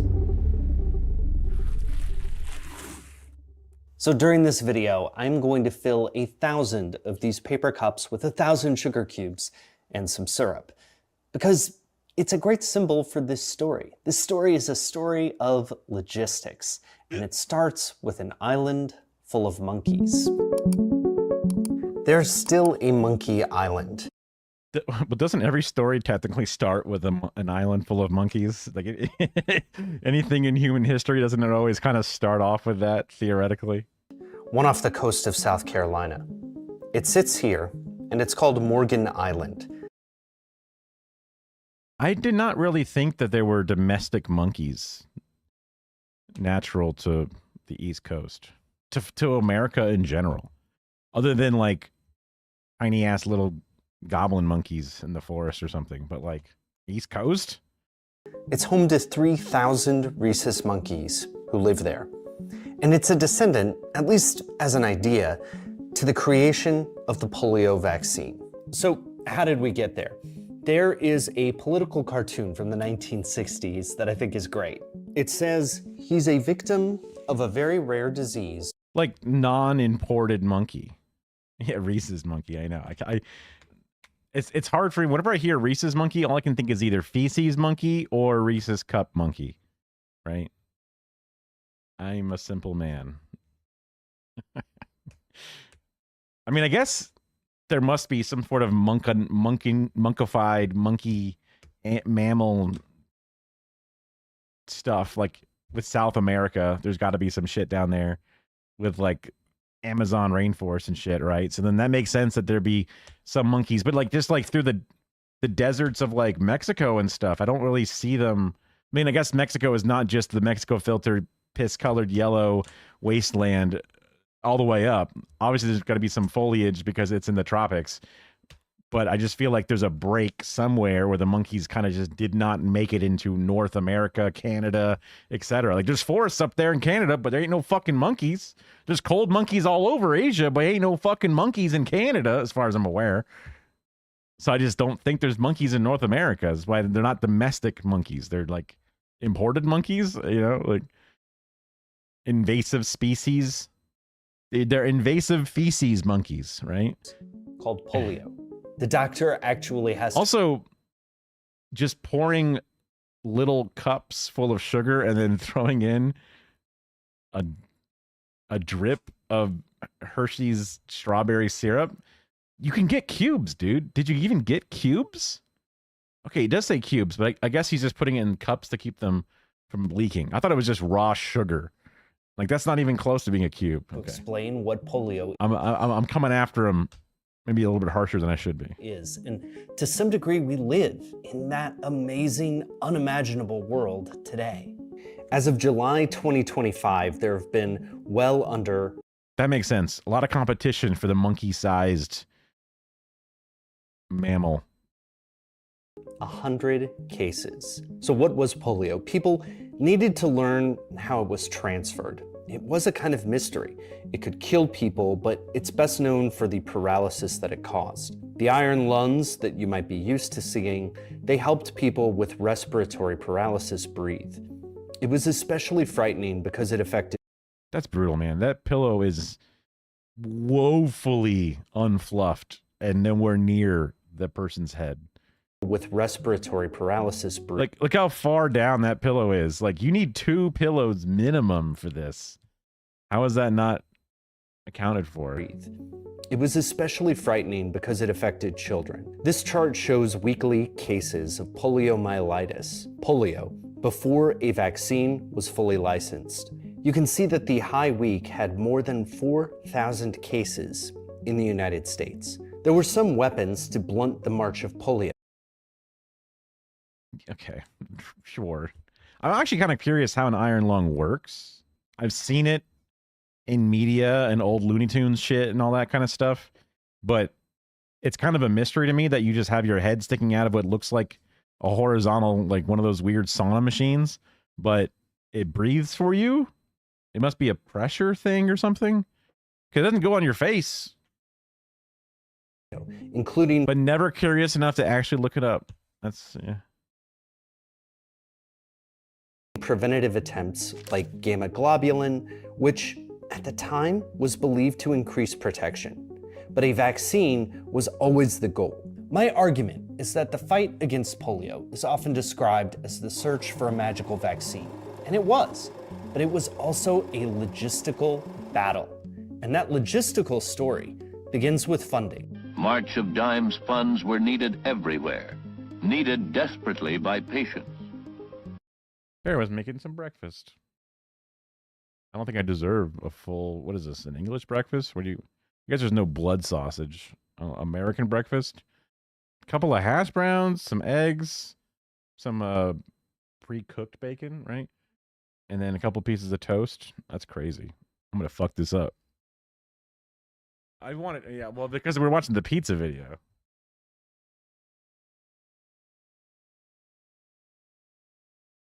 I just got an unasked for breakfast from my braless wife. How's your day going? That's the ninja tweet, in case anyone's curious what the hell I'm talking about. Needed by an army of scientists who searched for a preventive. The National Foundation for Infantile Paralysis, better known as the March of Dimes, had 3,100 nationwide chapters. I didn't know the March of Dimes was a polio thing. I feel like it's still going on. Maybe they just repurposed themselves. To distribute grants to promising polio vaccine developments. We will focus on two in this video: Pittsburgh's Jonas Salk and Cincinnati's Albert Sabin. Initially, the key difference was their approach. Salk used a killed virus vaccine that would be injected. Sabin hoped to use a weakened live virus that could be administered orally, but both faced the same initial logistical hurdle. They needed massive amounts of poliovirus in order to develop and test the vaccine. They needed to grow it. And this is where I finally get back to the monkeys. Can I tell you about my 2 p.m. problem? I'm editing this video now, and when 2 p.m. hits, that is when I need that afternoon cup of coffee. I need the good stuff, something strong and complex that doesn't take a million years to make. I love the sponsor of this video for a couple of reasons. First, they are powering this video through, coffee. News. No. And secondly, it is all about how a breakthrough can come through a delivery technology. The sponsor of this video is Cometeer.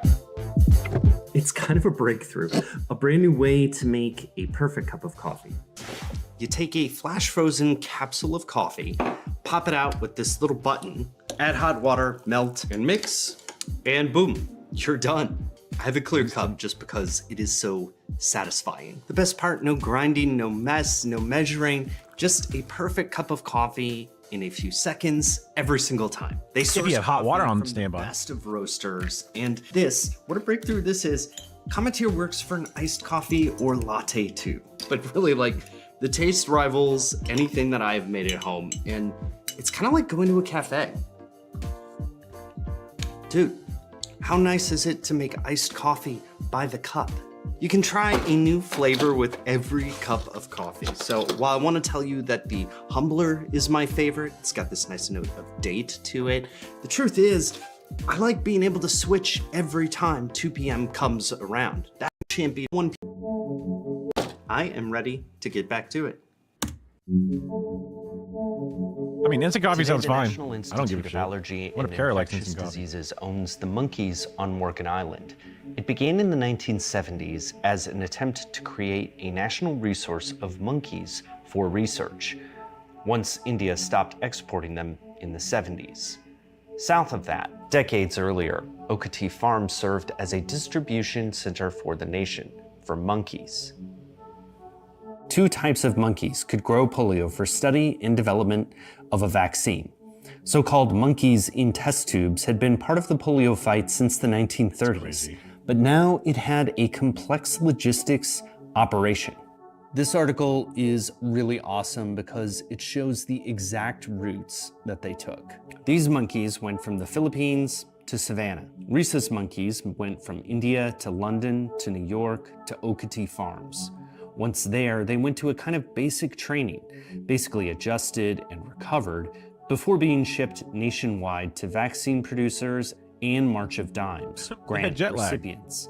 In 1954, 74,000 monkeys went through Okatee Farms. On the list of recipients, University of Pittsburgh, think Salk, and University of Cincinnati, Sabin. Imagine tens of thousands of caged monkeys every year, then sacrificed to grow polio viruses. Today, these sacred monkeys are no longer necessary to grow the vaccine. That's crazy. I mean, I'm not like a big animal rights activist or whatever. These monkeys are here to serve humanity, but it is fucked to ship in these monkeys to grow the virus inside of them just to kill them and then harvest it. It's kind of fucking crazy, but what are you going to do? You know, But at the time, I guess you could not. But... So it was only after this massive crowdfunding campaign and the shipment of thousands of monkeys that they could begin polio vaccine trials. Salk gave his vaccine to his family, and then mass trials began, leading to the successful development of a vaccine. In 1954, a vaccine to prevent paralytic polio, developed by Dr. Jonas Salk, a grantee of the National Foundation, was tested in the largest field trials in medical history. Vaccination campaigns did work, and so that's what killed FDR, right? It was polio. With the vaccine, this chart shows a decline in fatal cases. So in some ways, it feels like the end of the story, but it wasn't, not even close. And the entire world heralded the discovery which assured an end to one of mankind's most dread diseases. Huh. What year was that? Good on you, too. What was reported as an early vaccine test failure, the so-called Cutter incident, in which live poliovirus in the vaccine accidentally caused paralysis, probably made it harder to keep testing other options, especially a live virus like Sabin's. Many questions have been raised in recent weeks about the new vaccine against poliomyelitis. But Sabin was still developing his alternative. He believed his option would be better because polio still could be transmitted while the Salk vaccine was being incubated, while his vaccine would catch it in the intestine. He also knew that there would be a logistical advantage. Oral administration was easier, and people preferred it. But the approval of the Salk vaccine gave the masses the impression that the polio march was over. He had to get creative.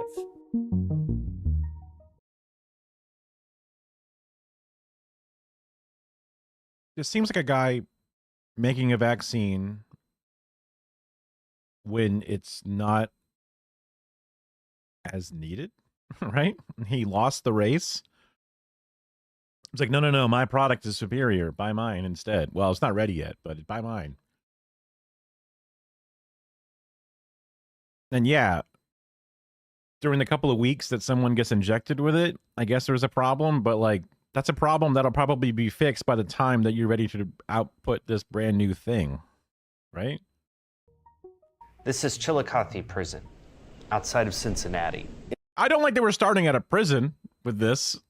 It sat far from, I guess, forced eating of this vaccine. What the fuck? Okatee Farms.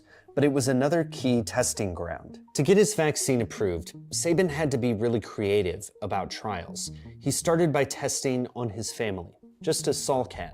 Then he tested 9,000 monkeys and 140 chimpanzees before testing on 133 prisoner volunteers. An oral vaccine in a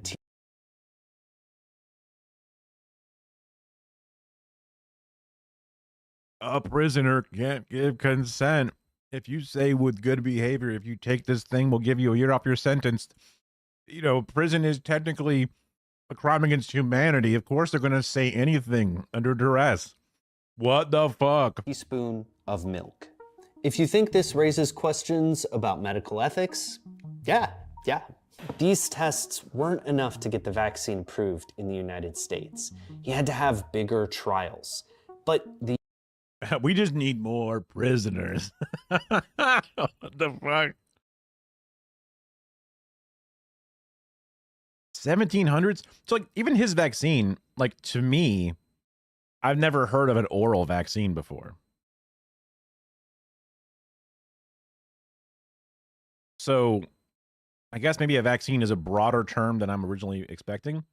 And it's more about getting your body to be resistant to this thing no matter what. And I suppose getting exposed to the virus to give your body the proper antigens or whatever can be done through the mouth, I guess. And as long as your body now is defended against it, what's the difference? I suppose that's fine.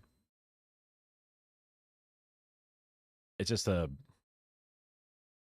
much more simple, I guess, version of it compared to like the mRNA vaccines that we're coming out with nowadays. The US was kind of closed for business, so he decided to go farther away. In the USSR, virologist Mikhail Chumakov had been developing a polio vaccine, but he was willing to try Sabin's. Keep in mind, this was in the middle of the Cold War. Some vaccines do have live ones in the blood. I'm not a virologist or epidemiologist or whatever. It's always been pitched to me that sometimes there are weak ones, sometimes there are dead ones, but I assume some of them have, maybe it's only ever been dead ones in the blood, maybe. I don't know. War, but Sabin needed these Soviet trials and other European trials. Just thinking about it, I feel like I've thought that sometimes there is a weakened, a live one still. Just expecting it for your body to be able to outmatch it or something. But again, I'm a fucking idiot, so obviously I've been wrong about all kinds of shit 100 times over. So that's an easy one. That's one like, oh wait, hold on, I'll see myself out. Wait, hold on. Oh, wait. When my confidence comes from a place that has no bearing in, it has no reason to be there to be that strong. So what did it? There you go.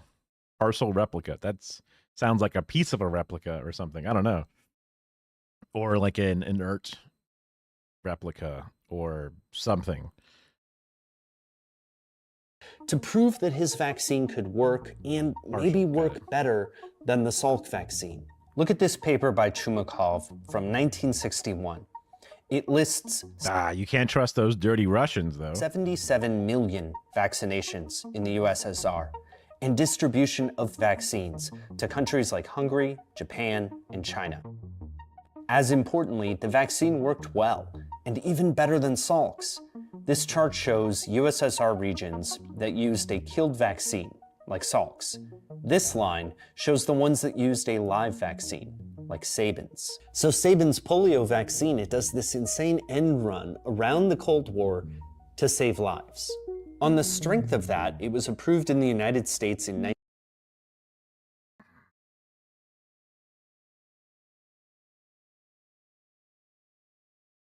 Does it have the same... Hold on. I want to see the graph it was showing specifically. Rate per 100,000. Live vaccine versus killed vaccines of different types. Bunch of different line styles. Old blast. Oh, wait. These are different. Yeah, Leningrad, Sverdlovsk, Primorsk. These are different zones. What is months? So what is it tracking? Number of people who got it afterward?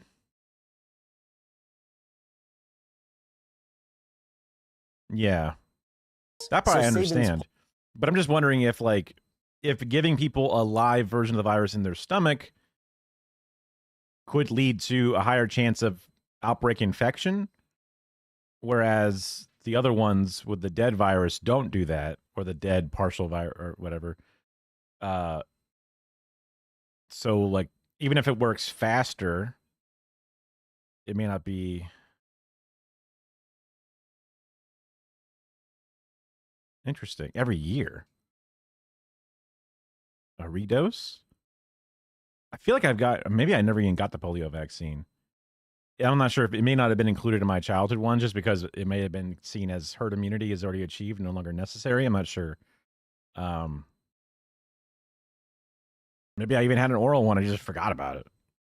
Polio vaccine, it does this insane end run around the Cold War to save lives. On the strength of that, it was approved in the United States in 1961. That is where these come in, and where the real hustle begins.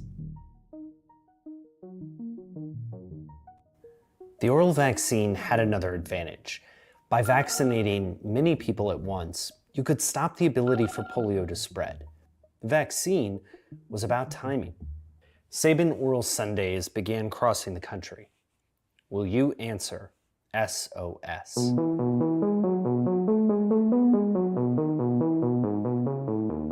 They were building immunity with the oral vaccine, just like this. Now, sometimes the vaccine was clear, sometimes there wasn't a colored syrup, but this was basically how polio was defeated in the United States, through immunity campaigns at the grassroots level. The song, "A Spoonful of Sugar Makes the Medicine Go Down," was inspired by this. Oh. But it didn't just help the medicine taste better, it sent it across the country and the world.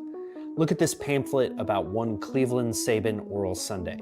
It was sponsored by the Cleveland Academy of Medicine.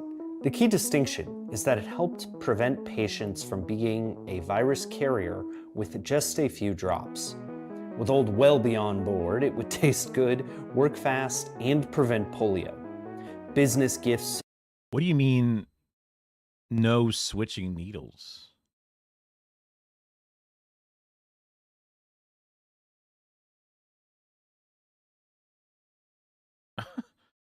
Sometimes they come a few times a year and they weren't supposed to, and you would hide? That's crazy.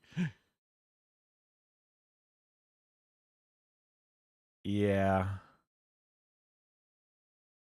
I mean, I guess I can understand the idea of it being a local community thing, but one driven by central planning. So seeing a grassroots, like your local church being involved in it is a way that you can get people to trust it or whatever it is. But yeah. Oh, wow. That doesn't even seem, I guess they would just stab, refill, stab, refill. Like they had a big jug of it to like, I mean, there's a lot of different things. Hepatitis, there's all kinds of different bloodborne illnesses. I guess they're like, hey, why have a bunch of syringes? What a waste. Yeah. That seems bad. But did Mother Teresa share needles? Of sugar cubes were also common. This SOS coloring book shows the process. You'd get a paper cup, a few drops of vaccine. It would happen at a local building, like a school, and then your family would be polio risk-free. I've heard about her doing some monstrous shit, yeah. Or just being not as good as they say she is. I don't know what monstrous shit specifically she did. This looks like a drug dealer. What's going on here? What is this? That looks weird to me. Also, that looks like a pig. Vaccines were administered in arrangements like this one, some managing 5,000 people an hour, in which maximum efficiency could occur. And because babies go here.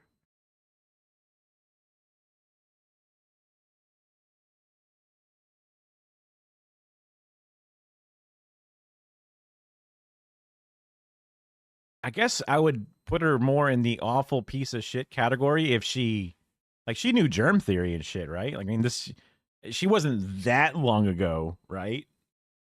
Mother Teresa.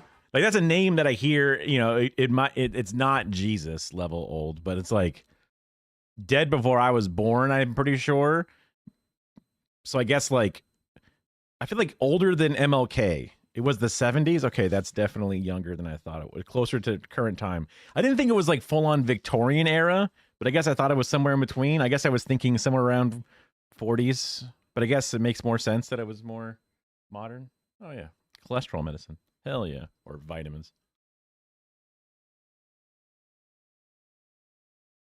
To give me some extra cholesterol, you know, to really fill it up. No. I never really cared much about Mother Teresa. A, because I was never Catholic. And B, why the fuck do I care about Mother Teresa? Other than she's supposed to be the #1 best person. Oh, wait, actually, she's not that good. Okay, fine. Right.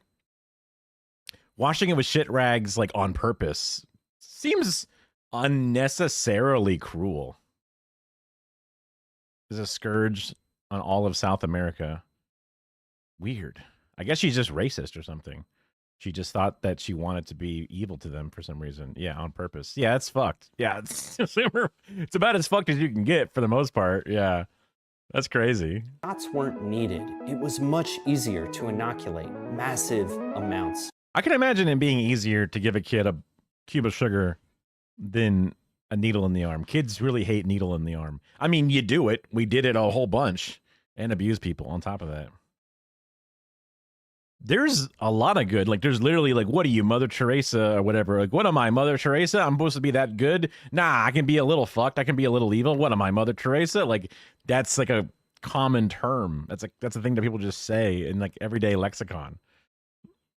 That's nuts that she was. I feel like whoever first told me that she was bad should have been like, no, you need to understand. She was really bad. Like, it was one of those like, she's not that good. It's how I kind of came away from the knowledge about it. Oh, I see. Oh, not that like permits it, but it's like a weird religious thing attached to it.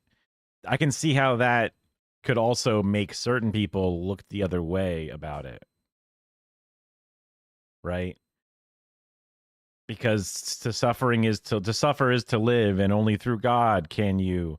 So I'm here to give you things. Well, actually, I'm here to make you suffer, but then you'll suffer through God, and then you'll come to me to see God or whatever. It's like, oh, yeah. And then when you recover from this shit illness that I ended up giving you, you'll see my intervention as benefit instead of negative. That kind of, wielding the power of suffering to enhance your proselytization and shit. That sucks. That's like another layer of evil that some people still kind of ignore. Of people. I love this certificate that I got. I'll show it to you. It says Sabin Oral Polio Vaccine Program, Lower Lawrence County. In grateful acknowledgement to the recipient, Mrs. Helen Isaac, for faithful and meritorious services given in our campaign to eliminate poliomyelitis from this area. That's like USSR shit where like people will get medals from the USSR about being a good citizen. Like, that's crazy. January 14th, 1964. Certificates like these, not hundreds of millions of dollars, are what powered the polio vaccination effort. And that mentality traveled around the world. Usually there was a short wait, then the formalities of the vaccination cards to be completed before the sugar lump with its vaccine was handed over. After the 1950s and 1960s, Sabin continued the effort to distribute his polio vaccine around the world, and it had a big effect on bringing down polio rates. But even this display, it falls a little short at conveying the scale and success of his efforts. Imagine that one of these cups right here represents 100,000 doses of the Sabin vaccine. That would make this 100 million doses. And there's more that have been distributed around the world. Though Salk versus Sabin was a big headline, the vaccines worked together and continue to do so to crush polio. But I made this video because while any epidemiologist or older person would know about the Sabin vaccine, I didn't. I had only heard about the work of Jonas Salk. It's a day of triumph for 40-year-old Dr. Jonas E. Salk, developer of the vaccine. I don't think this bias is just ignorance, it's reflected in the media coverage at the time. I found 2 editions of Life magazine. Here's the coverage of Jonas Salk, and here's the one picture of Albert Sabin I found in the 1950s, above a caption saying that he had a stormy personality. Both of these men were heroes, but we clearly celebrate the scientific breakthrough when the breakthrough cannot be understood without the context of logistics. The Sabin vaccine saved millions of lives and performed a totally different function based on how it was distributed as well as how it worked. Today, when in a low polio environment, the Salk vaccine has become a valuable tool again.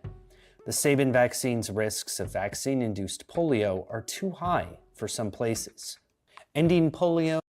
I forget which is which now. I don't remember which one has the higher risk. That's what I was thinking too.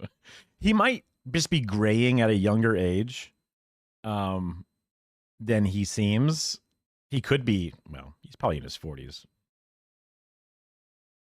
But yeah.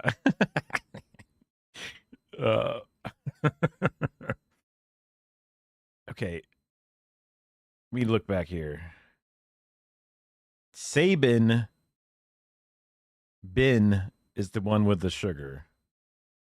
Was distributed as well as how it worked. Today, when in a low polio environment, the Salk vaccine has become a valuable tool again. The Sabin vaccine's risks of vaccine-induced polio are too high. Gotcha. So I guess taking the live one in the sugar cube has a small percentage, but why take the risk? Well, he did go to the USSR to help get his shit done, but he was definitely American according to this story that I just found out about him. This guy that I just heard about, yeah, I know for a fact he's American. Yeah.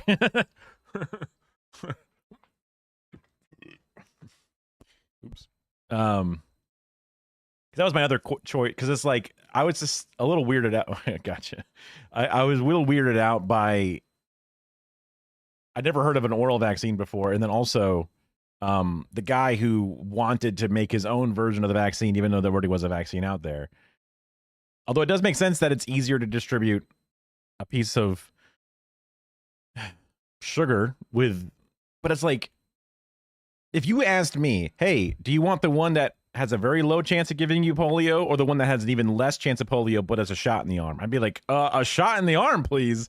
I want as little of a chance to get the deadly virus polio as possible. I mean, maybe you can overcome it if you catch it through the vaccine, that you'll be okay. But to me, that seems so much worse as a possible product. Right? Doesn't that seem worse? Shouldn't you just be like pushing the use of the needle one instead, especially if it has a better efficacy rate? Even to go, it works faster, it's fine as long as everyone gets fucking vaccinated. You know what I mean? I mean, it's probably a very small rate, but it's just not as small as the other. You know what I mean? So, yeah, he made a works vaccine that wasn't nearly as groundbreaking and experimented on his family and prisoners.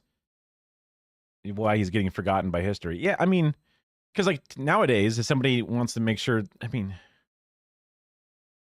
yeah, you're probably good. Can you walk? I mean, I don't know how fast it takes for the legs to go out. I was seeing kids in leg braces and shit. Fuck, man. I mean, that's gotta. I mean, that there's just a bunch of different diseases out there that attack the nervous system. MS being one that I'm well aware of, where your body's immune system attacks your nerves and you start going paralyzed between, you have convulsions and weird things, and then eventually just complete loss of bodily function, including your heart and shit. And it's like, oh my God, awful, literally awful. Like fuck, quick, give them full blown HIV so that way they have a bad immune system. That'll help, right? Are we cooking here? Hold on. Like, fuck. Fuck. Yeah, exactly. Yeah, if you don't have any other option, obviously take the one with the very high chance that you're going to be fine. But if there is the option, give me the option. You know what I'm saying? Like, interesting. For some places. Ending polio or any disease means that there are risks and resources that have to be managed, not just discoveries that need to be made in the lab. Having more Thank you for your service, monkeys. I will no longer call you feces, monkeys. Thank you for your service. common knowledge of the incredible success of the polio vaccines, it would help us make better decisions and more informed decisions about the treatments that we face more commonly. It seemed like there was a different wave. I mean, and if there was a logistical problem of like making the fucking ones in the vials, and you have however many millions of Americans to do, but you can only do a few thousand at a time, whereas this version, you can make 1 million of them instantly. I can understand the logistics of it. Like, imagine if COVID, right? COVID A is non-deadly disease, generally, to the average public. every disease is deadly, right? But the 1% or less rate comparatively to polio's rate, right? So polio is seen as, I guess, like a more virulent disease, right? If you could give everybody in 2020 the oral version with a fraction of a 1% chance of catching it versus slowly rolling out over the next 3 years a different one, you go, wait a minute, give them the one that stops the spread entirely right now, right? Yeah. America is behind most fucky shit. It's actually incredibly interesting at first, and then it becomes immediately less interesting because you're like, I've heard this story before. I know how that one ends. Come on, writers, give me something new. I need a new storyline. It's like, imagine watching every fucking Bond movie and it's always the fucking American government that is at fault. It's like, I already know this. At first it was a shock, but now I just don't give a fuck. Today, the logistical effort to cure polio is as worth celebrating as the discovery of a vaccine. One doesn't work without the other. Now, like, see, like this video I think is better out of his other ones, but even then he's still more like, he looks at like, wow, look at the supply chain more than the story that's there, right? In my opinion. And there's also a logistic supply chain, like those same exact graphs of people come in, they get vaccinated, and then they leave out the door there. That's a voting booth. That's a fucking polling place. They all work the same way. And this would also work exactly the same with a fucking shot or not, right? Like it's a cup of sugar. It's the same fucking thing. Just, you know, give them a shot and give them a lollipop after, right? You know, I'll get them in the door the same way. Being enamored by that layer of the story instead of the other is where I find myself a lot of times with Phil's. But Phil does cover topics that are interesting. Like he did the photo shoot of that roadway, of the famous Strode coming off of a highway. And he just kind of examined how the history of the highway worked and then fell apart and no longer really is used that much anymore. And it's like, that's not really the Strode story in my opinion. And I wish he would cover the constant use of Strodes all over America that makes it so you can't even tell what state this is in, even though you should have incredibly different regions, but they all turn into the same thing. It's just one of those, like, I just wish there's a little more of a leftist twist, I guess, put on the same thing.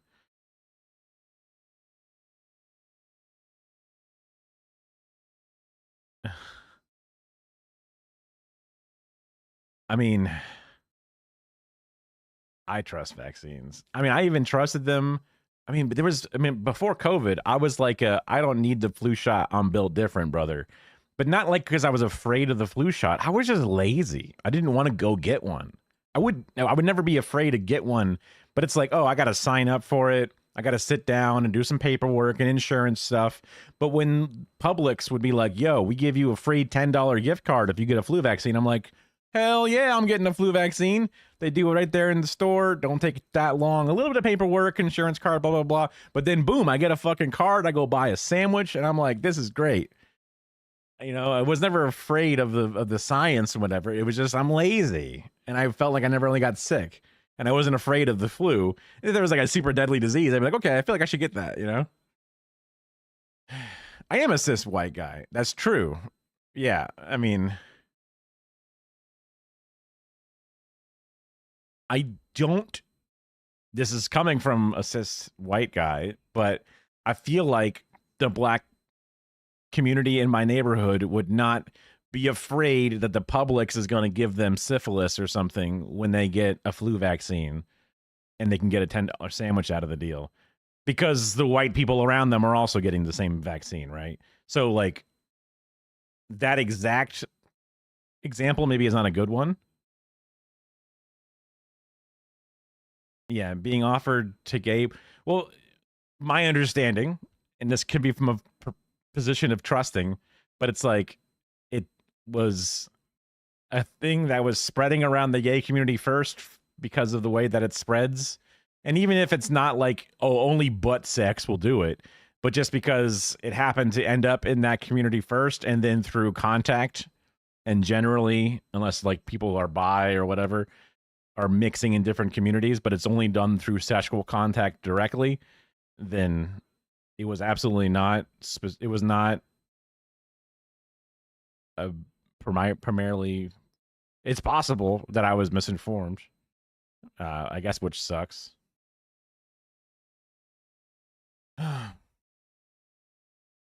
So, similar to my other video idea that I wanted to make with the fluoride thing and figuring out how to when to trust the information that you're provided, right? Alex Jones tells you a thing, you know better to not believe it. But then when a representative from the government comes and tells you something, sometimes you should believe it, but sometimes you shouldn't believe it. So when they were talking about the COVID vaccine being safe or whatever, we should believe it because we know better. How do we know better? The global scientific information. So, you know, rewinding back in time, would we be able to find a proper source to be able to trust the monkeypox vaccine one way or the other?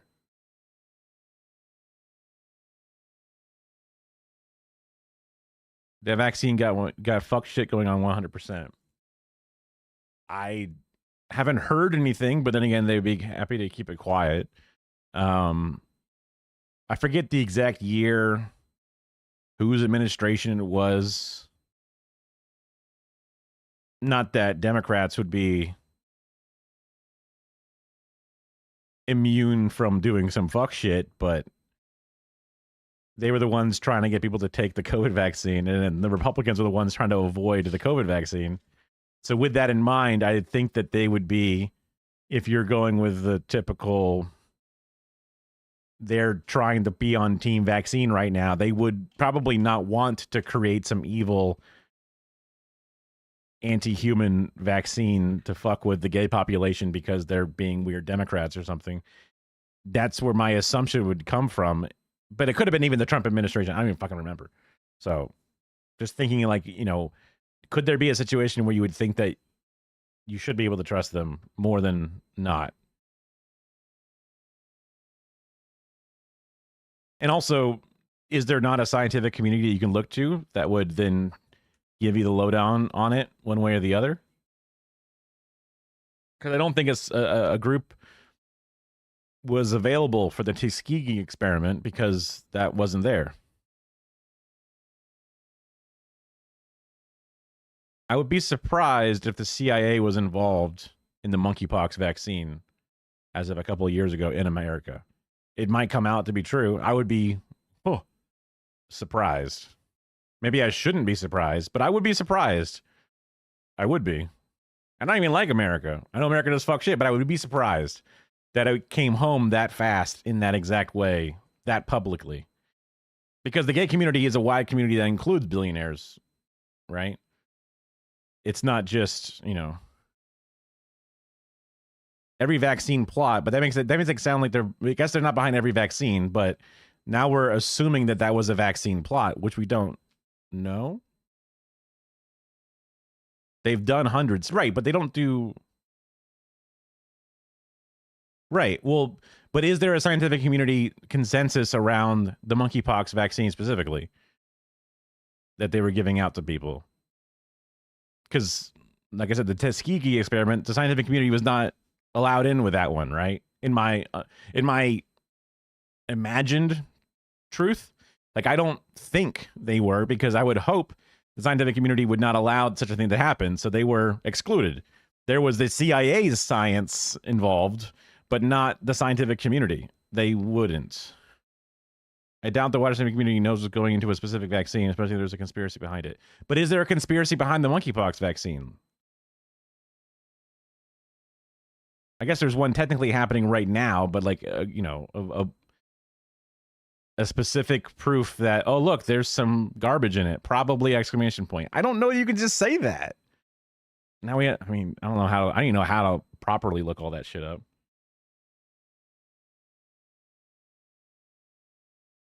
I don't want to spread misinformation, technically. I'm just generally uninformed. That's my thing.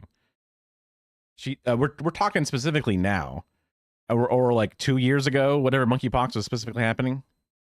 Vaccines for gay people first are not trustable, but it's like saying vaccines for old people first are not trustable, because that's the group that was most specifically at risk, at least according to the information That was so like in this situation, it's reasonable if the population is the one at risk to give it to them first.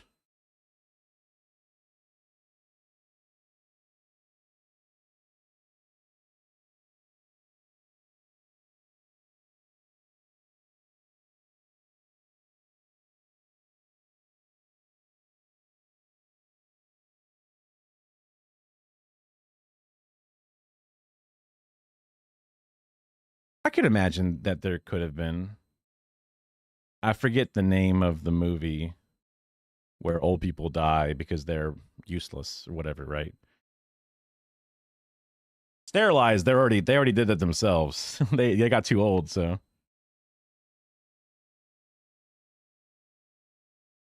Well, you know what I mean. Ender's Run is about like getting rid of the old people and keeping the population young. Because old people are social security risks. Social security is like one of the bigger spenders of America, and they hate that shit.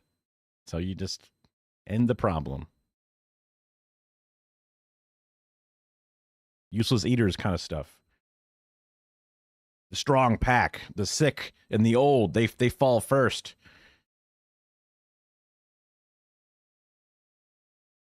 That was in the Philippines. The one I'm aware of, or at least on top of my head aware of, is the Philippines, where they did anti-vaxxer information to stop the China vax from being popularized in that area as a win for China. They didn't want a soft power win for China, so they spread anti-vax shit.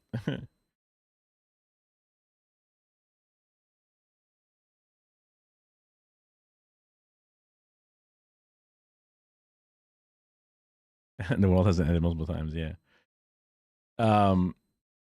Getting rid of Social Security, I mean, generally that's seen as a negative. Like, for example, all of the town halls where people are getting their asses chewed out by Republicans who hate the Republican people because of what they're doing. Will that change something? I don't know. But people knew to avoid that calamity.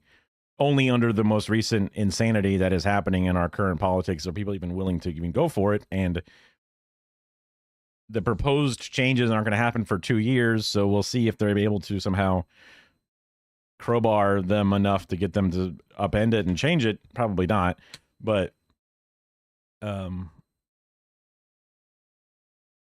the longest time, that's been the golden goose that they never touch.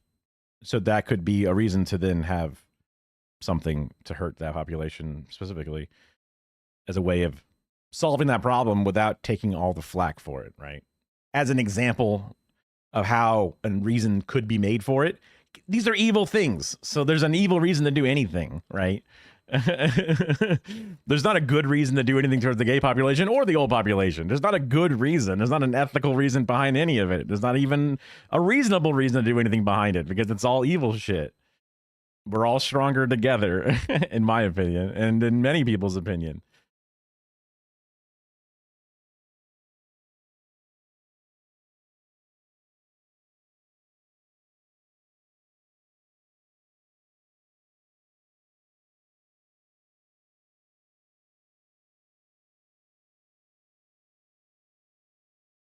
Let's see.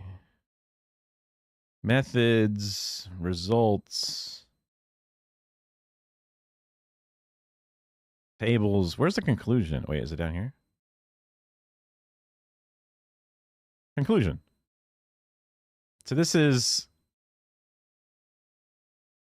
the public's attitude towards Mpox vaccination is a critical factor in the success of programs. Understanding the factors, so this is more about the public's, understanding the factors contributing to vaccine acceptance or hesitancy is critical for developing effective health community strategies.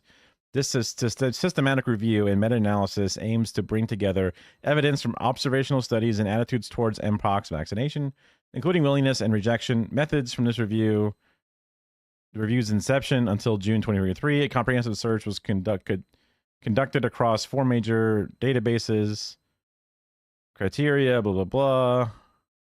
An analysis of 27 studies involving however many, 81,000, revealed that 56% were willing. In contrast, 10 studies involving that many revealed 30% were unwilling. Females were less willing to receive than males, the ratio of 0.6. Furthermore, homosexuals were found to be more willing than heterosexuals, with an OR of 1.44. Odds ratio. Oh. Vaccination is emerging a critical strategy for preventing mpox vaccination and fostering herd immunity against potential outbreaks. Improving public awareness and acceptance of vaccination is critical to avoiding situations similar to COVID-19.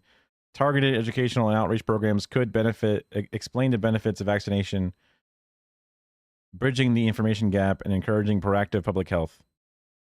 Sorry, I missed a few messages. Let me go back.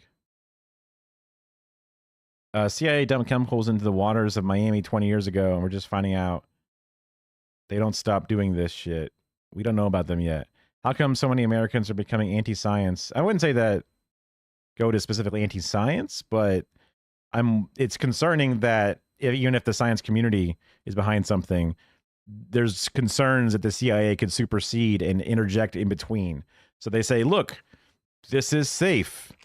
Here you go. Oops, say I grabbed it before you got it, and now you got it, and you go, oh no, now I'm not safe, right? Like I think that's where most of the concern is coming from. There's 0% chance you can uncover a conspiracy by checking a paper on it. Only way to know is if the CIA tells us, given the distribution methods on minority groups, I cannot in good conscience say that this vaccine is safe. COVID is, though, get that shit. Theoretically, though, using the same methodology, I guess COVID is a vaccine. I mean, I feel like even the mpox vaccine is given to everybody, right?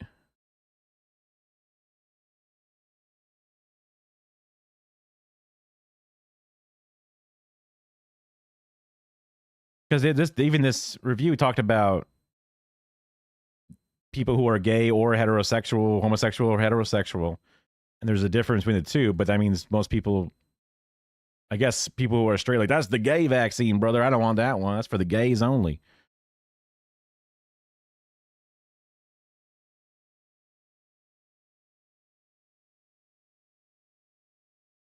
I accept cookies from ScienceDirect.com.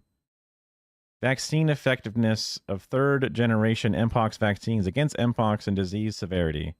Systematic review and meta-analysis. This one is from the end of 2024.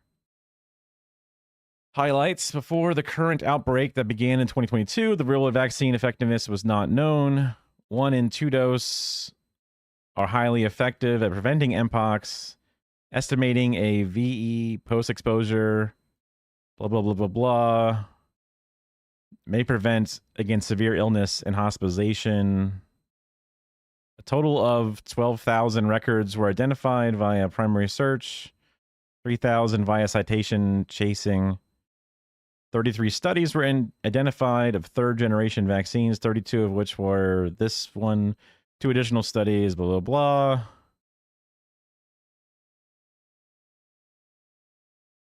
All VE are calculated from random effect estimates. Studies were rated as poor and fair. I see there's different ratings of the studies.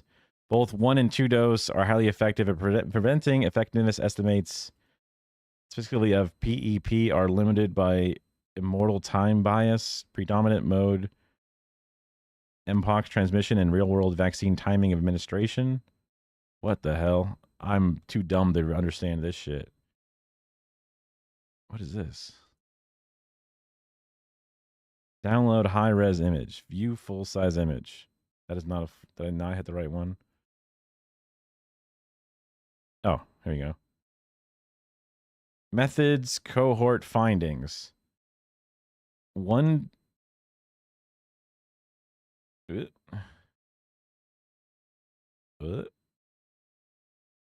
dose, 76%. 2 dose with a 28-day thing, 82%. PEP should be given 4 days after high-risk exposure. VE, okay. Vaccine effectiveness, VE. Oh, I see.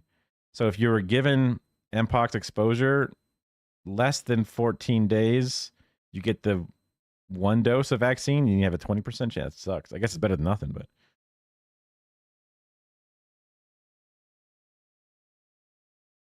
I guess the other question remaining. We know that the CIA still did some fucked up shit, but scientist community is different. CIA can hijack anything if it's in the American government. Yeah. I guess.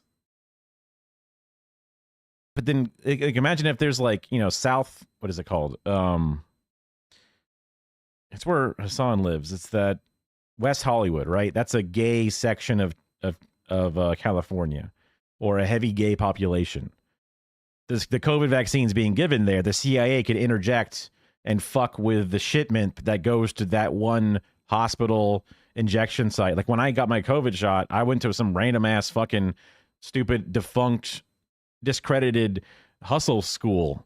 I went to some like Institute of Technology place that they used to advertise on daytime television that was no longer in, and then they set up a shop in there and they gave the vaccines. So the CIA could intercept anything in any community and fuck with them, right? Theoretically. So that the CIA wouldn't even need a vaccine to be going to just the gay community. It could just find a gay community and get in the way of anything, even a flu shot, right? If they really wanted to. To me, that's like being afraid of a meteor. There's nothing you can do about it. If it's coming for you, it's coming for you.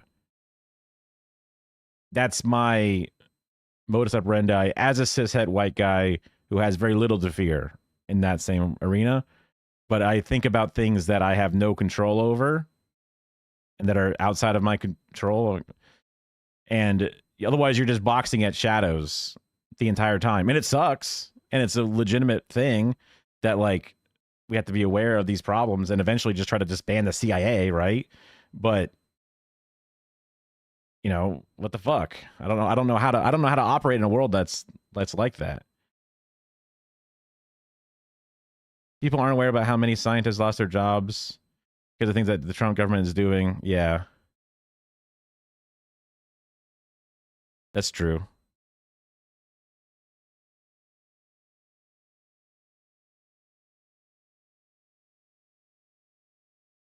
That's unpredictable. They will lie about vaccine they're giving out in gay communities. There's nothing you can do to predict that. You just gotta hope.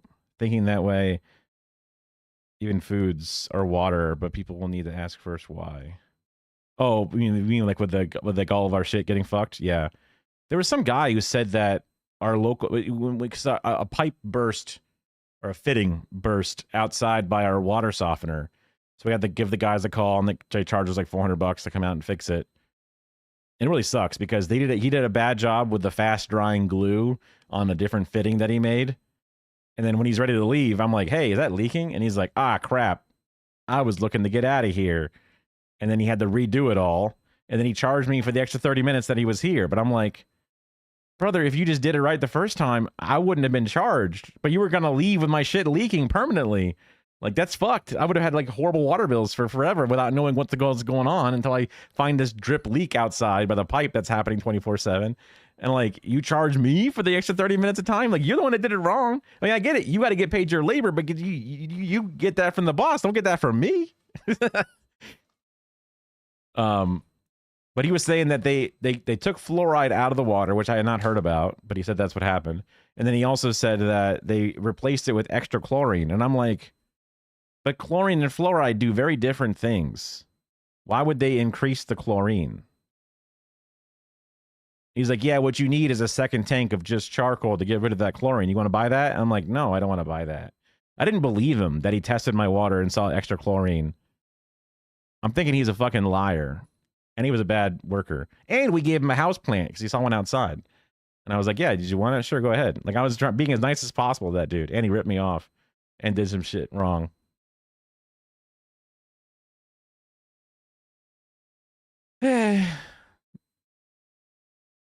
But he deserves health care.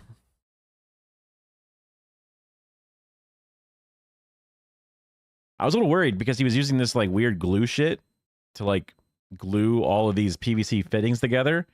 And I was like, that's the line that goes in the house, right? Doesn't that mean that all that glue that's gushing out of this fitting is going to go into like our water? This is like after the filter. This is going into the house. He's like, yeah, well, that's why I run a hose on the other side of your house. So that way it flushes it all out. And I'm like, I hope it flushes it all out. I hope it all gets out of that and then is no longer toxic for me to be drinking water that comes from this glue. Fuck.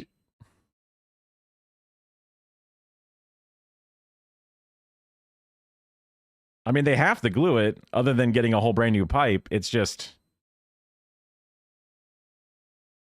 it looked and it smelled pretty rank. And I guess it's fine. It's just one of those things. I just wanted to ask questions.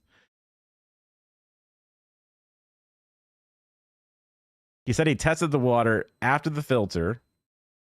That's why it wasn't hard water, but it still had chlorine in it. I mean, it's possible that just like the charcoal inside of our thing is all used up, so now the chlorine is showing up. And it's not so much about more chlorine being used. I just don't think that's a shady vaccine. I guess I'm an idiot. I'm a Mr. Rogers clown head. It's like, I understand the history being possible.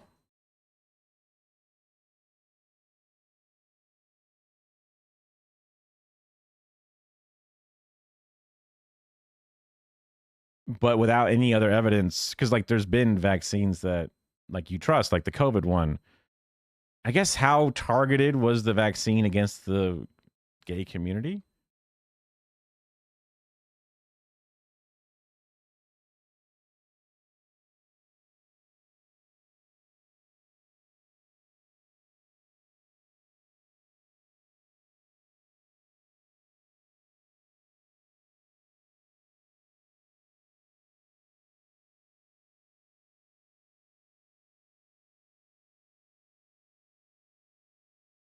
Yeah, fluoride. I mean, technically, you can get fluoride from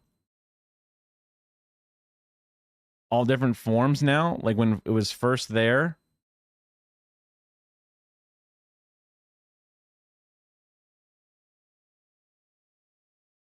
like when it was first found, it was like the only way you're getting fluoride in your system. But nowadays, toothbrushes, mouthwashes, all these different things have fluoride in them. I mean, I think the idea is to give it to children as they grow up because that's what helps build the teeth for the first time. So as an adult, if you lose your fluoride in the water, it doesn't really hurt you because you're not only getting too much benefit from it, but it doesn't hurt you. So what are you worried about? It's more for the kids. That's the takeaway I got after reading a bunch of things, that like if you lose fluoride and you're already a fully grown adult, it probably doesn't impact you too much. But if you're a kid, well, be able to brush your teeth, kid, because you're gonna need that help.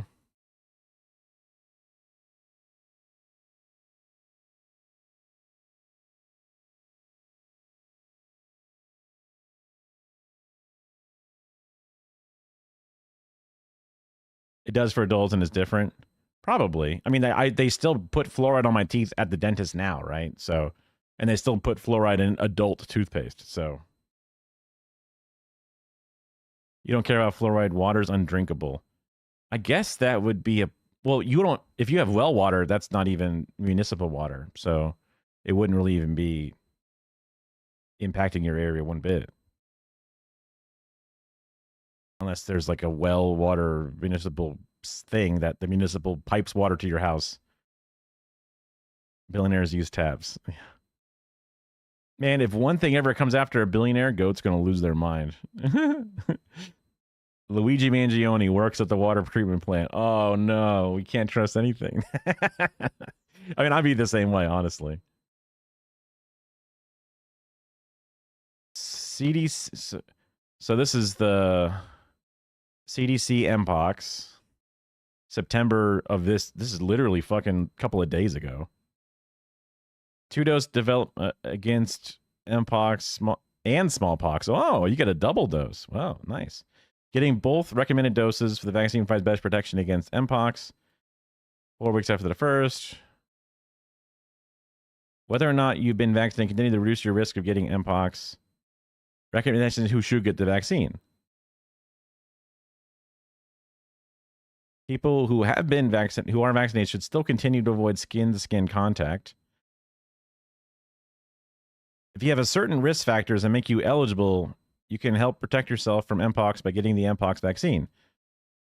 At this time, getting more than 2 vaccines isn't recommended. You don't need any more, even if you've been exposed. If you recover from Mpox, does not recommend that you get the vaccine dose at this time. While it is possible for you to recover from Mpox to get Mpox, is very rare. If they did get it again, milder than the first time. Countries expecting person-to-person clade 1 Mpox spread. People traveling to countries with clade 1 outbreaks or new clade 2 outbreaks. Countries clade 1 Burundi, Central African Republic, Democratic Republic of Congo, Ethiopia, Kenya, Malawi, Mozambique, Republic of Congo, Rwanda, South Sudan, Tunisia, Uganda, Zambia. Countries with new clade 2 outbreaks include Liberia and Sierra Leone. Recognition vaccine if exposure to someone with Mpox, had a sex partner in the past 2 weeks who was diagnosed, you are gay, bisexual, other man who has sex with men, MSM, or someone who has sex with gay, bisexual, other MSM who are in the past 6 months had any of the following.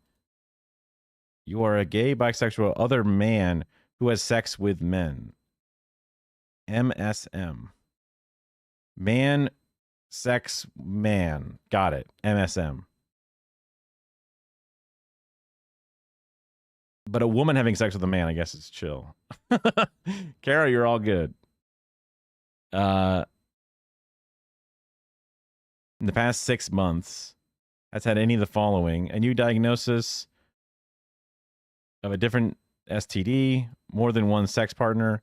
You had any of the following in the past 6 months. Only having one sex partner, I guess, you're safe. Sex at a commercial sex venue. Like a sex club or bathhouse? Is there a commercial sex venue?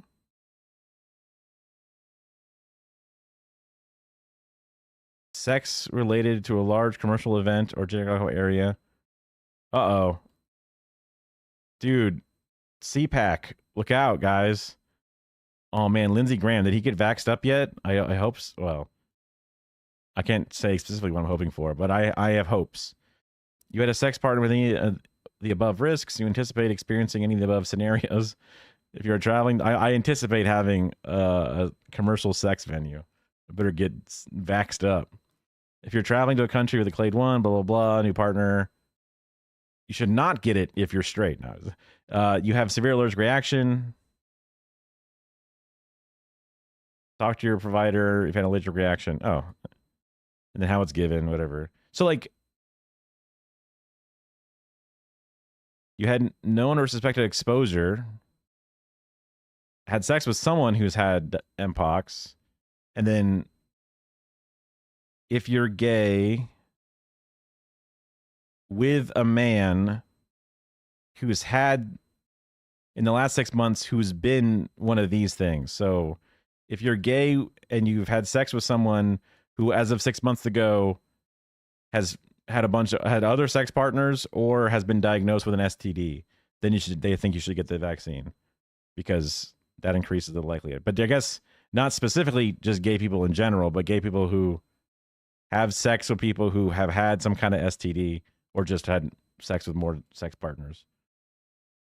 But it still does seem like it's leaning towards the gay community specifically, obviously. Fluoride isn't really as good for teeth as made out. It weakens the inside, so you get tooth blowing out. I had 8 teeth do it. Microscopic hole ended up rotting out inside. The tooth ruptures. You might be thinking of fluorisis, whatever it is, but that's only if you have way too much fluoride. Like, you had like mottled teeth or blotted teeth that are like all brown and disformed? I've heard nothing about. I did a decent amount of research on it when I was writing a video that I never made, but never heard about it weakening the inside of your teeth so it blows out. 8 teeth do it?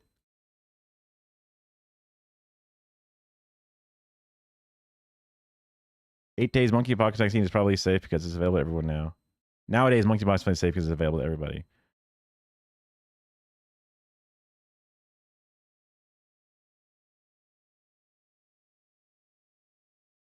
See how much gay shit's in here, freaky shit. Well, it's just because it was prolific in the gay community, right?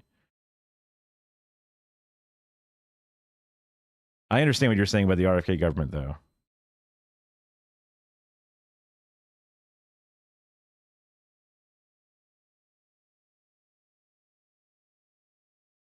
They are replacing people like one of the heads of one of the organizations. Hey, Zoomers are way ahead of you on the not having sex part, I guess, according to some people. They're the one guy who's in charge of something. He's like selling human organs or something. He was all on in favor of because it will help out the poor people if they can sell a kidney they don't need. And it's like that you don't see. Oh my God, that's crazy. It's like right now the system is who needs a kidney or a liver the most. That's who gets it. But they want who can afford it. They want the rich people to get those things first. Which is like, because even if you are a rich fucker, you can probably get around it. But like the idea is, even if you are able to afford it or whatever, if you show up to the line of people who need a kidney or need a liver, you end up in the back of the line if you are a chronic alcoholic or something. Because if you're going to get a liver, you're going to fucking take care of it. We're not going to give you a liver if you're just going to ruin it again. So like the need, who needs it the most? A person who's dying of cirrhosis and has no actual desire to change their habits is at the end of the list. I guess if there's just a liver sitting here and no one else needs it, they'll give it to you. But like if someone who could actually take advantage of that liver needs it first, they get it first. And they don't like that. They want to just keep constantly putting new livers in themselves so they can drink themselves and never have any consequences. Or whatever the problem is, right? You know. Well, you know, I got my house because I got crushed by a pesticide truck and I had a little bit of extra money for about 5 or 6 years. Well, I guess it was like 7 years. But nowadays, maybe the Gen Alpha can sell half their liver and let it grow back over time as they sell their plasma and their other kidney. And then they can have, you know, a down payment on a car. Then they can just get into the gig economy and then start grinding, and then they'll be just fine in our new system. They can't afford the AI self-driving doesn't work, so they'll just get a neuro chip put into their brain, so that way it can make them grow organs faster, and they can drive cars on Uber for the rich. But it removes their mouths, so they don't talk uncomfortably, right? Yeah, get crushed. And then somehow survive. That's the tricky part. You know.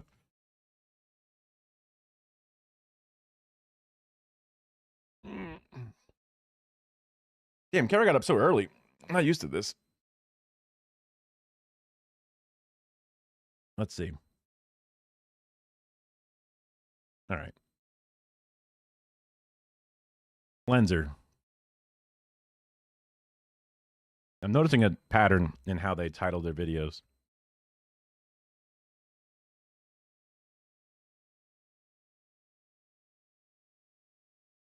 All right. Hello everyone, this is your Daily Dose of Pets. This little guy thought it was grass. Oh, what an idiot.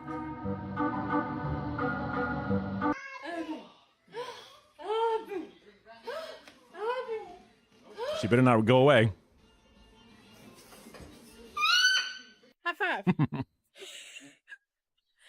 five. High five. What the hell? Ooh, oh no. Be honest, do we look alike? No, you did me dirty.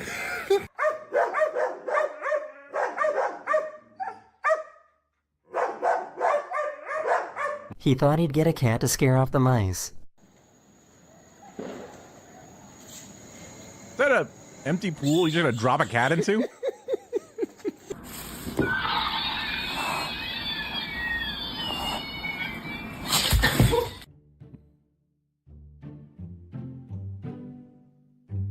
A big face.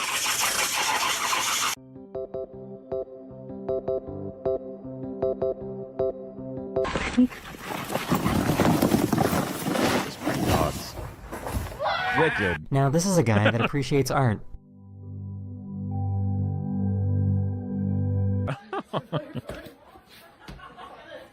Dumb but cute.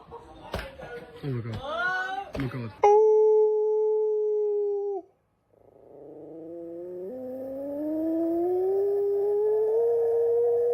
What an old puppy.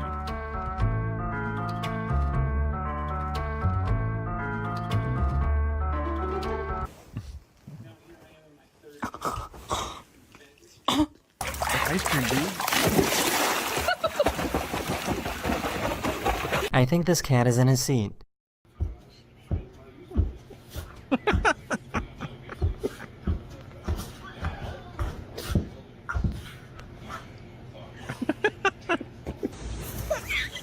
That dog is jacked, dude.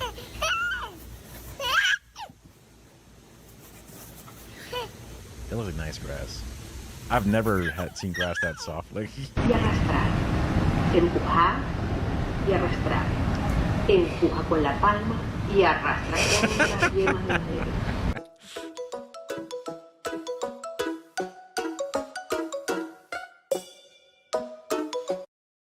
rat lady or snake guy?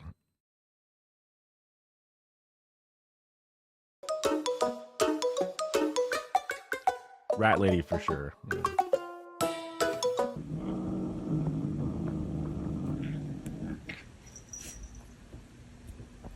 Yeah. This dog makes his own entertainment.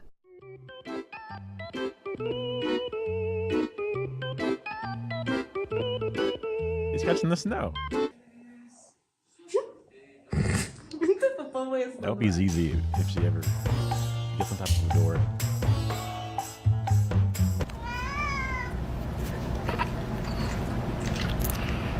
That's a hitting pose right there.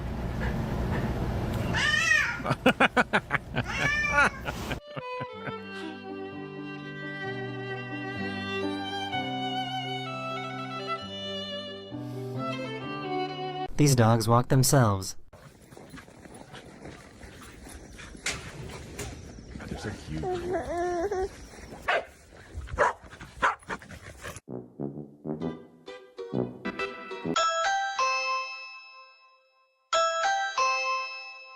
This guy isn't a fan of bugs.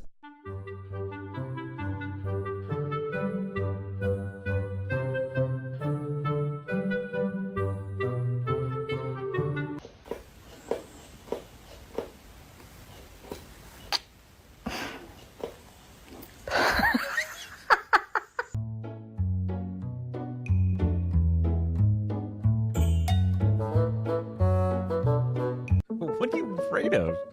Yoda?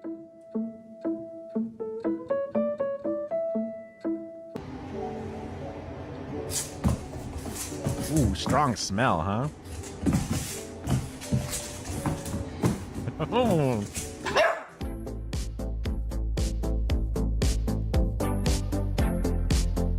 This guy does not like his nails being trimmed. We don't even have a Ring doorbell. I guess your dad used to do that.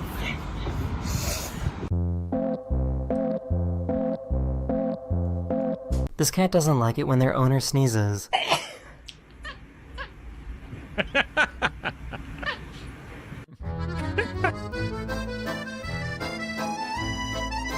What is that, like an egg and ham sandwich?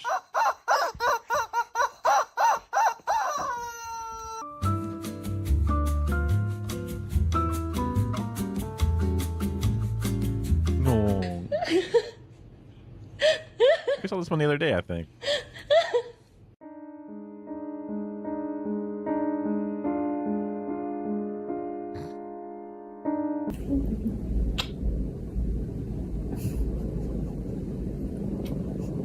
What the fuck? Oh.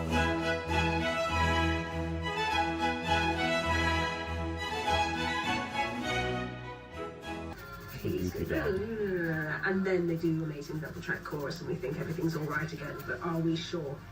So what you're expecting is a little person feeling sorry for themselves, and then you get pop music, then you get disco. And I think that's absolutely fascinating, is that's what they honed, and that's the craft. These two are best friends.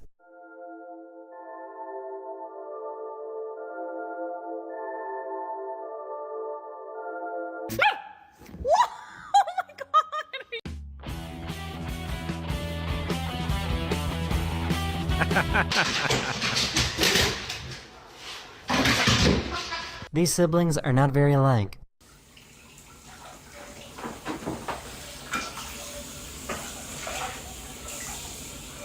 God, look at that ruined chair.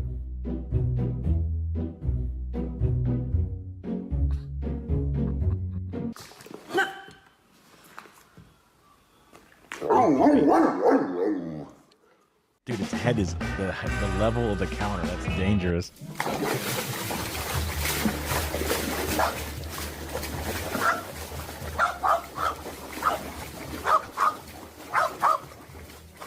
It's a washing machine.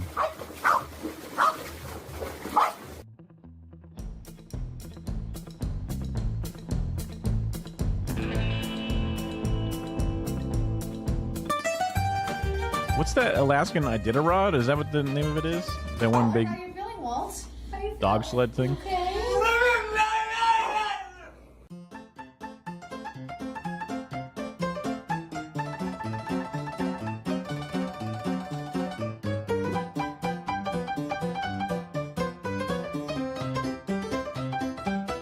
Going to the dog park for that one. Dumbass! Yo, bro, could I pet?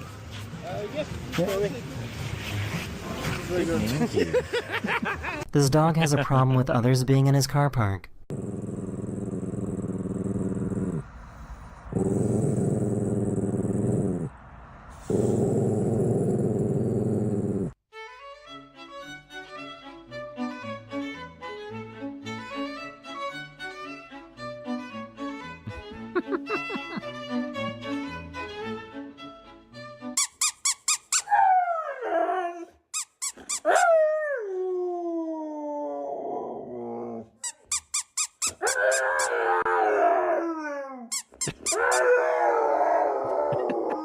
Spending too much time around humans that scream.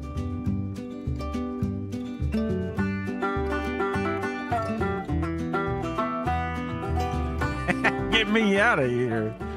Mikey, what are you doing? Can you please get off of her? Hey! Hey! Mikey! Mikey! Really? Mookie, get off of her! The lady seems more mad than the dog did.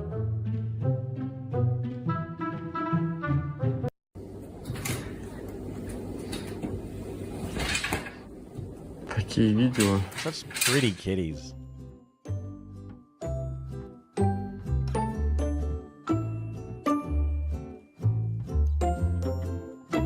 Why did X go twice?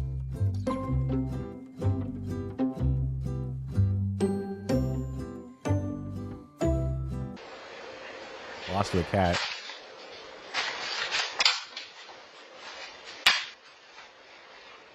Ooh, what the hell? Is that a sandwich? I thought it was like a... Oh, yeah.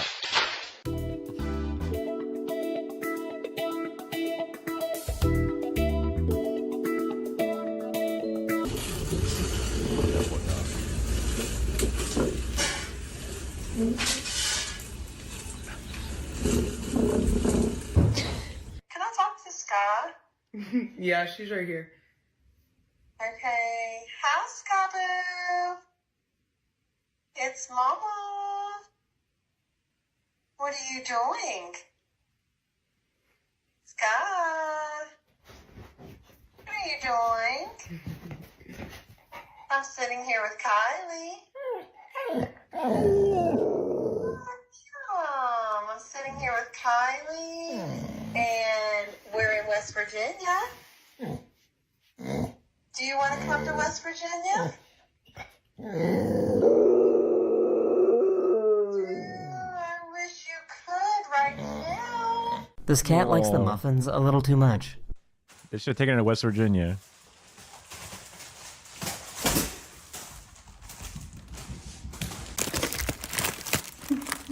Smokey! What are you doing? What are you doing? Oh my God. Dude, you're gonna roll out. Move so I can shut it. He wants it open. What are you doing? Move. Oh my God. People say to get your cats a concrete block. Just get, oh my gosh. That is the end of this video. I hope you enjoyed. And I'll see you guys again very, very soon. Later. That was nice. I appreciate that. That was nice.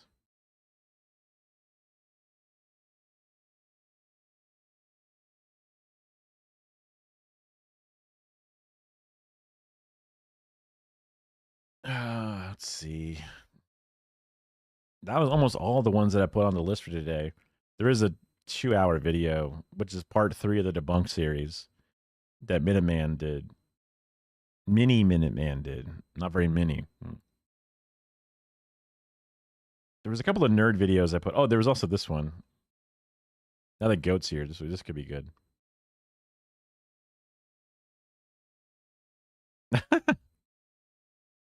Well, you better take that dog to West Virginia. If you go, you better take that dog. Is traditional Moldavian friendship cake. Robin's right. He has a strange artistic Right you are. A monster umbrella.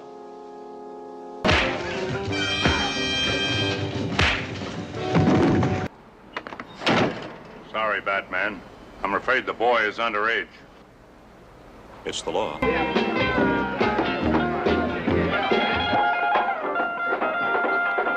Glee for the Riddler. Gloom for Batman. Hi, Batman. Hi.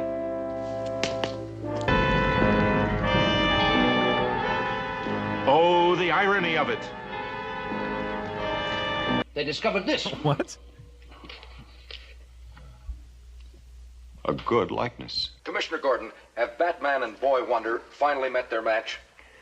Well, let me say this, Fred. I'd hate to think so. Boy, how I'd like to top him with a punchline. Quiet. A riddle a day keeps the Riddler away. I won't forget you told me that. Which is this Tim or is this Dick? Which one is this? Which Adam West looks insanely young here. Holy fuck. Which Robin is this? This is Dick. Okay. Don't. I'll bet that would tell us the location of the bomb, all right. Well, stop fiddling with that atomic pile and come down here.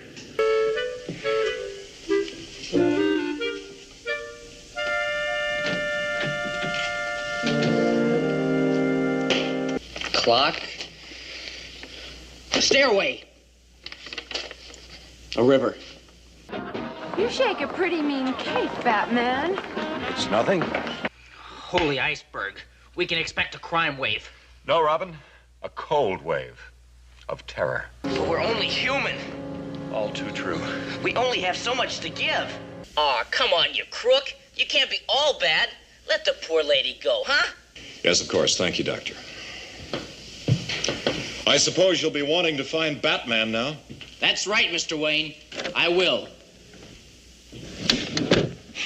Egabs, what sorcery is this? No sorcery.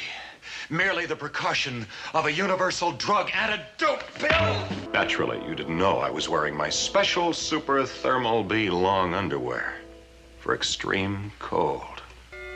First I toy, then I destroy. Have you ordered the airplane to go zoom, zoom, zoom? No! No! Nobody says no to me, never. That dude's helmet looks like a giant penis. Am I not right? I am right. Good night, sweet guard.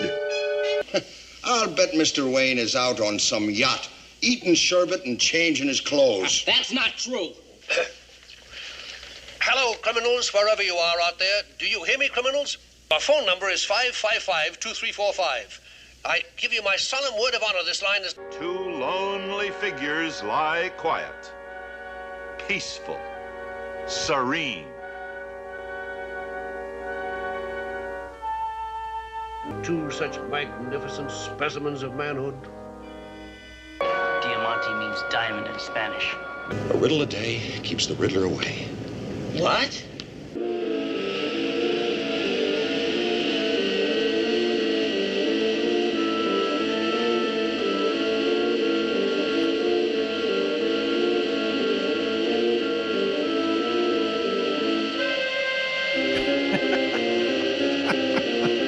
Most obviously stuffed puppets put on these fans.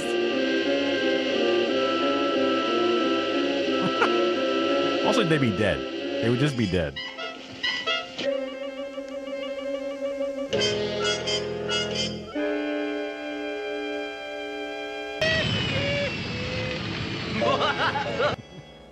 Is Robin cool?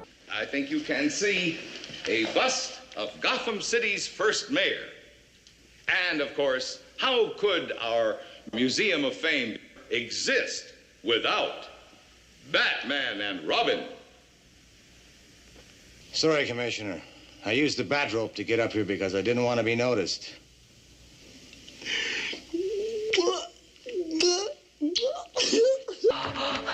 Sorry.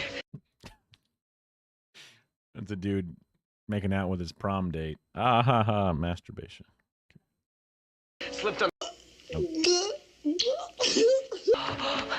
Sorry. Slipped on the baked Alaska. How is she?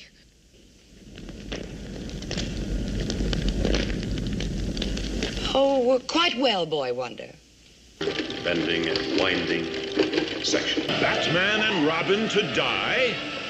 Couldn't we talk it over, handsome? Poor deluded child.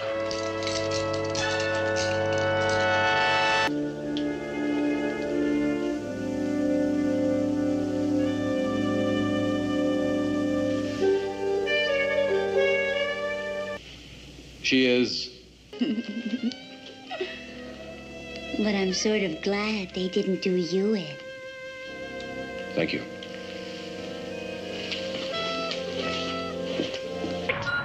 Back, everyone! Back! Take cover! It could be explosive! Wow! Curious. It looks like an ordinary umbrella, except for its unusual size. Oh, well. We've come a long way from the Prime Minister's exploding cake. Maybe they didn't have it.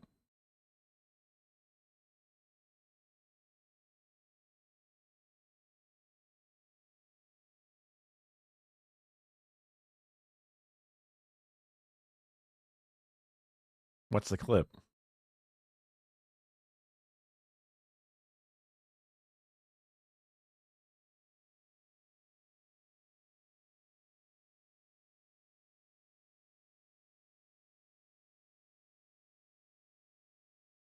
It's been a while since I've seen a Folding Ideas video. There was a couple of really big ones on crypto bullshit a while back, and I saw that he had made another one, and I was curious what it was.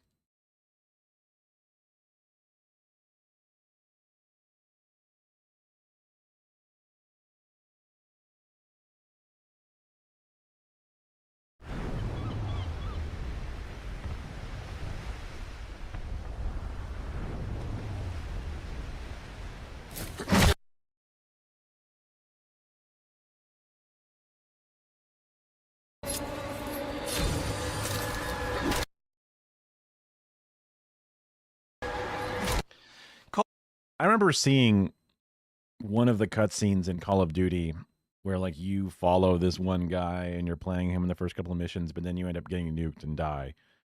And you're like crawling through the wasteland of a just happened nuke as you then die. And I was kind of like, whoa, crazy. kind of like scenes, and I guess that's a similar scene. I haven't played the whatever game that's from, but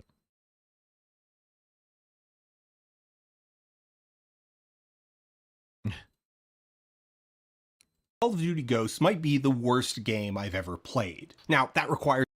Ooh, shit. I'm just trying to move the thing. Now, that requires a lot of qualification and humming and hawing and generally being annoying, but such is the cost of these things. Ghosts occupies an odd place within the megalithic franchise that is Call of Duty. At this point, it sits roughly in the middle, being the 10th main title in a series with 21 full banner annual releases. It begs us to ask, what is a Call of Duty? Well, back in the late 18th century, modern nation-states as we know them began to coalesce within a new ideology called nationalism, which will differentiate with a small n to distinguish it from the nationalist political movements that would arise in the 20th century. Within small n nationalism, people began to view themselves as part of a new national identity that encompassed or even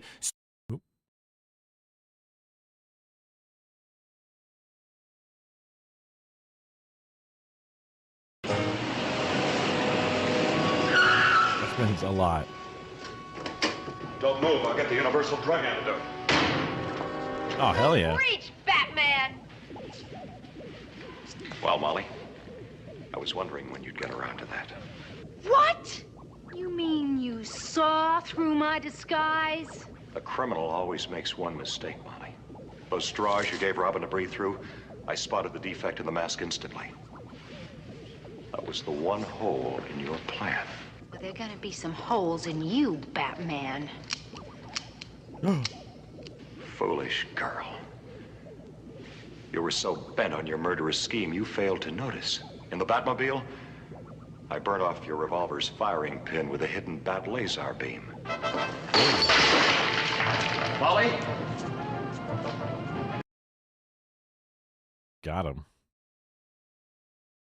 Not sure why it was stretched, but superseded their local ethnic identities. This would lead to a bunch of stuff.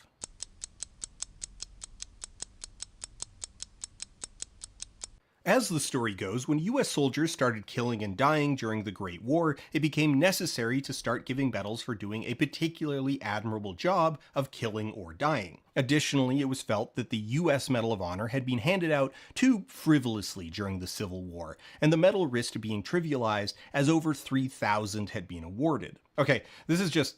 It turns out this was a huge boondoggle, actually a double boondoggle. Look, I had to play Call of Duty Ghosts like a dozen times to make this. Y'all are gonna sit there and listen to my goddamn research. President Woodrow Wilson ordered the War Department to do a review of the system, and the committee in turn revoked 911 Legacy Medals of Honor. Boondoggle 1 is that apparently in the Civil War, tons of Medals of Honor, being the only award that... That's fucking brutal. They go, actually, under further review, fuck you. Give me that medal back. What? Military had at the time were handed out for some pretty suspect reasons. Many had been promised basically as a recruitment bonus, over 500 were awarded to a unit that had already gone home for a mission they didn't do, and Buffalo Bill wasn't even in the military at the time he did the thing that got him the medal. Boondoggle number 2 was that Buffalo Bill, for better or worse an American icon, had his Medal of Honor stripped from him the week that he died. Battlefield surgeon Dr. Mary Edwards Walker, who got her recommendation from Sherman himself and spent 4 months of the war in a Confederate POW camp, was one of 9 civilian surgeons to be awarded the medal, and the only one to have it revoked. She was also the only woman to have ever, even to this day, been awarded the Medal of Honor. Just to not leave that story hanging, she refused to return it to Congress and wore it proudly until she died in 1919 at the age of 86. Congress did eventually reinstate her award in 1977. However, amidst the bureaucracy and sexism, a phrase was born. Miller. If he was at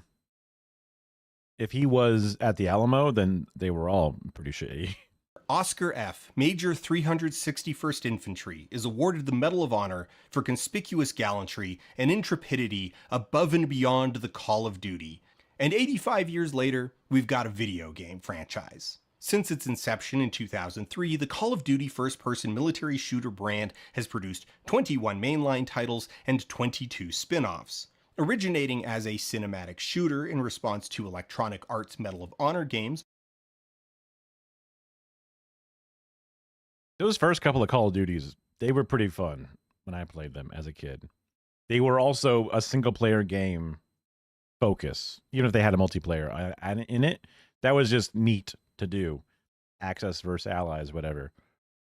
But like Call of Duty 1, Call of Duty 2, Call of Duty 2 was the one I played a shit ton of. I can't remember if Call of Duty 2 was the one that basically just had enemy at the gates as its Eastern Front side of the war. But that's a kind of a cool movie as a kid. And I loved it. And the game was cool to play as well.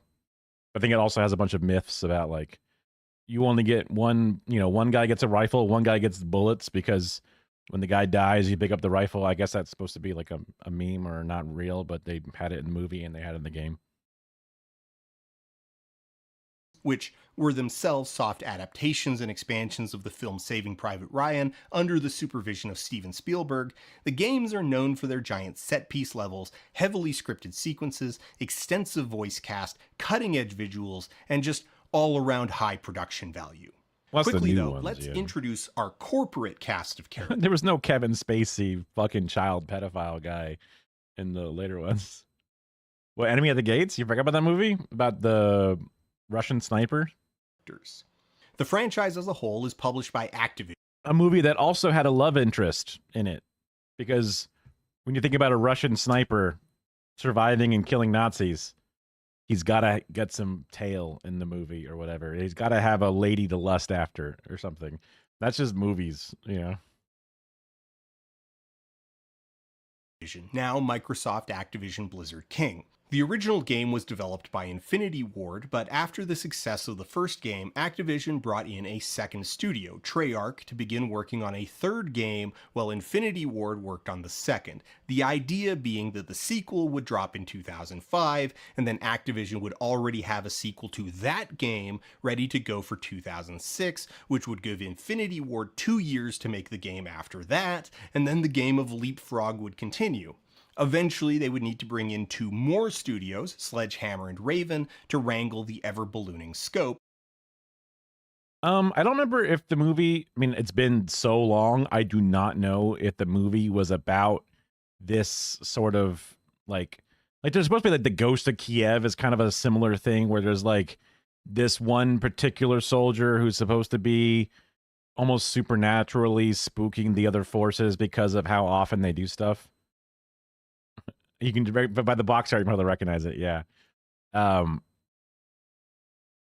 I don't know if you're supposed to follow. I think you're just playing like some Yuri guy. I think you're just playing some guy, but you might be a part of that deeper myth or something. I'm not really sure exactly. It's been long enough that I forget. But we're getting ahead of ourselves.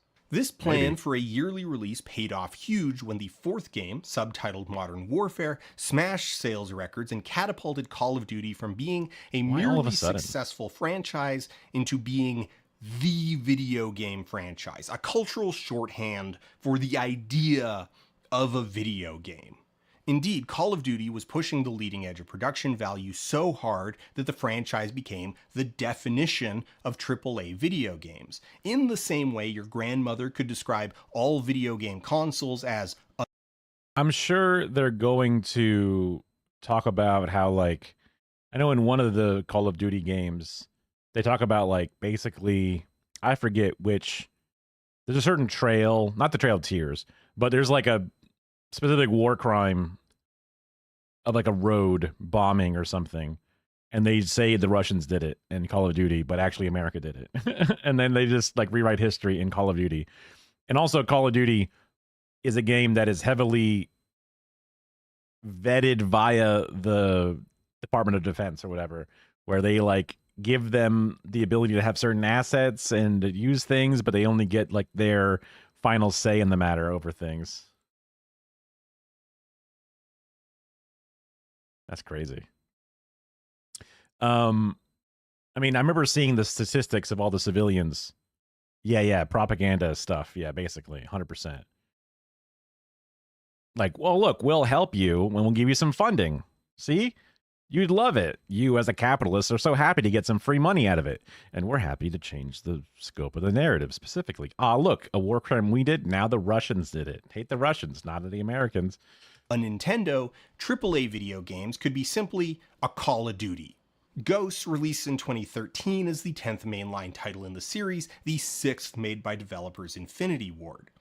The game follows two brothers, Logan and Hesh Walker, as they shoot their way through a series of nonsense levels strung together by a jingoistic plot rooted deeply in American insecurity that was bubbling up as the global war on terror solidly entered its second decade. It is the near future. God bless it. Great energy-producing deserts in the Middle East have been destroyed by war, cutting off much of America's energy, leading to a collapse and a decline. In the power vacuum that followed, South America has been united or conquered under the banner of the Federation of the Americas, often simply referred to as the Fed. The game opens as two astronauts perform maintenance on the control station for the orbital weapon Odin, a kinetic bombardment system utilizing tungsten rods dropped from space, an impractical but popular pop culture weapon often shorthanded as rods from God. As they are performing the finishing checks on this decidedly military superweapon, the station is attacked and hijacked by Fed forces who gain entry by posing as an American supply shuttle. The Fed successfully target and bomb a large swath of Southern California, Texas, and Florida before the temporary prologue protagonist, or prologonist, destabilizes its orbit and burns up in the atmosphere. That sounds grammatically incorrect, so just to be clear, both the prologonist and Odin burn up in the atmosphere. Parallel to this, Elias Walker tells his sons the origin story of a fabled special ops team called the Ghosts. It was a different time, a different enemy. Well, this is weird because this is like an alternate history, obviously, in this version of Call of Duty. 60 men from Tier 1 teams were sent to face down a force of 500 enemy fighters. Okay, this is a Thermopylae situation, right? Their objective, to force the enemy back from a civilian hospital. A 300 for a modern age. In this other backstory, in another time, another war, 60 men from a joint special ops team were tasked with guarding a hospital, and they get obliterated over the course of a couple nights. 60 become 15, and eventually these remaining 15, they evacuate the hospital and send one of their own as an escort. Then it's like, yeah, whenever there's like a near future stuff, it always feels a little, I don't know, it's like it's not sci-fi enough to be sci-fi, and it's too... but it's too futuristic to feel real world. It's just kind of like a weird mix. Like Battlefield 2142 was always like, oh, these guns are kind of weird and these airplanes are kind of weird and it's kind of whatever. It doesn't feel... It's too fake to feel real, and it's not fake enough to be fun. The remaining 14 cover themselves in blood and my sand and hide under the bodies to ambush the enemy fighters. The prose in this story is florid, reverential, bordering on spiritual ecstasy. They are baptized with blood and anointed by the sand, then massacre the opposition with hit-and-run tactics that are so sick and badass that the one remaining enemy fighter goes crazy. He expressed warnings to others of a force so menacing and unbeatable, it could only be described as supernatural. He called them ghosts.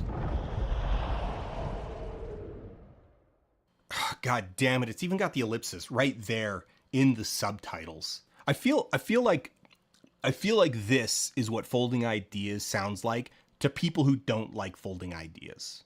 This literal campfire story is then interrupted by the rods from God falling on San Diego as the Fed uses Odin to obliterate basically everything south of Santa Monica. The body of the game takes place 10 years later, long after the war with the Fed has come to a stalemate. It's not really relevant to anything, and you need to dig into the codex entries to sort it out, but basically the US military doesn't have branches anymore. It's all just one big blob, which is really just the underlying justification for the main characters, Logan and Hesh, to run around doing whatever the designers thought was cool. After a tutorial mission and some walk and talk, the boys are... Rule of cool is valid, IMO, right? I mean, I guess a lot of military game enjoyers are military dudes, right? But I don't give a fuck about the way the military is structured, right? Sent out to scout some Fed salvage operation back in San Diego, their first big mission beyond the massive border wall the US has built. They are assisted on their... A U.S. border wall. What a crazy idea. I don't know what era this game came out. Missions by the game's spectacle. The exact Timeline. timeline. Feature Riley, a trained German Shepherd, and his doggy Cam sneak attack.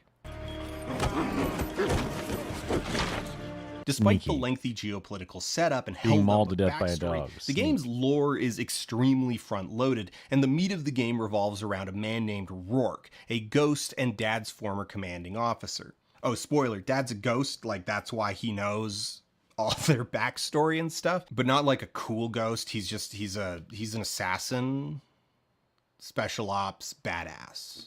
It's treated as a twist. It's treated as a twist. They play it like it's a real twist that you didn't see coming. But your father's not there anymore. Dad, this whole time you were one of them. You're a ghost. Right, the ghost. So Rourke, along with your dad, was one of the original 14 ghosts who were anointed with sand after defending the hospital, and his psych profile is basically that he's Rambo, but like Rambo 3 or Rambo 4 Rambo, not really First Blood Rambo. Rourke went missing in Caracas 2 years before the Odin incident and was presumed dead. When the Fed threatened all of South America and ordered all US-born residents killed or imprisoned, the US preemptively invaded Venezuela and sent the Ghost to assassinate Fed leadership in a mission that culminates in Federation leader General Almagro ordering a missile strike on a massive dam overlooking the city. Now, this self-destructive action here, we're going to have to set aside the fact that America's enemies are so insane they'll nuke themselves was already a recurring plot beat in the franchise by this point, so we can instead focus on the silliness of the scenario. If Western media gets accused of playing fast and loose with its audience's lack of knowledge of the rest of the world, few other instances will really compete with this game, stashing 1 billion gallons of water a kilometer in the air above the Caribbean Sea. So the ghosts do successfully assassinate General Almagro. You play as Would have worked on me. I didn't know shit about that. your dad Elias for this mission and shoot him yourself, but the helicopter crashes, Rourke falls into the water, and after weeks of searching for his body, the ghosts are pulled from Caracas and Rourke is declared MIA.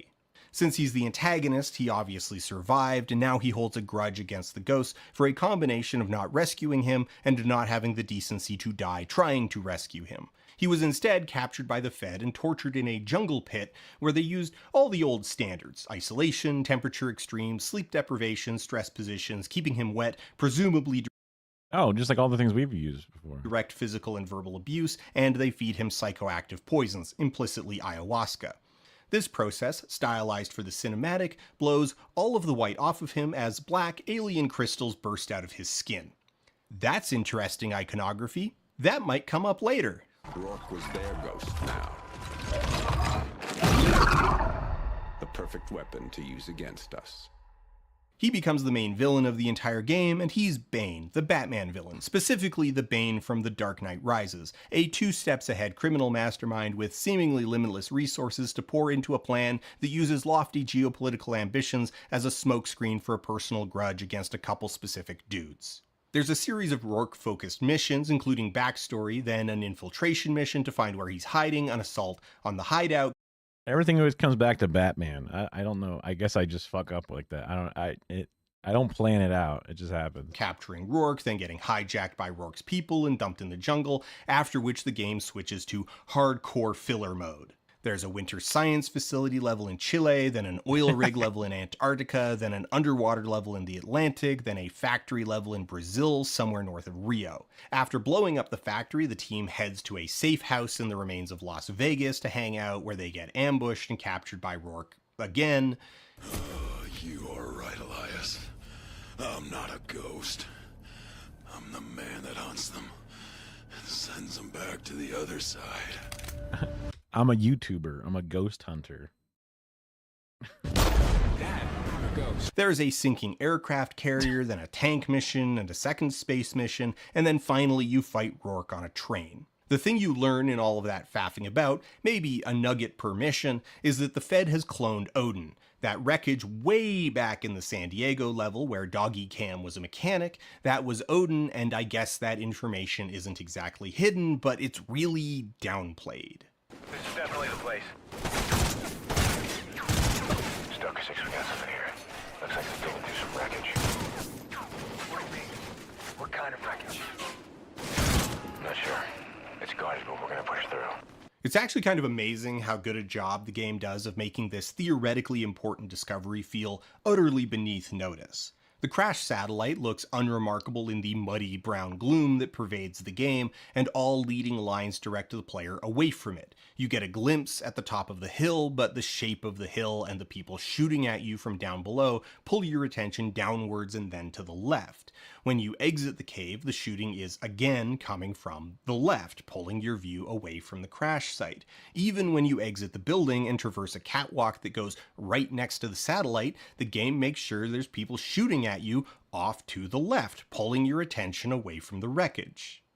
In glimpses and fragments, this crashed satellite just looks like indistinct industrial wreckage, a refinery or a silo of some kind, not a grounded weapon of mass destruction that's the reason everyone's in this mess in the first place.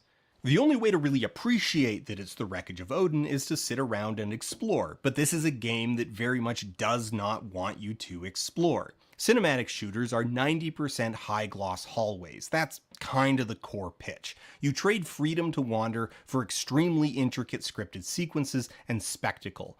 Wandering off is almost always tightly constrained. A door that you aren't explicitly directed to open will almost never open. A side hallway that isn't part of a shooting arena will almost always dead end quickly with nothing to see. In the case of the Odin wreckage, poking around is explicitly punished by falling into radioactive kill zones, sending you back to the previous checkpoint. Curiosity in the genre is structurally discouraged. So nominally, Logan and Hesh were sent to San Diego to figure out what the Fed is rooting around looking for, but when they find it, they just go, I don't know, some big busted thing. Looks expensive. And are then immediately derailed by Rourke capturing a ghost named Ajax, at which point the actual mission is discarded in lieu of meeting up with ghosts Merrick and Keegan and heading off to rescue Ajax from the ruins of Dodger Stadium. So the fact that the Federation is rooting around in the wreckage of Odin is uncovered in Chapter 3 and then deemed so unremarkable that aside from a stray mention in Chapter 9, it isn't really relevant again until Chapter 13 when the team stumbles into a factory loading up Federation Odin clones, a project called Loki, named after the shape-shifting infiltrator that ends the world. Now, here's the very important thing to remember about Loki. It is said out loud to call your attention to this. The important thing to note about the clone of the orbital penetrating rod weapon of mass destruction built by the South Americans is that theirs is smaller. It's less girthy, it's not quite as potent, but it is significantly more numerous. Yeah, these are smaller, but there's a lot more of them. There might be some symbolism in there, I don't know. There's another space mission where Americans hijack Loki and start raining hell down on South America. You drive a tank, you fight Rourke on a train. You eventually shoot him and your brother, and all of the windows crack, like blow open, he drowns, and you and your brother sit on a beach watching the world burn as the credits start to roll before the inevitable and tragic sequel bait when an apparently immortal Rourke kidnaps Logan, that's you, and drags him off with a post-credits clip implying that Logan is being subjected to the same jungle drug torture brainwashing as Rourke was. So, Ghosts falls apart in basically every way. Like, if we're talking about a bad game, what are the ways in which a game can be bad? They can be just technically bad, unstable as software that doesn't launch right, crashes frequently, or breaks at the programming level. That's one type of bad. It can be just not particularly fun to push the buttons, like the responsiveness of it, or the feedback that you get, or the rewards that you get, the way that it respects or disrespects your time. Or it could be offensive on some narrative level. The story is full of holes, it isn't told in a way that carries the player through, character motivations are vague or thin, actions and consequences don't really seem to line up, and maybe it espouses some morally reprehensible worldview. Ghosts is all of these. So the long story short behind all this is twofold. One is simply that games of this scope take, as a rule of thumb, about 3 years to make, and Activision had their studios cranking them out in barely 2. While Ghost was not noted for its development crunch, this is because it was still so ubiquitous and normalized across the AAA industry in the early teens that it was deemed unremarkable. A contemporary Guardian article about the development of Ghost opens by talking about crunch in an extremely matter-of-fact way, like how you would say that being a sailor involves the risk of getting wet. The second is that around the release of Modern Warfare 2, Infinity Ward went through a major upheaval. Studio co-founders Vince Zampella and Jason West had wanted to sever Modern Warfare from the Call of Duty brand, getting Infinity Ward a bigger slice of the record-breaking pie. When Activision caught wind of this, all hell broke loose. The two were fired, then they sued Activision for basically manufacturing cause for their dismissal, then Activision countersued, calling them insubordinate and self-serving schemers who attempted to hijack Activision's assets for their own personal gain. This got very messy. It came out that Activision had a thing called Project Icebreaker that West and Zampella alleged was a scheme to oust them from Infinity Ward, while Activision insisted in their defense that Icebreaker was merely a scheme to spy on employee emails in order to improve the relationship with the studio. In the fallout, almost 4 dozen devs departed Infinity Ward in solidarity, leaving a big old hole in Infinity Ward's dev team. While Modern Warfare 3 would ultimately come out on time, it was only because Activision brought in Raven and Sledgehammer to help finish the game. Afterwards, it was decided that the 2-year leapfrog cycle just wasn't enough time, and thus the third game out from that point would be developed by Sledgehammer, starting a 3-studio rotation. All this required was for the folks at Sledgehammer to be brought fully up to speed, not just finishing assets for a game already in progress, but working from scratch with the new engine and all the various intricacies of making a Call of Duty. This added workload on the remaining Infinity Ward staff, creating a massive technical debt that would ultimately be paid by Ghosts. None of the problems that plague Ghosts are unique to it, rather Ghosts is unique for suffering from every single problem that plagues AAA video game production. I have taken the liberty, for the sake of pacing and shaking things up a bit, of organizing all that into a numbered list. The focus in development was on getting the game ready for the launch of the PlayStation 4 and Xbox One, which left the PC version in a pretty bad state, with numerous development problems leading to frequent crashes to desktop, broken script triggers, and numerous soft locks. They fixed a lot of this over the years. It is a lot more stable these days if you play it on a modern machine, but it's still really easy to soft lock various levels because Call of Duty games are extremely complicated on a scripting level. If, in Chapter 2, you exit the tunnel into the LA River and immediately try and shoot down the helicopter, you can actually sort of shoot it down, but since it's supposed to come back later and you've already tripped the flag saying it's destroyed, it just never comes back for when you're actually supposed to shoot it down and the level soft locks.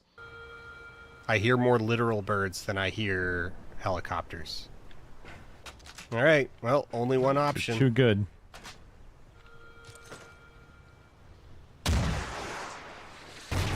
No! The experience of the game, the gameplay itself, is sluggish. Even sprinting feels more like a waddle. There's multiple vehicle segments that just do not function the way that you'd expect them to. The helicopter fights in particular have a very bizarre control. Get bad, bro, is kind of a banger sentence. I feel like I do that better than the best. Scheme that I still do not fully understand. Lateral movement works more or less like you'd expect, even if it feels terrible, but altitude control is semi-automated within a very shallow layer. It's very awkward if you expect the helicopter to control like a helicopter. Why is this always the way in? It's just kind of ugly. Even at the time, Call of Duty games were remarked on for being dominated by shades of brown, brown, green, gray-brown, and gray. Online comic strips like VG Cats were already mocking this trend in 2007, and yet 7 years later, Ghosts somehow takes that and makes it even worse. The brown-gray shooter has effectively become an archetype, and Call of Duty Ghosts is its avatar. The game's average color is taupe. This actually brings us to our next point, which we'll hand off to Folding Ideas' Mexican office.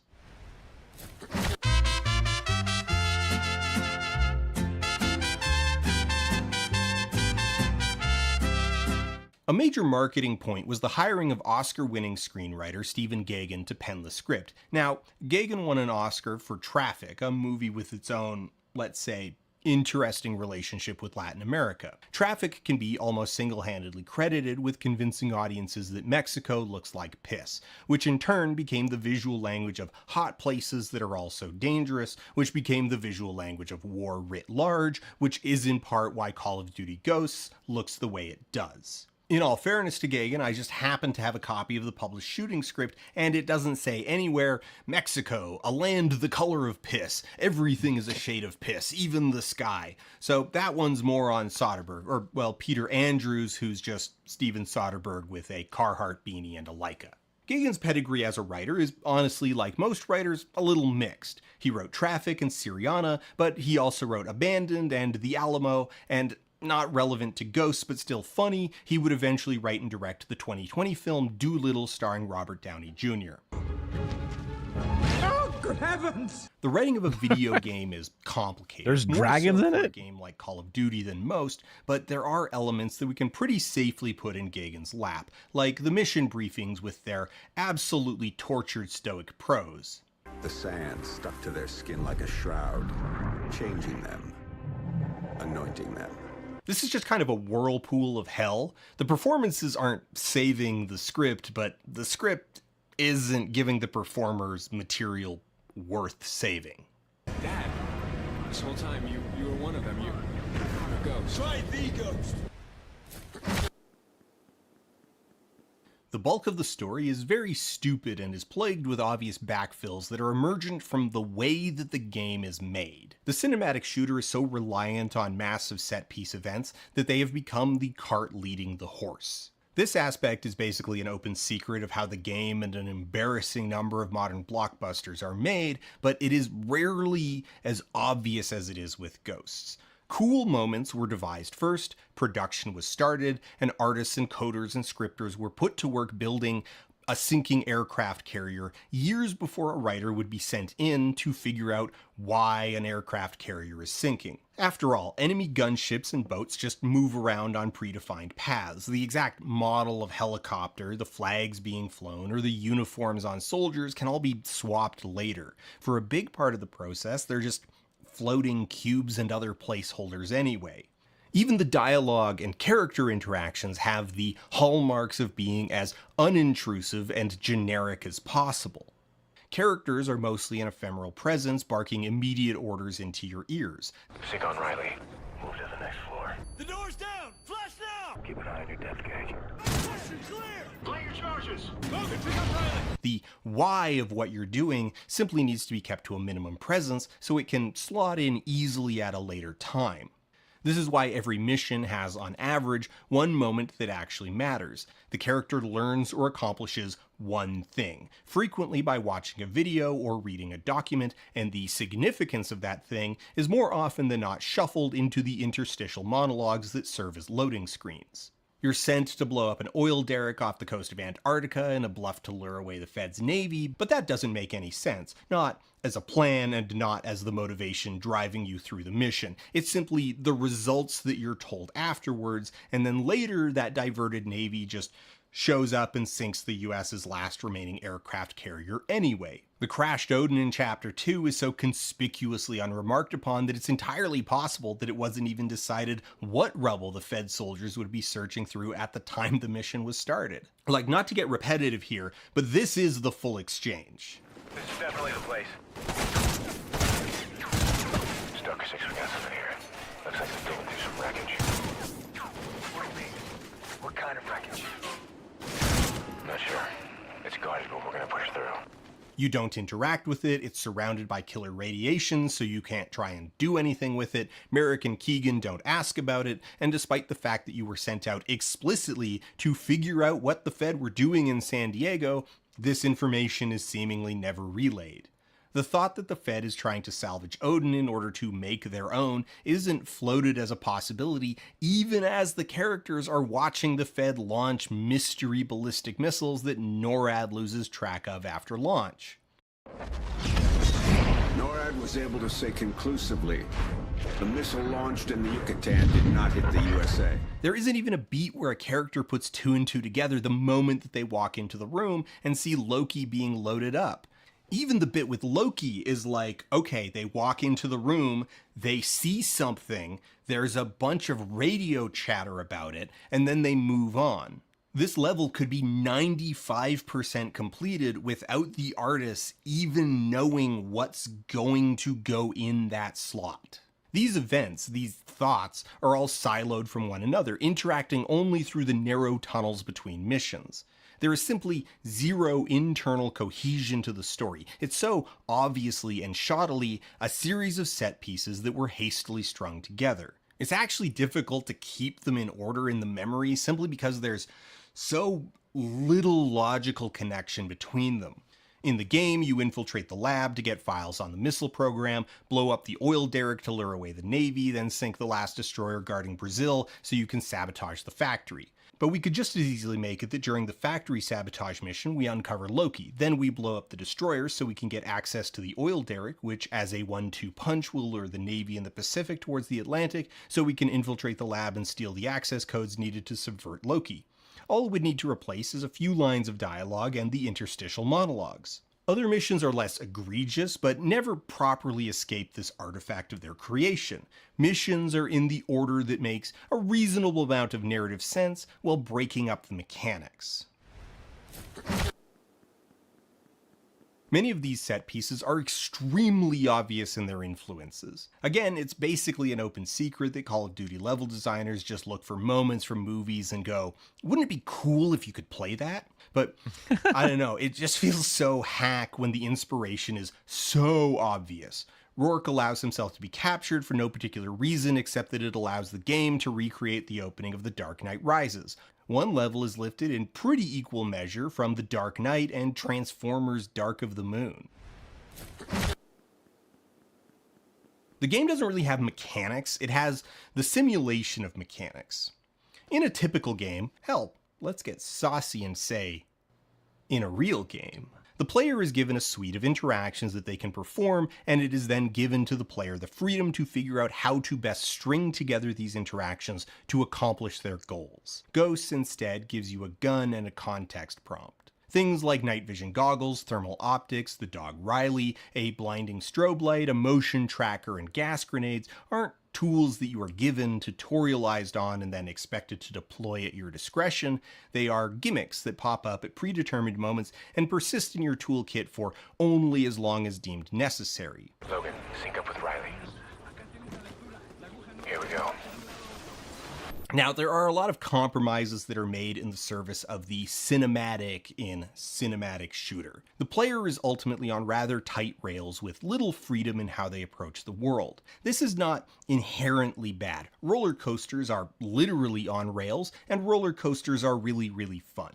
And at a certain level of abstraction, this is true about basically every game with a linear story. Using Doom 2016 as an example, while the player can backtrack through large areas of the game for a substantial chunk of the playtime, this is ultimately little more than the freedom to hunt for collectibles, as the actual bang bang pew pew rip and tear gameplay remains constrained to a predetermined chute you must climb into if you want to rip cacodemon eyeballs out. The argument in favor of rails is that they are needed to provide a kind of tightly crafted experience that a freer sort of sandbox environment just can't deliver. But with that comes an unspoken contract, that I, as a player, am ceding an amount of control in exchange for something impactful, and the expectations that the rails will be reasonably well disguised. I shouldn't feel the rails, because the path forward should simply be the one that I most want to go down. This way for cacodemons and their eyeballs. Call of Duty Ghosts is littered with so many friction points, the poorly laid out levels, the obnoxious characters, the incoherent story, that the illusion, the buy-in, just falls apart. You begin to notice that you're thrust into situations where tools you were given earlier would be useful, but you don't have them, because they weren't actually tools in the first place, they were single scene gimmicks. There is a veneer of realism here in the sense that your commandos aren't going to be showing up with the same ever-ballooning kit of toys to every single mission, but that realism shreds like tissue paper when a very useful tool like the strobe light is only functional within a single specific room. The fake commitment to realism results in frankly boring gunplay. While you will occasionally stumble across a shotgun or machine gun, by and large you will spend the campaign cycling through a series of indistinct assault rifles. Step after boring step of the game is saturated with barked orders from your commanding officers who perpetually sound pissed off that they even need to deal with you, giving the distinct impression that the game not only feels obliged to hold your hand, but resents doing it too. You can stick with us, but you do what I say when I say it. Understood?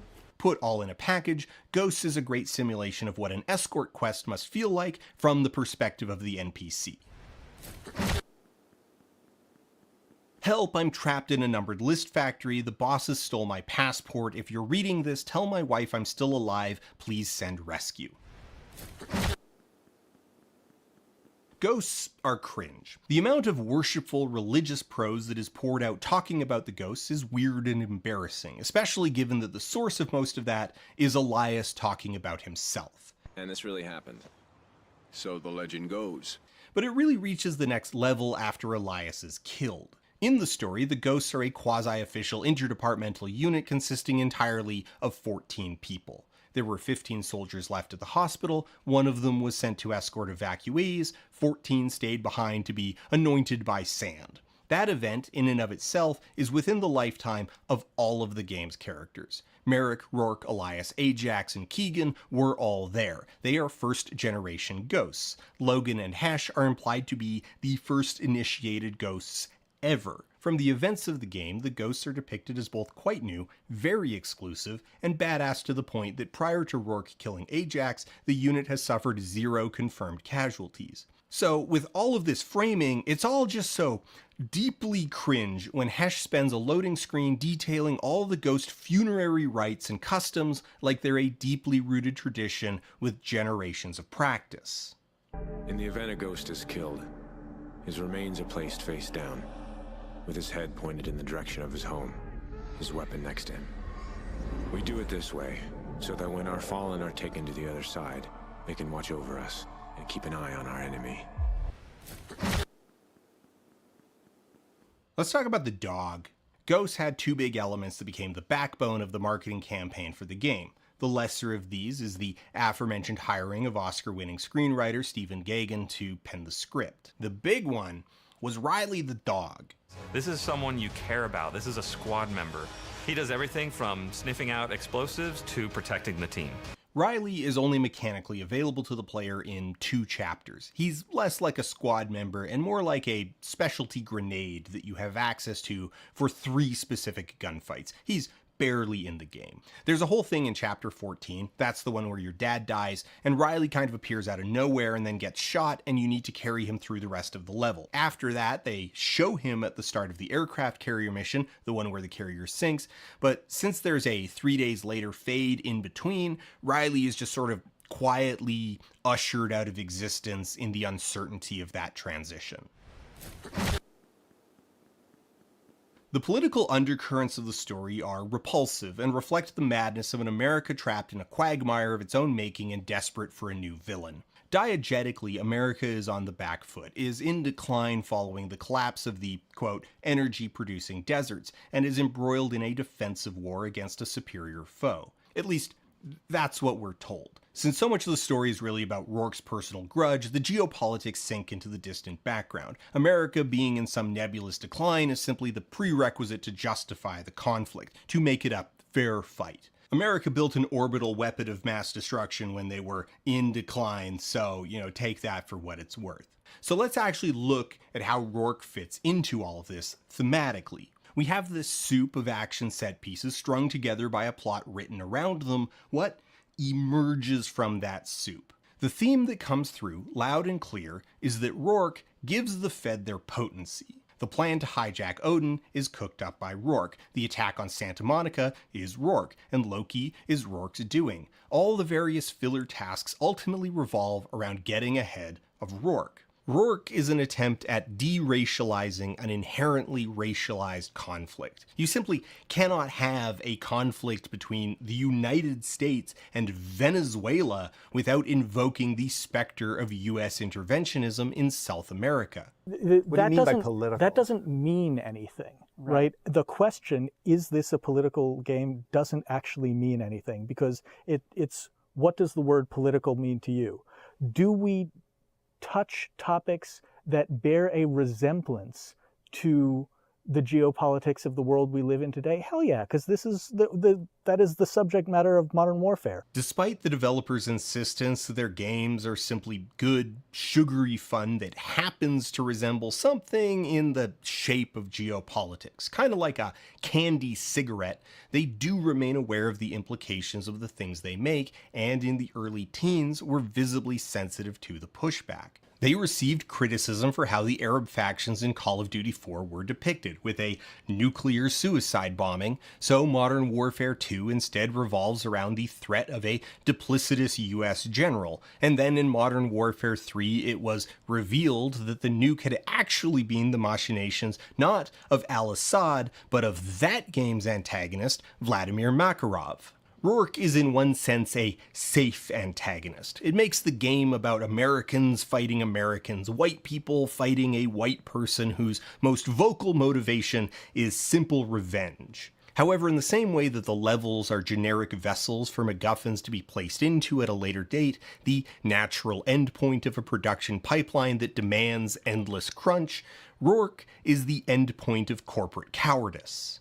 There is a potentially insightful conclusion down the path of the greatest threat to America is America itself, but this is not that. The message here isn't civil. It's not suggesting that America has invested so much in outward strength that it has become internally brittle, that the contradictions of American existence threaten the concept of America itself. The vulnerability isn't American hubris. The vulnerability is American subversion.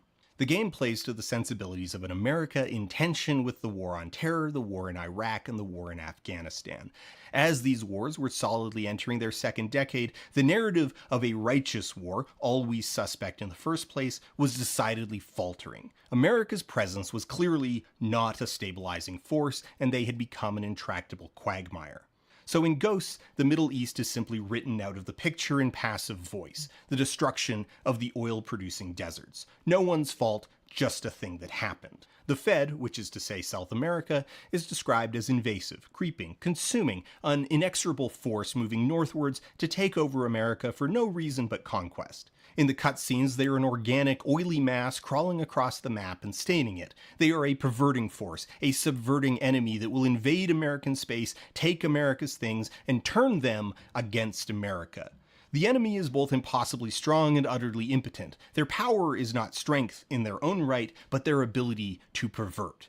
Rourke does not become disillusioned with America. That's not why he switches sides. While he definitely harbors a grudge against specific individuals, his heel turn is fully explained as brainwashing. He is tortured and drugged and converted into their ghost. And you know, there's that imagery. As the Federation torturers go to work on his soul, the whiteness is literally blasted off him, and black crystals rupture out of his body as he becomes their operative.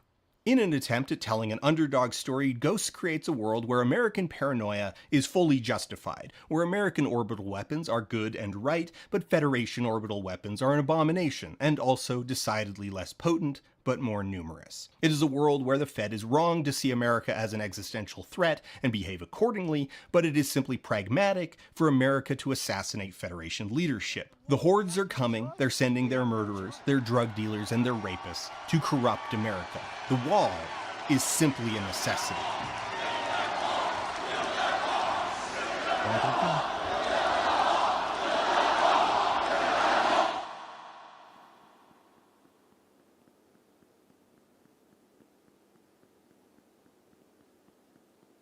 I don't think much, if any of this is intentional. Rather, it is my belief that Call of Duty Ghosts is a thoughtless product. These are the consequences of a bad, albeit Oscar winning writer simply trying to paint a broad stroke scene to efficiently communicate a stupid plot to an inattentive audience after he was handed a pile of half built set pieces and a vague corporate mandate for the overall shape and tone.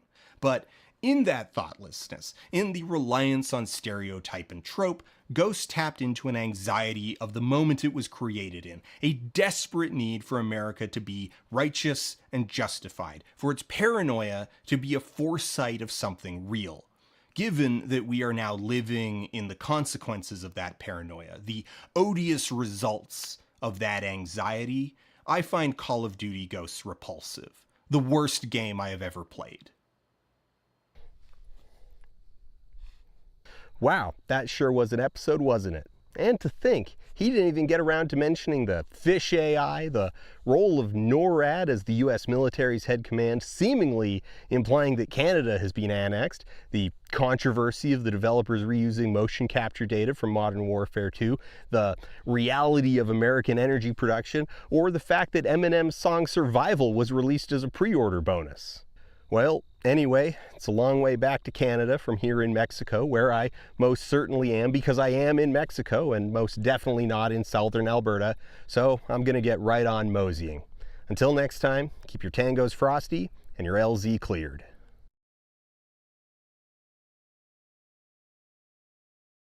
It's fucked up that to my subconscious brain, it does to me look like he's in Mexico.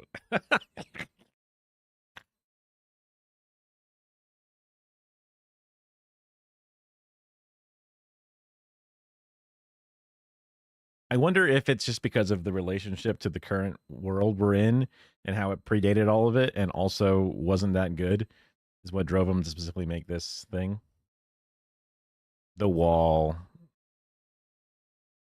the anti-South American heel turn, how it fits with their modern stuff. I think maybe I played a different Metro. I don't remember shit about it. Media comes in and it makes no impact on me other than like I am the audience that played these games. Even though I didn't play this game because I stopped playing these kind of games after a point because I just stopped buying them because I had other things to do, like World of Warcraft or Dota. Or Diablo 2.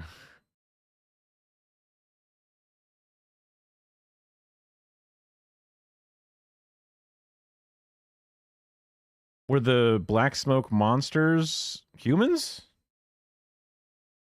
Or were they monsters? I guess they're sentient.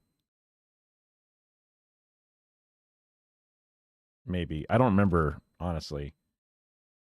I don't remember that Metro fought non-humans. Oh, they're just humans. Oh. But they're black smoke. I don't know. I don't remember them all that much.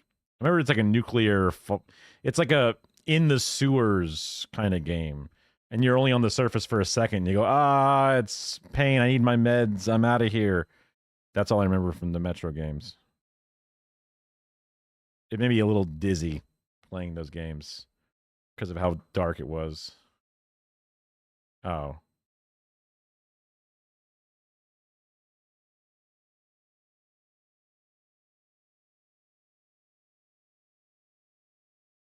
I'm not going to debate the ethics of this different form of game or different form of humanity rationalized crimes in this game because I don't remember any of them.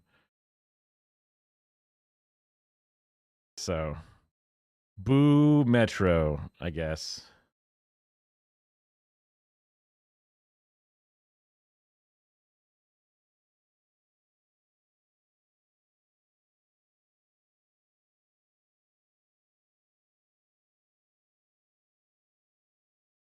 Do they kill you?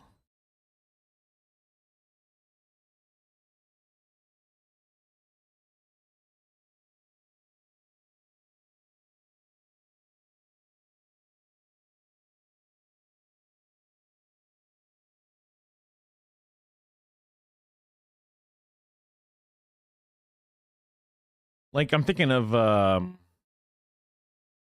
what was it? There's like the movie with Will Smith, I Am Legend, where like there's these like the world is ended. That is not justify mass genocide. I guess it doesn't. I don't know. Like I don't. Again, I'm not trying to make a thing about this game. I don't remember this game enough to talk about it. Basically, I remember them being not humans. I guess at best, I barely remember the game at all. Okay, welcome back to Gary's Economics. Today we are going to teach you how to argue. It's a fake game about fake things. It's hard. I don't know. It's hard to remember it specifically, and I don't want to defend it at the same time. It's just I don't want to be attacked for not properly hating a thing I don't remember, I guess. With your friends about wealth taxes.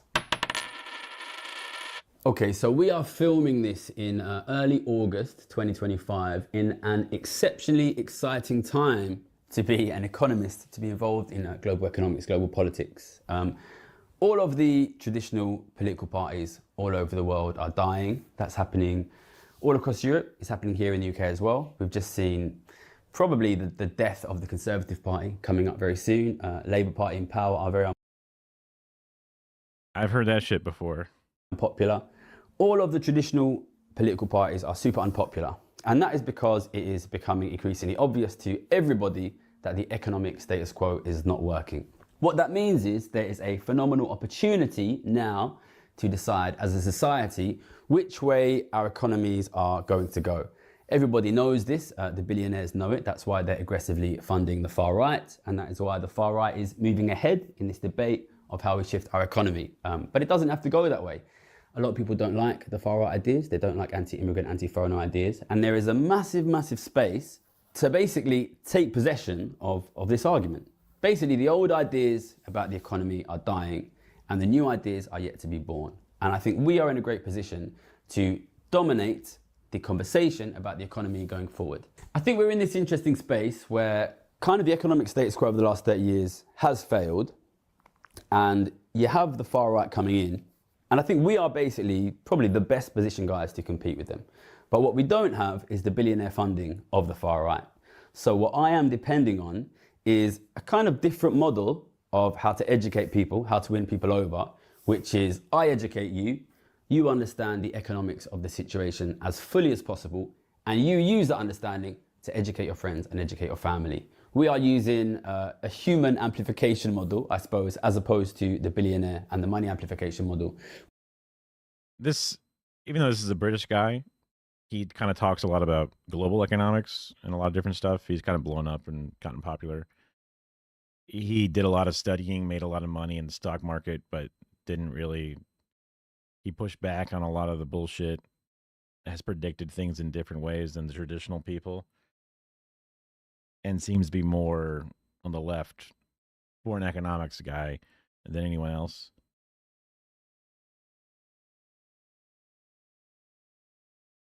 And the current climate, at least in the American side, and probably some other sides, are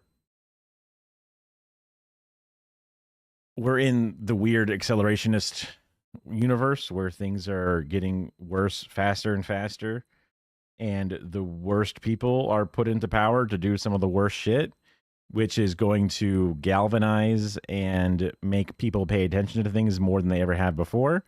And that new class of people could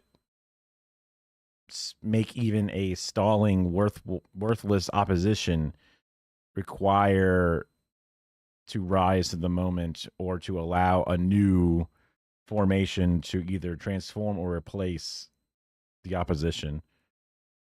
That's the hope of what we're in. And I guess he's right that the billionaires in them still have their methods for pushing their message and their elements, but they're just on the bad side. And that includes the Democrats also being the ones being, funding their bullshit, Harris type candidates. We just got to hope that people who actually give a shit can talk to their friends and family like this. So I'm curious to see what this is about. Which is used by the main political parties and also by the far right media. But I think we can win. But in order to do that, you need to know how to speak to your friends and your family about economics, about wealth taxes, about billionaires, about inequality, so that we can spread these ideas and One of the common things you'll get is, but if you raise the wealth taxes and make it bad to be wealthy or not as good to be wealthy, then they will leave. And that's been shown not to be true, but not to debate them based off the title or the thumbnail image saying you don't win by debating. Or we can dominate the conversation, and then we can win over politics and the economic situation in this country and in yours. Okay, so I'm going to break this down into kind of a checklist, basically, so you understand all of the most important things about how to convince your friends and family about the importance of managing inequality, about the importance of wealth taxes. And number one on the list is don't be a dick. So don't be a dick is about not basically trying to force your opinions about inequality and wealth taxes on your friends and your family in an aggressive way. I think in our culture, we have this kind of idea that the way to persuade somebody of something is to have a debate with them. You see this all over the internet, you see this all over YouTube, with this guy destroys that guy. It's totally the dominant media narrative, the media form of how to discuss economics is we have the left-wing guy, we have the right-wing guy, they fight each other to the death, and somehow that persuades people.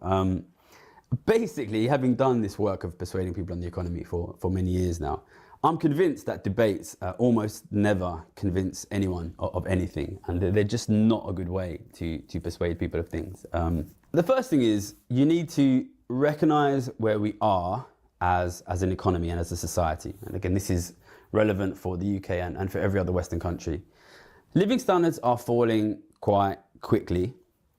People's children and grandchildren are and will be much poorer than they are or they were. You're cooked. That is scary. You know that is scary. We're here in 2025. In most of the Western world, we haven't experienced really widespread poverty for a long time, and we're moving into widespread poverty, and that's scary. And people are scared, and people are stressed out.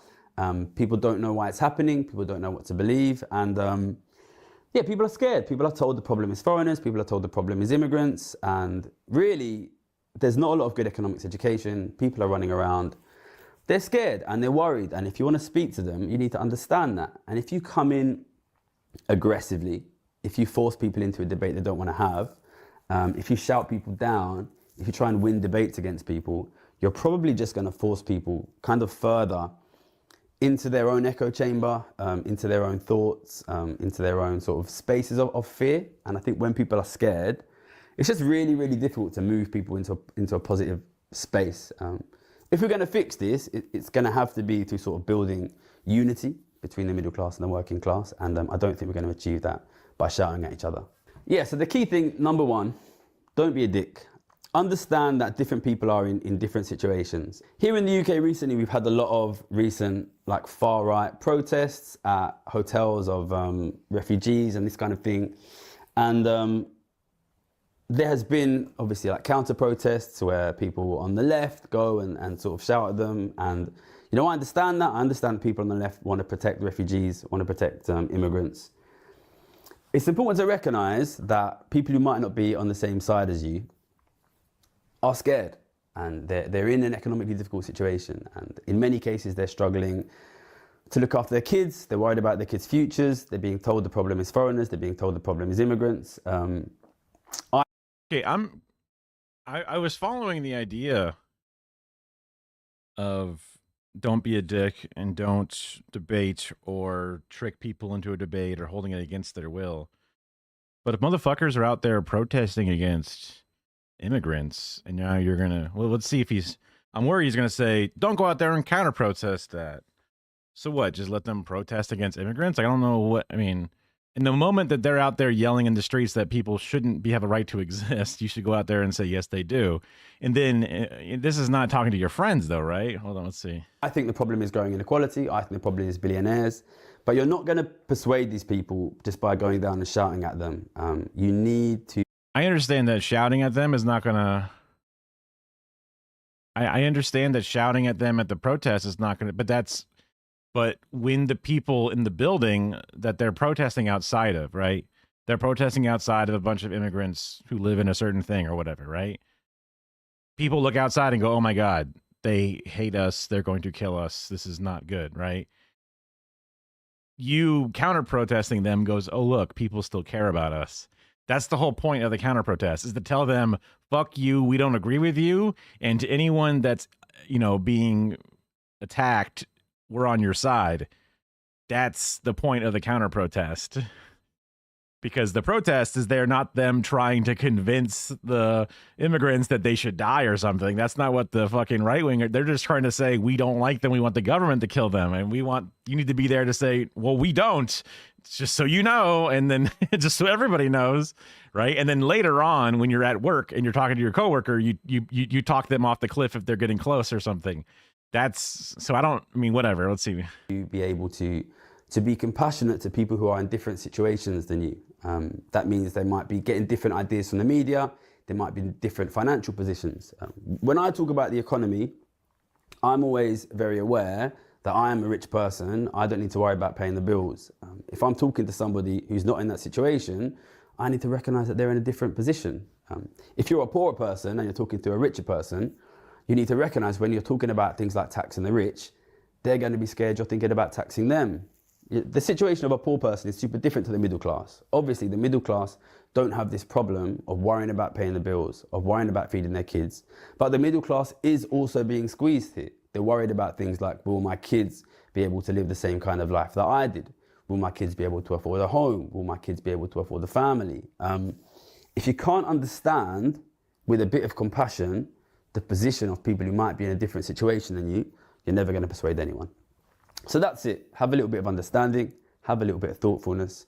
Again, I'm okay with the idea of thoughtfulness and coming at people with compassion, even people who have bad ideas, because just like me having bad ideas, my mother didn't call me a piece of shit, fascist fuck for saying the word gay as a pejorative. She was just like, you need to think about things differently or whatever. And that got through to me. Different topics are different things and different severity levels, and people could be further gone or whatever, but the protest is not the good example for that. Don't force conversations on people you don't want to. On that subject of forcing conversations, I think it's important just to recognize when is the right place and when is the right person to try to have like a productive educational conversation on these kinds of things. And if he's going to say not at work, I'm going to say, Rich, the people at work bring it up more often than I ever did. I always just retorted back when they brought up bullshit about things, and they would say a snide comment about some bullshit about trans people or drop the R word or some shit. I'm just like, oh, really, motherfucker? Because number one, if you go home and try and argue with your right-wing dad or uncle at Christmas when they don't want that conversation, all you're going to they want it so bad, but go ahead. Do is build division. It's not really going to help. But also recognize, especially with things like arguments online, that sometimes people who have no interest in listening to you or understanding you are just trying to drag you into a fight and waste your time. Wait for the right opportunity, wait for the right people, wait for the right time. Try and find times and spaces where you can really have a conversation that takes the kind of I'm really curious what his example would be. Morality out of it, takes the politics out of it, and just explains very clearly, very educated. Because you don't want to be a Reddit debate asshole piece of shit or something. Like, you don't want to constantly be bringing it up in places that it doesn't make sense. And that makes sense to me, because then people will just ignore whatever you say no matter what. But I'm just curious what his idea of a good example is using this rubric. Occasionally, what is happening. I think that's the best way to understand. And that brings us on to point 2, which is understanding and education. So I am a big believer that the best way to persuade somebody of something is to explain it very clearly. We are in a situation now where 70, 80, 90% of people in this country and in your country, their kids and their grandkids will live in desperate poverty. First, take a little bit of time to sit with that, because that's a fucked up situation.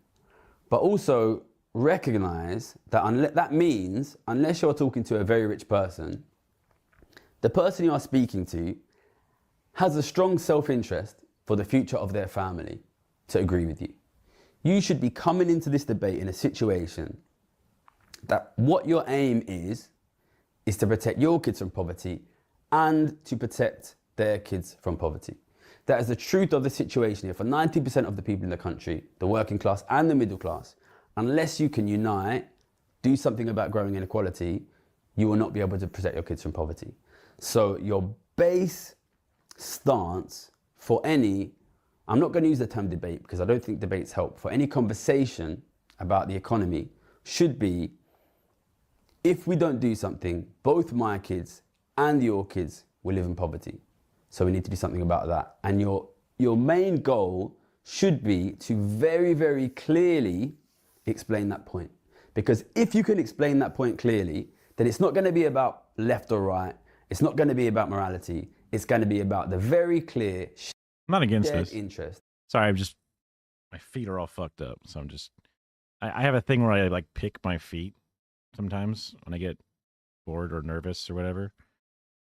I should take my medicine, so that's gonna be less. But by picking them, I can make a thing worse. I'm just using a thing to like smooth them back down. That you have with most of the other people in your country of protecting your kids and your grandkids from poverty.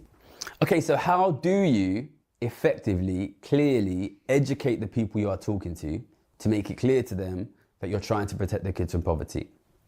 That, in my opinion, is all about understanding. The best way to educate and explain a concept, in my opinion, is to understand it as clearly as possible yourself. And that is why here on this channel, I try as much as I can to do a lot of educational videos about the economy. And I really, really try to make it as clear as possible to, hopefully, you, the viewer, the thing that I'm trying to explain. So part of my philosophy on YouTube of education is I don't ever have scripts for these videos. Maybe that's obvious. I plan the videos, but I never script them. I'm not reading an auto cue here. The reason I do that is because I think the best way to educate somebody else of a thing is to really, really, really understand that thing. So during the weeks when I'm planning these videos, rather than writing a script, I'm just trying my best to really understand the situation and the concepts. And my idea is, my belief is, if you come into a situation with a complete understanding of what is happening, then you should be able to explain it without needing to read off of a script. And I think that comes through better, that educates better, and that actually communicates the understanding better. So that means if you want... I like that framing and that ethos or whatever. That makes sense to me. But without a person to go back on you with, it might be not that easy to remember every little nuance. But definitely knowing it inside and out. Because there have been times where I try to like bring up topics or talk about things, and then someone brings up a question, and I'm like, oh, fuck, I don't know enough about that. And if I'm honest, I'm like, I don't know enough about that, but we're not talking about that directly. But then they go, well, Sarah, and then make up something, and I don't know whether or not I can say that's not true, right? And then they say, what do you mean? And I'm like, oh, well, I don't have the details to tell you about why that's not true, but I'm pretty sure that's not true. And then it just kind of falls apart. So having as deep of an understanding as possible on something is incredibly important when you want to speak with authority on it, right? Obviously, but let's get to it. To explain to people that if they want to protect their kids and protect their grandkids from poverty, they need to care about the wealth distribution, care about inequality, care about the tax system, shift the tax burden to the rich. You firstly need to understand that very clearly yourself. And hopefully, if you've been watching this channel for a long time, you should be able to do that, because really, like, my number one aim, absolute number one priority aim from this channel is to reach a situation where the vast majority of the working class and the middle class can understand in simple terms why changing the tax system is essential for protecting the financial position of their family, the financial position of their kids and their grandkids. In case you haven't fully understood that by now, I'm going to mention a few of the videos on this channel, also one on another channel, which I think are probably the best videos to watch if you want to understand that very simple concept. So the first one is, we have got a video series, Understanding the Economy, which I think is 3 or maybe 4 videos now, which really explains ground up why inequality matters, why people don't talk about it enough, why it's important to protect your family's financial position. If you want to watch just one video, I think the squeeze out is probably the best. I think it's possibly the best video we've ever done on the channel. In just really, really simply explaining that we have an economy which has a small group of super rich that are aggressively expanding their wealth share. And in doing so, they are basically out-competing one at a time every other group in society and squeezing the wealth out of other groups in society. And what that means is the working class loses their wealth, the government loses their wealth, the working class goes into debt, the government goes into debt, and we are moving into the stage now where the middle class starts to get squeezed out as well. I think that video, The Squeeze Out, really explains really clearly this basic concept, which is you cannot have one group, even if it is a tiny number of people, rapidly, aggressively, in a kind of compound, exponential, accelerating fashion, aggressively expanding their wealth share in a finite economy which is not growing quickly, which has finite resources. If you have a section of an economy exponentially growing in a finite economy, eventually that group of society will own everything.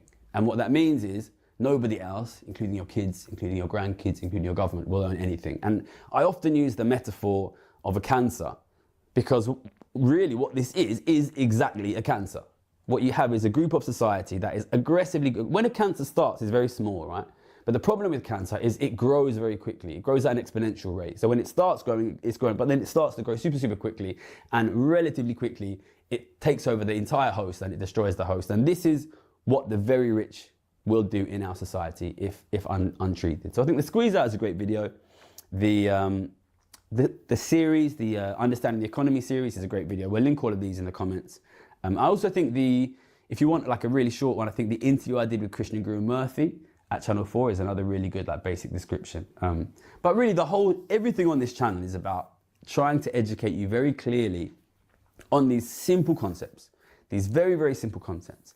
If you do not deal with the aggressive wealth growth of the very rich, their share will grow and grow in an exponential way. Exponential growth gets out of control very, very quickly. It will rapidly displace all of the other wealth in society. Your governments will break down because their wealth will be lost.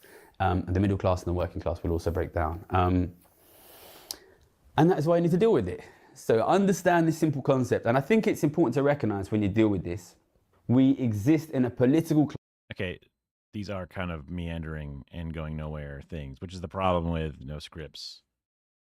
I can understand how no scripts is easy and it can come to them in a way and it's a very conversational tone, but it also is meandering and does not get to the point, and maybe certain key elements of the point are lost.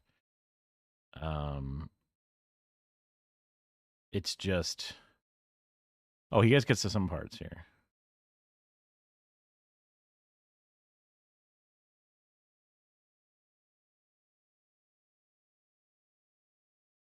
What that means practically is your kids cannot have a house. Okay, and now we're moving on I think, to the most common kickbacks.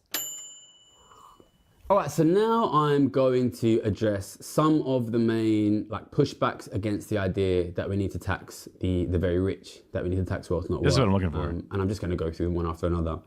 Most of these we've already covered before on the channel, but it's nice to have them all in one place, I think. And we keep being asked these same questions again and again. The most common pushback we get by a million miles is you can't tax them. If you tax them, they'll leave. And what this misunderstands is, and this is a very, very common criticism what I do, is a kind of sometimes intentional, sometimes accidental misunderstanding of I am trying to tax people who own an enormous amount of wealth. I am not trying to tax high-earning individuals. That's why we chose to use the slogan, tax wealth, not work. We live in a tax system which already taxes high-earning individuals very highly. It does not tax extremely wealthy families or individuals very highly at all. So working people are going to be paying 50, 60%, maybe more if you include everything, whereas billionaires are often paying 0%. This is an absurd tax system. So we're not trying to tax. First things to make it very clear. One of the things I like to say is that the wealthy already pay a certain huge percentage of the tax, which is not really getting to the center of the point. And also, the bottom percent has nothing to pay the taxes with. We're not trying to tax working people. In fact, we want to reduce tax on working people. We're trying to tax the billionaires, the super, super rich. And this is relevant to the idea of if you tax them, they'll leave. Because if you try and tax a working person, like a doctor or a lawyer or a YouTuber, then that person can very often move to Dubai or move to Singapore, and they can do their job in that other country. They can pay tax in that other country, which might be at a lower rate. They can avoid the tax. If we're talking about taxing billionaires, they don't make their money from their work. They get their money from owning assets. And assets means property, assets means land, assets means natural resources, assets means government debt, it means your mortgage, it means businesses that sell to the West. These guys, they own largely property and debt. I think one way to think about it is, if I have an asset, I get a passive income. Where does that income come from? So if I own British businesses, it comes from British consumers. If I own British debt, it comes from British mortgagees. People have mortgages. If I own British government debt, it comes from the British taxpayer. If I own British property, it comes from British renters. You know, and the same is true all over the West. So if I own a ton of British assets and I try to move to Dubai, I am still taking an enormous amount of cash flow from British people when they pay that passive income. So wealth holders can be taxed even if they leave. There's this absurd idea. Oh my God. Some people even started to mention, I think I'll do a brief segue here because it's so ridiculous. Some people started to mention this idea of a Laffer curve about taxing wealth. And the idea of a Laffer curve is if you tax people so much, they will eventually avoid the tax. So if you really increase tax on work, people will stop working or people will leave the country. But if you first of all, this Laffer curve goes up and down, so it's supposed to hit a top at 50%. We're trying to raise tax on wealth from 0% to 2%, which is definitely not a section which is downward sloping in this curve. How do you avoid a wealth tax? We're taxing ownership. We're taxing hoarded wealth. The way that you avoid a tax on hoarded wealth is you stop hoarding wealth, which is exactly what we want. We want the rich people to stop hoarding wealth so that you can get your fucking wealth back. That's what we want. That is what we want. So we are not trying to tax working people. We are trying to cut tax on working people. We want to attract productive people, productive businesses to the country. We want to stop taxing ordinary working people like you. We want to stop taxing ordinary working people like your kids. We want to tax the super rich. Let's talk about what happens if you don't tax the super rich. If you don't tax the super rich, their wealth grows and grows and grows and grows and grows. And other people in society, like the middle class, like the government, see their wealth shrink and shrink and shrink and shrink and shrink. Eventually, the government runs out of wealth and has a choice between shutting the welfare state down, taxing the rich, or taxing the middle class. If you do not tax the rich, you will end up taxing the middle class. We here on this channel are the people trying to protect the middle class. If you do not tax the rich, then the middle class will be next. And you are seeing this happen. We're going to see this happen in the UK in the budget this autumn. You are going to see, because of the government's unwillingness to tax the super rich, that the middle class get taxed. You are seeing this at the moment with Donald Trump in the US. He is cutting tax on billionaires and he is moving towards consumption taxes, which is a tax on the middle class. Listen, the billionaires are going to try to tell you that when I say tax the billionaires, I mean tax you. At the same time, the billionaires are actively raising your taxes. If you want to protect your kids and your wealth and your tax rates, you need to protect yourselves from the people who are going to take your wealth, which is the billionaires.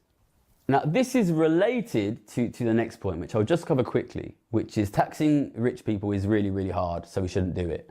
I agree, taxing rich people is super, super hard. I think the main reason taxing rich people is super hard is because they have so much power and influence over the media and over politicians. But I think we have a chance of doing it, and I think if we don't do it, then our economy will collapse. So I think it's worth doing it to avoid our country collapsing. Listen, our grandparents and our great-grandparents lived in desperate poverty, and they fought hard to make things better, and they did make things better. If you don't fight hard to protect the working classes, the middle classes, then you lose the middle class and you lose your wealth. Just because something is difficult, that doesn't mean it's not worth doing. A country which refuses to do difficult but essential things collapses. Listen, curing cancer is difficult, but if you had cancer, would you want to try and cure it, or would you want to just try and let it take control? It's worth doing. I'm going to keep fighting, so you should fight too. Okay, so the next argument against this, which is common, is that it's not fair. It's not fair to tax rich people. Rich people work so hard. They deserve all of the money that they get. Okay, I just want to make it clear, I'm not trying to tax working people. I worked very hard. I paid 50, 60%. At the same time, the Duke of Westminster inherited £10 billion and paid nothing. I don't think that's very fair. We always campaign on tax wealth, not work. Unless you are a billionaire, a super wealthy person, we are trying to cut your taxes. Listen, if you want to talk about fairness, if we do not do anything about this system, then very, very quickly, the billionaires will own everything and you will own nothing. And we will move into a system where all wealth is inherited and it is impossible for ordinary people to own wealth. Does that sound fair to you? But to be honest, once again, and I think this is a good general piece of advice when you're talking about persuading people. Personally, I don't like to focus on fairness. I like to focus on real outcomes, which is if you don't deal with this aggressive growth in wealth of the very, very rich, then what that means is there will be no wealth holdings anywhere else. So whether you want fairness or whether you want unfairness, you have a choice. Do you want untaxed billionaires or do you want your grandkids to own property? You cannot have both. You cannot have everything being owned by a minority and things being owned by the majority. You have to choose. Either you tax the billionaires or you accept poverty for your grandkids. So the last criticism we often get, and I think it's been pretty well covered now, is the misunderstanding that I'm trying to tax working people. I'm not. I'm trying to cut your taxes. I'm trying to cut tax on working people. If you do not tax the billionaires, we will reach a situation where the billionaires end up taxing. Follow-up video, I guess. The last one I get is like, don't give money to the government. If you give money to the government, they'll waste it. Governments are being basically rapidly shut down in every country in the world, including this country. But I never said give all money to the government. What I'm doing is not about increasing government. It is not about increasing the tax take. What I'm trying to do is protect you from aggressively growing billionaire wealth. I'm trying to change who pays taxes. At the moment, we have a situation where the super rich pay nothing. They grow their wealth massively. They squeeze out you and your family, while you and your family pay 40, 50, 60%. It's absurd. I'm not trying to give more money to the government. I'm trying to give more money to you and your family. I'm trying to protect your wealth. This is not about increasing government. I'm not a communist. I am the only person here who is going to give your kids a chance to own a home. Okay, so to conclude. Not enough talking point, anti-talking point for me. I guess I would just, in theory of this video, find those other videos and learn for myself. I think the best logic of this so far was just come at it with charitability to the other, but get your point across through knowledge and the ability to take their retorts. These retorts seem really surface level for the most part. And I guess the more you understand the fundamentals, the more you go, oh yeah, see, these taxes aren't about necessarily giving the government wealth because the government wealth is done through modern monetary. And technically these taxes are actually there to destroy money, not to create money. So this way it counteracts inflation, but instead of it going through the middle class, it goes through the wealthy. So that way you then have a budgetary fund that doesn't have to go extra into debt when you do things like actually fund the schools or whatever, right? Fill your potholes, fund your local governments, do those things that benefit society and yourself and your friends. I don't know how well, I mean, I guess it depends upon the exact specifics. I guess in a later time, maybe I'll find those other videos. See, I linked them in the comments, but I don't see them linked in his anything.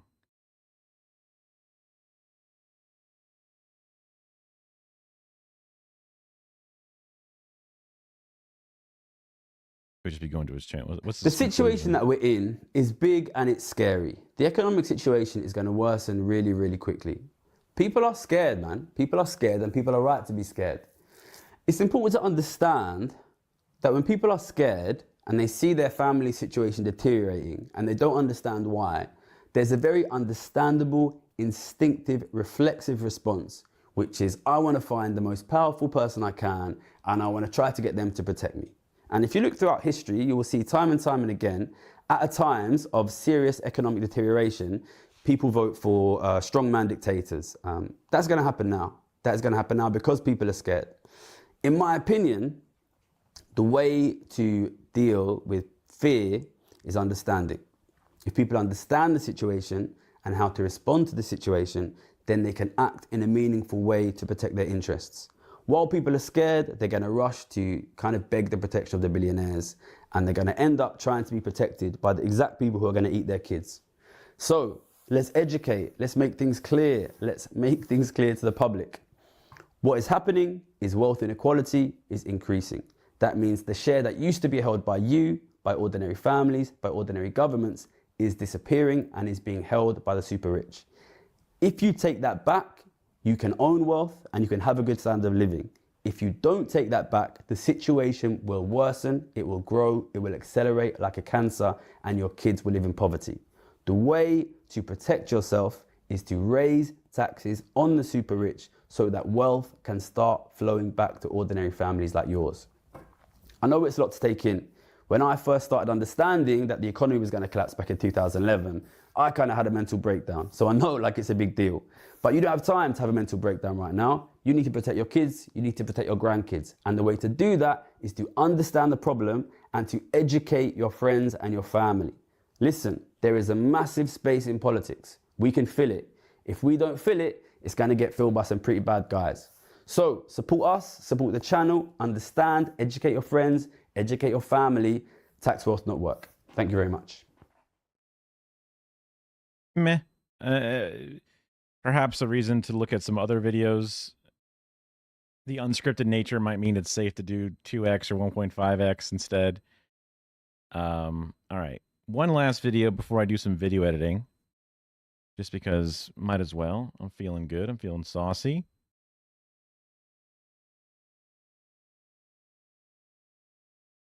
It's not a long one. It's just 20 minutes. But it's about conspiracies. Hooray! We all love a good conspiracy because we're American, goddammit. Or maybe you're someone watching American. I don't know. At extratug.com where you can see exclusive content. I guess my algorithm has a lot of tug in it, but they're also generally topics that are either food or fun related. So that's what they end up. And he does a surprising amount of history in his, like, his YouTube short style is just kind of like goofy, weird things, but then his actual full videos have a lot more weird history angle to it. And I say dirty things in. Go check it out. Conspiracy theories. Holy Something fuck. that your uncle was not prepared to deal with during the pandemic, and now you don't talk to that side of the family anymore. But listen, sometimes stuff doesn't add up. Or it does add up in a bad way. For example, do the letters ITANIMULLI mean any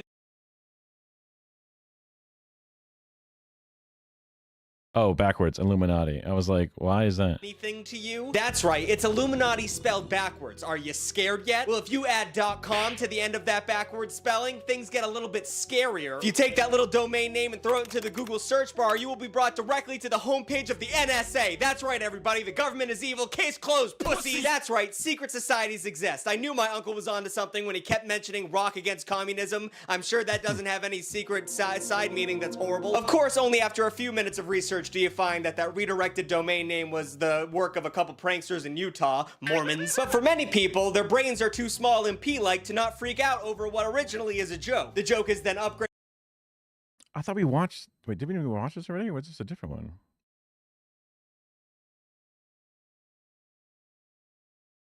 I thought I have one that we've already watched before called The Darkest Conspiracies.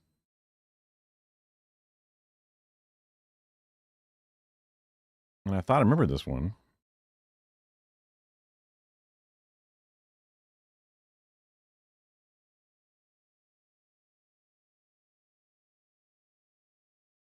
We'll see.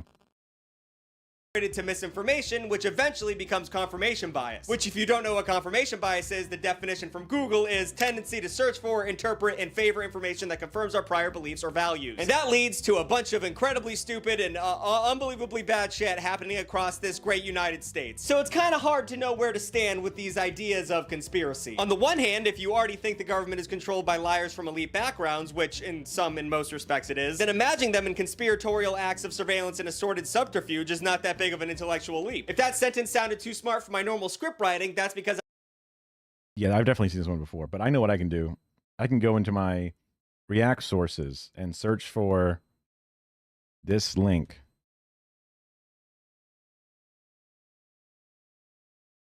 Wait, it's not there? It should be there literally because I just put it in there.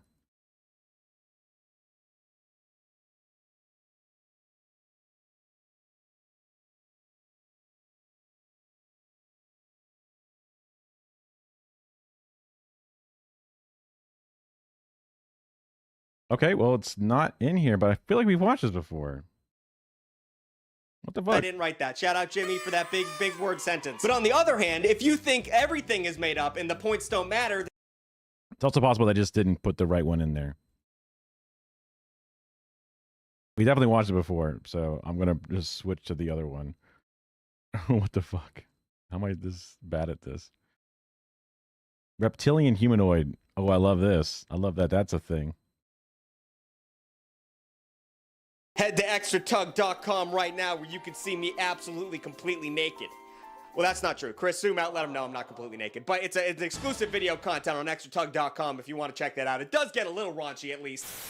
Conspiracies are weird. It's the one thing your blue-haired cousin and your red hat-wearing uncle can both agree about at Thanksgiving. Everyone thinks that something else other than what we've been told.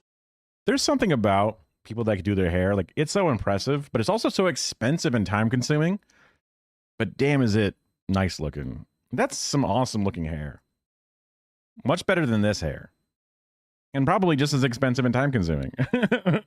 Uncle can both agree about at Thanksgiving. Everyone thinks that something else other than what we've been told is going on, which was proven to me because my last conspiracy video did really well, so now I'm making a sequel. Hee hee. But why do we love conspiracies so much? Well, misinformation experts, which I guess is a job, believe that tragic events make a very fertile breeding ground for conspiracy theories. And it seems like we've been having terrible tragedies every day for the past 20 years, so it makes sense that these things are popping off right now. As humans, we tend to feel uncomfortable with the awful random occurrences, so we've developed psychological biases that help us make sense of these events. The fancy term for this is fundamental attribution error, which means you believe that everything is intentional instead of just, random crazy bullshit happening all the time. So as I go on to explain all the conspiracy theories I'm about to talk about, just know that even though they seem far-fetched, it's just a way for people to cope, and that's how you should look at this video. And I wanted to give that disclaimer because this is darker. The last episode I tried to shy away from the dark things, and now this is like 90% dark shit. So buckle up, kids. We'll start dark light, like a nice brown toast with the Denver airport. This one's a little weird. Depending on which brand of conspiracy theorist you ask, it's either the meetup spot of the Illuminati, New World Order, Freemasons, or the Nazis. It's like the Baskin-Robbins of conspiracies. You get a little samples. Oh, delicious. Oh, Nazis? Oh, fantastic. I shouldn't don't put that in the video, Chris. A lot of the conspiracy comes from the freaky-ass architecture that comes with the Denver airport. Like, for instance, this gargoyle. Why is that there?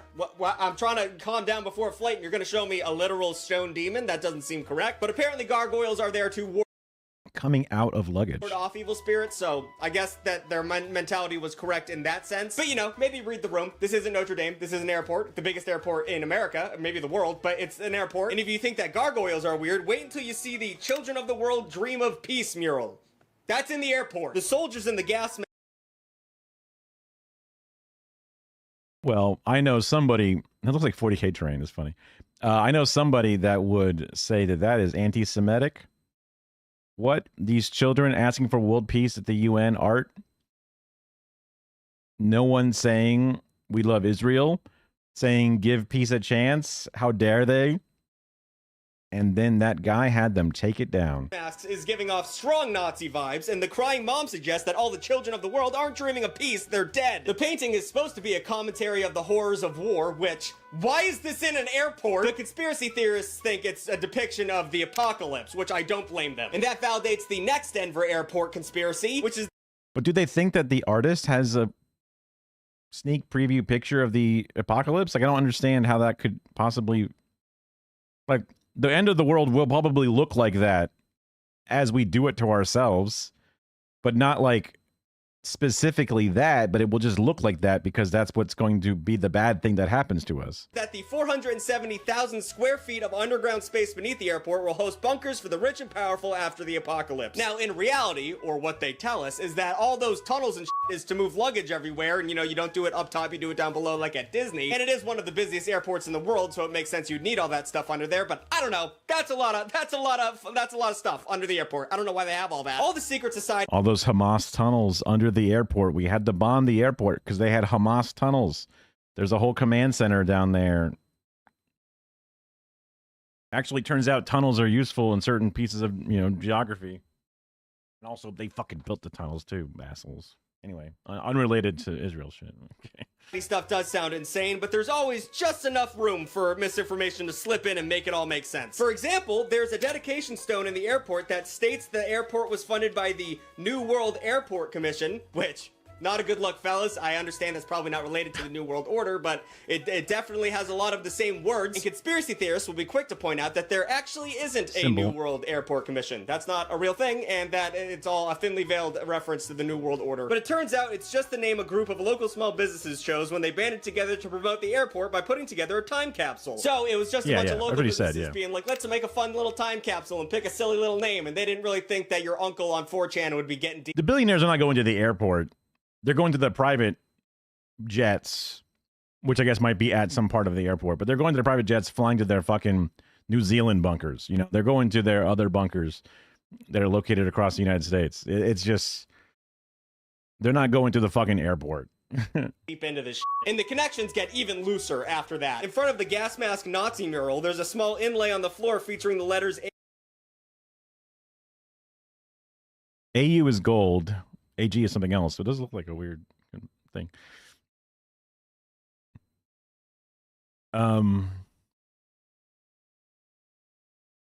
But good to know that there is an airport with a bunch of tunnels in case there's like a Fallout or a Metro style world that we need to go live in. So AU and AG. These are obviously the periodic symbols for gold and silver, which, you know, pays homage to the Colorado's mining history. But conspiracy theorists claim, and this is not a joke, it refers to a deadly strain of hepatitis, Australia antigen, which was discovered by Baruch Samuel Bloomberg, who financed the airport. But there's a little bit of a hole in this one. Bloomberg didn't finance the airport. So they're just wrong. And that antigen scientific abbreviation is actually HBsAg. So not 1 minute of this has been correct. But there's one thing we can't really explain. don't stop me from believing it, brother. It's less of a conspiracy, but more just what's up with that fucking blue horse? We talked about it in another episode. That thing just freaks me the out. And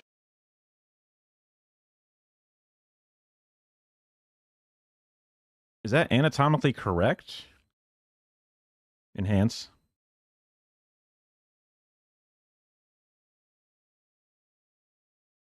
I'm seeing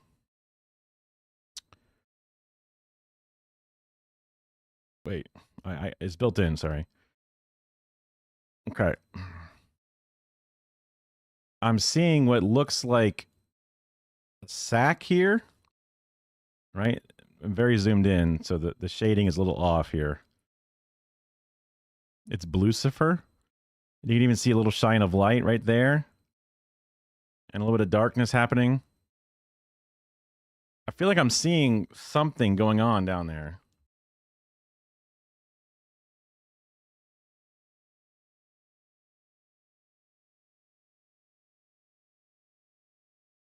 Oh fuck, I can't free the mouse.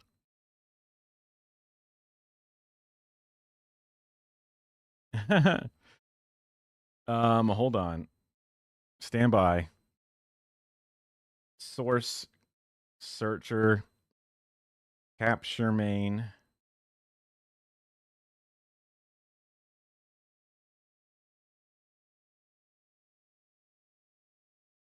Sorry, hold on. I fucked it up. Filter. Color correction.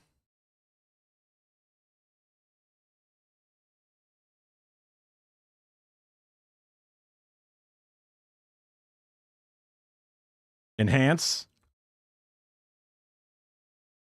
Oh yeah. Oh yeah. That's balls. Sorry. I just needed to do that for a second. I didn't need to do it. And I didn't even... Okay, so when you drive to the Denver airport, you see this big fucking crazy horse, and it's got glowing red eyes, and it's scary, and you can't go look at it. It's far off the road. I don't know why it's there. But I forgot to mention last time that it's so big and heavy that the sculptor making it died when a piece of it fell off and killed him. So it's like a cursed horse. Some people say it represents one of the 4 horsemen in the apocalypse, which...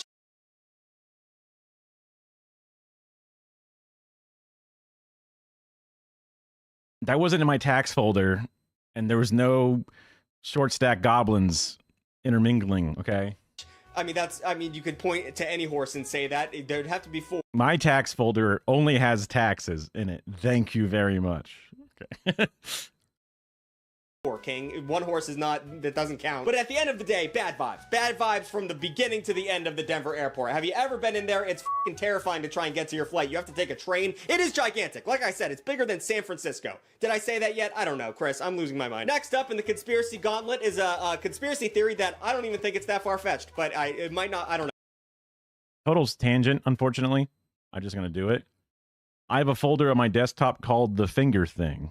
We have a very tight budget to do what she's asking. We'd have to raise taxes. Raise way too high as they are now. Taxes, It's your children's future. Oh, yeah, children are important.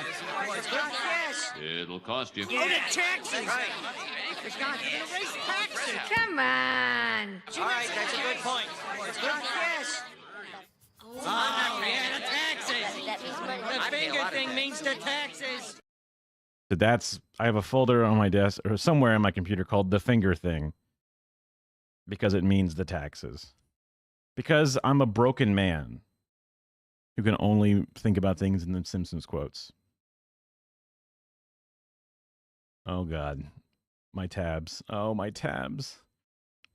Let's talk about it. Around 2021, the idea of the dead internet theory started making the rounds on, well, the internet, so figure that one out. The conspiracy claims that much of the internet's content and activity is driven by bots and AI, and that most conversations online are between fake accounts winding each other up and spinning their wheels. So pretty much everything you see on the internet was created by and interacted with bots, which isn't that far-fetched. It was found out a couple years ago that 50% of users on the internet were bots. So... that's okay. And it's pretty obvious, like, if you ever wander into the comment section of an Instagram post and someone just... Quick, type 1 if you're not a bot. Type 1. Type 1 if you're not a bot. Oh, God. How many bots do I have? It's like a video of a dog and someone's like, ha! Biden would My kill wife is this not a dog." bot. Like, that's Thank a bot. God. All of those heavily politicized commenters are always bots. And as the use of AI grows, it's more likely than not that we'll see an increase in AI-generated content. So The cat shitted and pissed his pants. it's bots making Damn it, I'm susceptible to AI slop. No. content for bots, and the bots interact with those bots, and it's all over. There's no more... It just uses up all of our energy. But it's doing numbers. There's that one, like, bot-toid little, like... Who's that one emote everyone uses?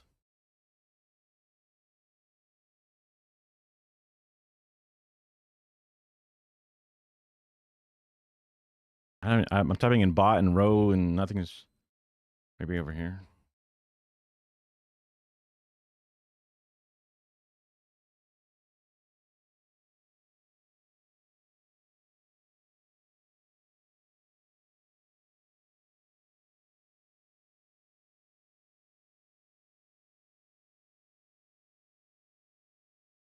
That's not what I want. Apparently there's a bunch of emotes that are themed after robots, but that's not what I was going for.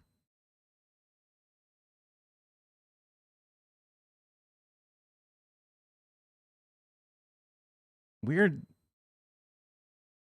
It's open image in new tab. Image in new tab. It's this emote. This one looks a little different, but it's basically this. I don't know what this one's called though. God. Whatever, doesn't matter. Whenever people talk about bots in chat, they usually just throw that one up. Like, biz, we're bots. Har, har, har. Or there's no more room for people. There's not a seat on the train. So why is this a conspiracy exactly? Isn't this a logical endgame for what's happening to the internet right now? Well, according to Illuminati Pirate, the author of the original 2021 post about the dead internet, and this is a direct quote, so I'm just gonna read it verbatim. The US government is engaging in an artificial intelligence-powered gaslighting of the entire world population. Okay. So, let's take a minute and pause. The dead internet theory is the most internet theory possible. You think that the government is filling the internet with bots to... Oh, no, that actually might be real. Try to... The government filling with bots would be way too much credit given to the government to understand how the internet works, right? These motherfuckers don't understand how a router works.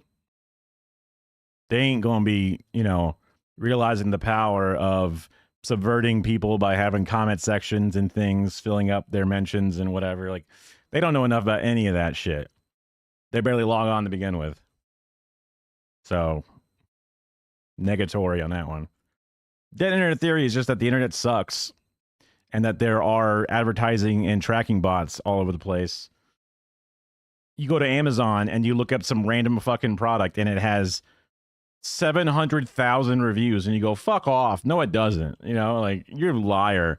Botted ass reviews. Manipulate all our brains. That makes sense. And I also always think about this theory because when I post a video and I get like 200,000 likes on it, I'm like, there's no way there's that many people who give a shit about what I'm doing. And this is not me asking you to go to the comments and say, oh, Tucker, you're doing great. Actually, go to the comments and say something because it's good for the algorithm. But at the end of the day, I can't. It's just, half of them have to be bots. I love when a pretty girl comments on my shit saying, Tucker, you're so cute, someone should click on my link. Like, it's a bot. I think it's fun. Anyway, moving on. Even though Illuminati Pirate makes some interesting points, dead internet theory is a classic example of fundamental attribution error. For people who miss the old internet, it's easier to see Web 2.0 and whatever fresh hell awaits us next as an intentional change rather than what it most likely is. Technology's exponential growth shoehorned into every aspect of our lives and then exploited by money-hungry opportunists. To be fair, the gradual and casual destruction of the internet as we know it is a little bit disturbing. It's like one of the biggest inventions we've ever had and we're slowly rotting it to its core. Like, it's like we just, like, someone invented the printing press and we were like, it's been 20 years, burn that shit. We're done with that, king. But I think the problems with the internet, like AI slop and bots talking to each other, is more of a greed thing than an actual chance to manipulate our brains. But Illuminati Pirate believes that we're in a, quote, strange kind of civil war and that big tech giants are being used by the NSA. And as Oh, no. with most conspiracy theories, the modicum of truth at the center of this helps spread it a little bit further, but it's clear to anyone who's been on the internet that the internet gets a little bit worse every year from the year before it. And maybe it's just a little bit, more feel good to think that there's a few bad actors that are making it worse instead of all of us collectively destroying this thing as a unit. And that's exactly what's going on. God damn it. We need to talk dark mode, bro. Get out of purgatory.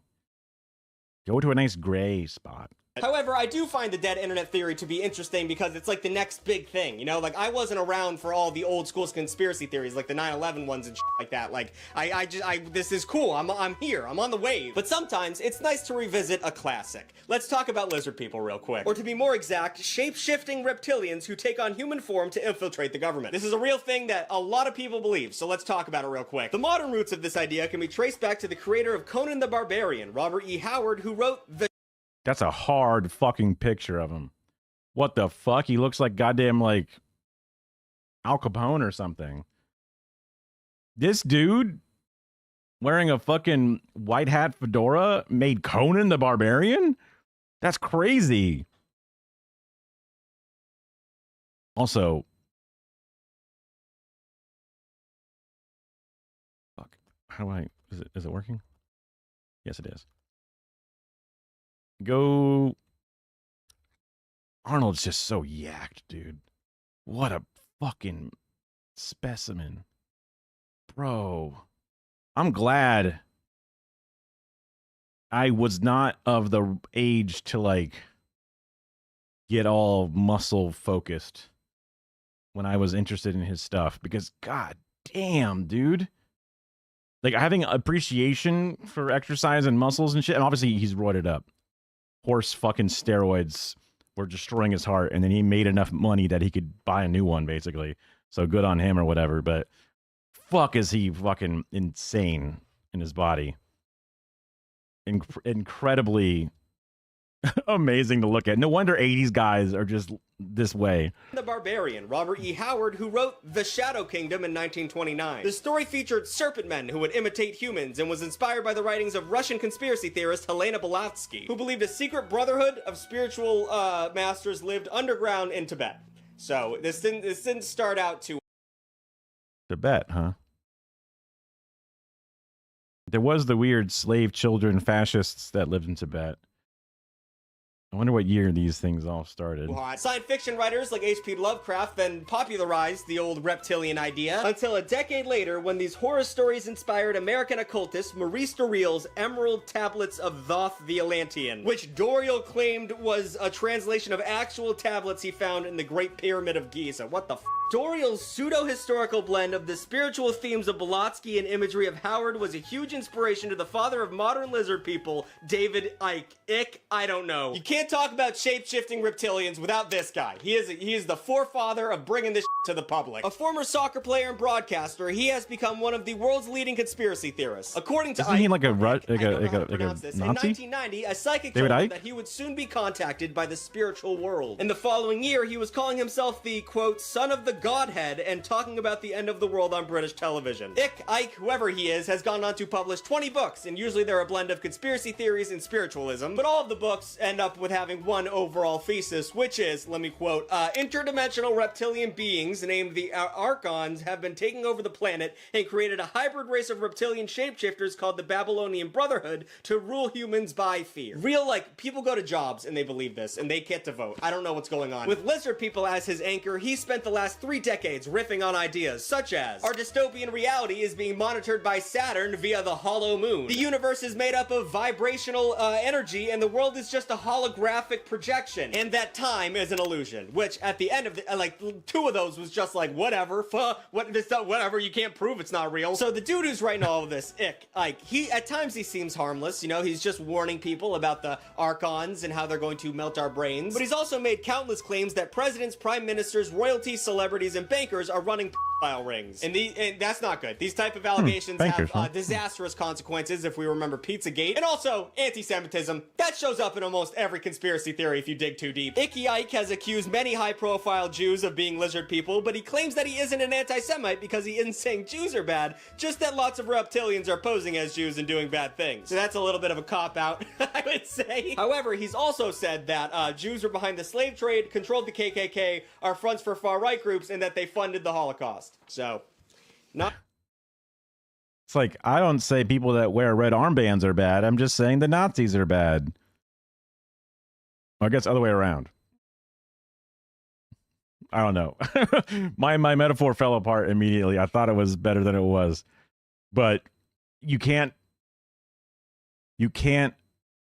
say, I'm only saying it's the Jews because they're reptiles, and say that doesn't count as you being anti-Semitic, because that's just not how that works. Not a cool dude. Oh, also, he thinks that schools should be teaching Holocaust denial in the curriculum. So he's a bad guy. Boom, instant. This whole thing gone. is so stupid. But if you think that anti-Semitic pedophile lizard people conspiracy theories are dark, well, now we're going to start talking about the conspiracy peoples where people die. So we're just going to keep plowing through QAnon.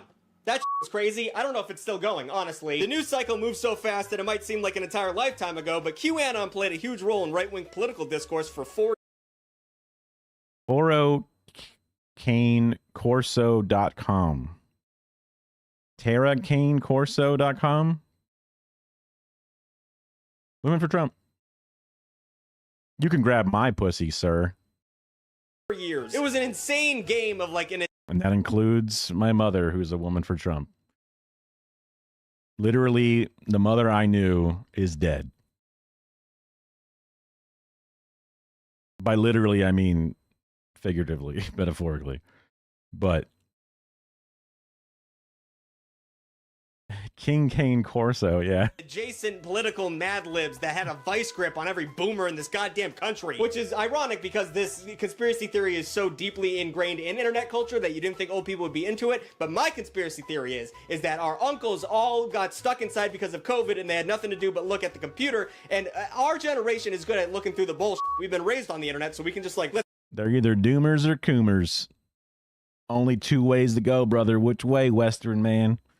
that wash over us. They just took it all to the face. Everything they read, they believed. So that's Some why are bold. it's crazy right now. COVID locked up our uncles and they read QAnon. It started on image boards like 4chan and 8chan with a leader named Q posting drops Image boards? You would call that an image board? that claimed a cabal of satanic child and cannibals operates a global child. I always trust exclamation mark, capital H, lowercase s, 1, capital J, lowercase q, 1, 3, lowercase j, capital V6. That's my man. Child sex trafficking ring. Sounds familiar, right? You know, everyone's looking for that. I'm gonna say a lot in this video, and we're gonna have to bleep it a lot. But there was a crucial twist. QAnon and his followers believed the cannibals were conspiring against Donald Trump. Oh no! Not our boy Donnie Trump. Some less than famous people like Roseanne Barr and Tom Hanks' cool-ass son Chet Hanks. If you don't know who Chet Hanks is, please look him up. He's my favorite person on earth. Why did he pretend to be Jamaican?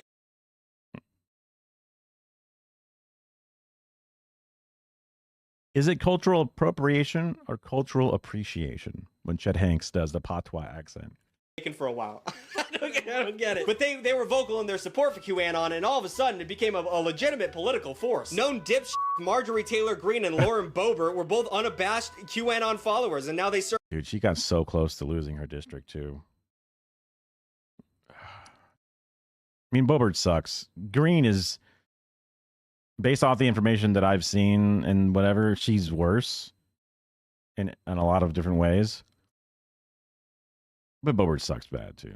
In the U.S. Congress. And look, I'm not trying to get political here. Not known to do that. But we can all agree at this point, QAnon was a scam, right? We can all agree on that. Q claimed to be a... The storm's coming, brother. You're just not ready for it. You didn't see the signs like I did.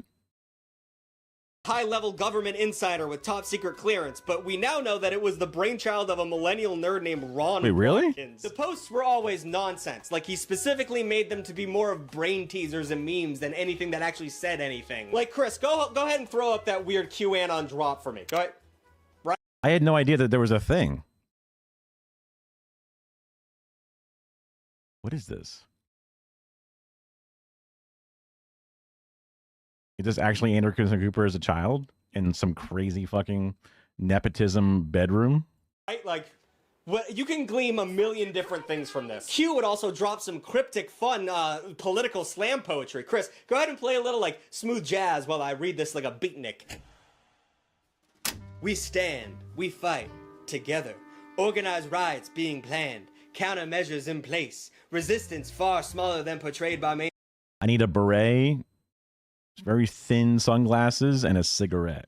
Mainstream media. Attacks will intensify. You, collectively, are a massive threat. Censorship applied to scale down impact/reach. It's failing. Trust yourself. Public awakening. Q. That was a real post that QAnon did, and people ate that shit up. It's tempting to ignore QAnon as simply goofy. Okay, a really funny thing that I never thought about before was just saying, because people always talk about like, I hope they don't make this remake of Metal Gear Solid political, right, as a joke. Well, some people say it seriously. Like, oh man, I really hope they don't make this Starship Troopers thing political or whatever, right? But it'd be like, oh man, I went to the poetry slam, and can you believe it? They had political poetry. I'm sickened. Poetry never used to be about politics, or whatever, right? I feel like it's the medium that is quite literally 100% about politics. I guess it's like punk rock is another, it's about politics. It's literally the whole point of it, right? The political version of online Who made these political cartoons political? God damn it. conspiracies tailor-made for drunk uncles, but the heightened stakes and, dramatic language had some pretty darn-ass consequences. Like, a third of all Americans believe Joe Biden didn't actually win the 2020 election, which is... like, what do we do? Q stoked fear in the electorate and urged them to get ready. Trying to describe to my dad how the Bush election was a steal, but then how the Biden one wasn't a steal, it makes me sound like a hypocrite or something. It doesn't matter the information and the facts, and like, you sound like a conspiracy theorist when you say Roger Stone and Brett Kavanaugh were behind the Brooks Brothers riot to stop the Florida legislature from continuing to count the recount that would then prove that Al Gore won more votes. you sound like a freak, that it's all connected to these rich, well-funded and interconnected conservatives. You sound like, but it's all provable. It's all there. It's all out in the open. But when you say it's all out in the open and it's provable, they all say that's what they say about the reptiles and shit. And it's like, ugh. And then my dad will say 5 things that are false, and I can only catch 3 of them, and 2 of them catch me off guard. And I'm like, well, I also hate Nancy Pelosi, but hold on, let's get back on the topic. And then it goes nowhere because they don't want to believe. And that's one of the difficulties, is because they're not there in good faith anymore. Your average coworker may or may not be within good faith. It depends upon how brain boiled they are, right? But the average person is usually pretty savable, especially when you don't combat, but you converse. Not trying to be cute, but open things up with charitability. And they appreciate when you're charitable to them and not writing them off as a crazy freak. But then asking questions with them, being like, that doesn't seem right, does it? But wait, wouldn't that be against the thing? Okay, I mean, I get it. There's probably these things, but wouldn't a better answer just be that? Like, because you can see that the billionaires control these things and this, that, and the other. And like, I feel like it's too much work. And isn't it an easier answer than this? Then why wouldn't this have happened? Like, and you can kind of make them go, make them second guess themselves because they need to explain something, but they're trying to explain something to a person that they feel is being charitable, which is very different than when they go, oh, you're just a libtard brainwashed by the soy in your fucking soy milk. For the coming storm and to be prepared for the fight. And then that kind of led to the January 6th, resurrection. What is it called? Insurrection, not resurrection. That led to like 6 people dying. So, no, 7 people dying. So, like, if you count the police suicides after, right? Which is kind of funny. I guess is a really fucked up thing to say in some contexts, but A, they're cops. They're Capitol Police cops, which is different, but like they were so saddened by seeing the betrayal of their fellow conservative that they couldn't handle it. That's how serious the shit was. That people saw it as such a deconstruction of America that they were willing to take their own lives after bear witness to it. And now they go, it was just a tour, you fucking liar. And it's like, okay, bro. Did those cops commit suicide over a tour? Is that what they did? They were like really upset about that tour happening? it had consequences, this dumbass fucking online treasure hunt. And American history textbooks are gonna have to put QAnon in them. Like, they're gonna have like a QAnon shaman, like, visual. It wasn't real. God damn, dude. And what better way to pivot away from QAnon than talking about anti-vaxxers, because they're the same fucking people. So anti-vaxxers have been around for as long as vaccinations. Calling it a conspiracy theory is almost a misnomer, because there's not one, like, unified conspiracy here. Anti-vax conspiracies are really just a blanket distrust of medicine and science that have been around for over 2 centuries. We can trace its roots all the way back to the smallpox vaccinations in the 19th century. Parents in England feared the smallpox vaccine, and many protested it. Even clergymen called it unchristianing, claimed that smallpox was necessary as one of God's punishments. But the vaccinations were proved Hey, just like, what's her name? Mother Teresa. successful in saving lives, so they eventually became mandatory for children. This really upset British citizens' sense of individual liberties, and also concerned the I love it that he did an accent. people because, to be fair, doctors weren't regulated back then and they were feeding children cocaine. The Anti-Vaccination League and the Anti-Compulsory Vaccination League formed along with several anti-vaccination journals, and then in 1885 an anti-vaccine march took place in the city of Leicester.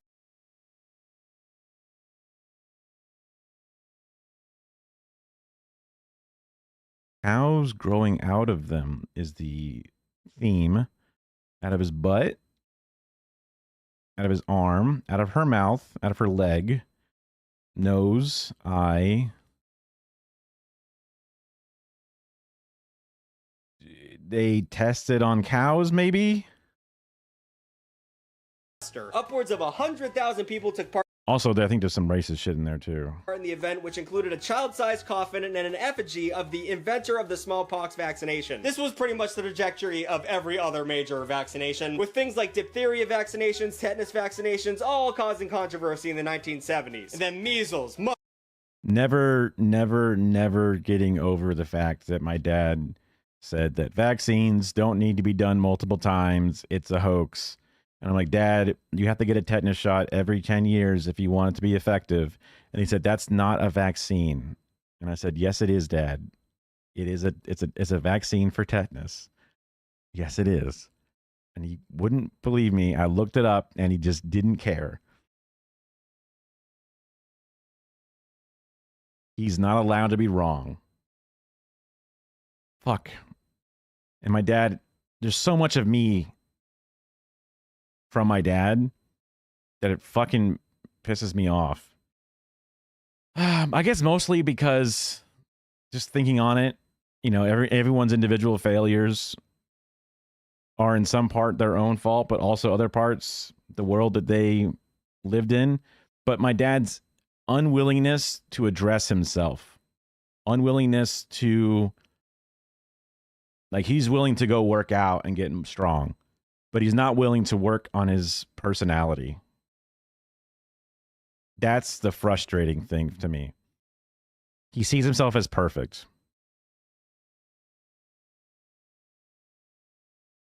That's fucked up. mumps and rubella vaccines doing the same in the late 1990s. Everyone is against this when it first comes out. Opposition to the MMR vaccine remains to this day, thanks to the faulted and crooked...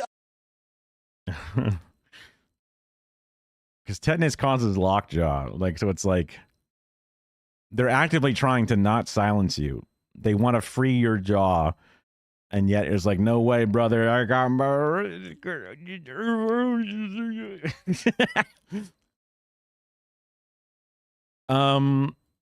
usually you only get it when you, oops, I got exposed to a rusty nail. I better go get a tetanus shot, right? Because one of those ones that like kind of hurts and it like lingers in your arm for a few days and people just don't like it. And also 10 years, right? Don't get tetanus though, right?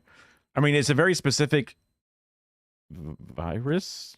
I think usually vaccines are against viruses, right? It's not against, can you get a vaccine for bacteria? I think bacteria just modifies too often to get a proper vaccine.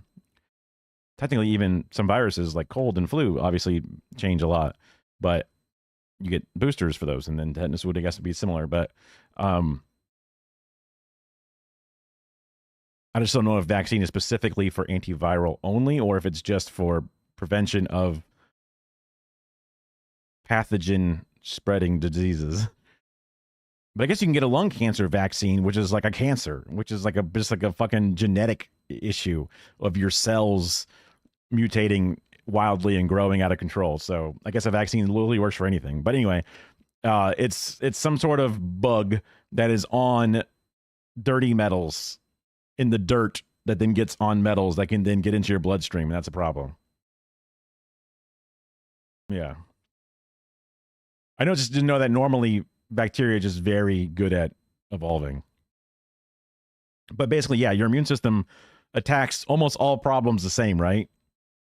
Isolate, kill, move on, right? You know, form the correct amino acid protein chain to destroy its outer membrane and then let it fall apart and hunt it down. I saw some really crazy Kurzgesagt videos on the immune system, and it is incredibly complex. Like, it ain't just white blood cells doing all the work. It is so much shit. I'm like, how the fuck did anybody cut somebody open and look at some blood and say, all right, let's figure this out? Because there's like 700 things happening.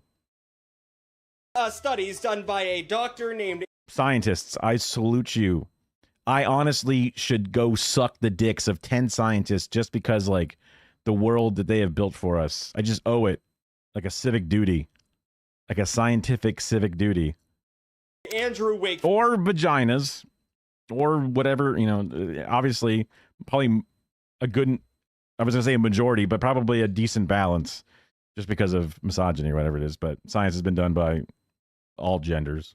In 1998, Wakefield published a study in the British Medical Journal linking MMR vaccine to autism. And I want to say this right now. We're going to talk about it, but I want to get this out up in front. Vaccines don't cause autism. I don't know why your kid's autistic. Probably because he's got a bunch of microplastic in his balls. But the vaccines aren't doing that. Okay, hon? Don't blame the needle. Other researchers were immediately unable to reproduce Wakefield's results, and the legitimacy of his study was called into question. Investigators found that a board had paid Wakefield to find out if there was evidence to support a litigation case, and that he had falsified his data and was planning on profiting from the study by holding patents for a rival vaccine. So he made the vaccine Kind of like a guy who wants to put vaccines in sugar cubes.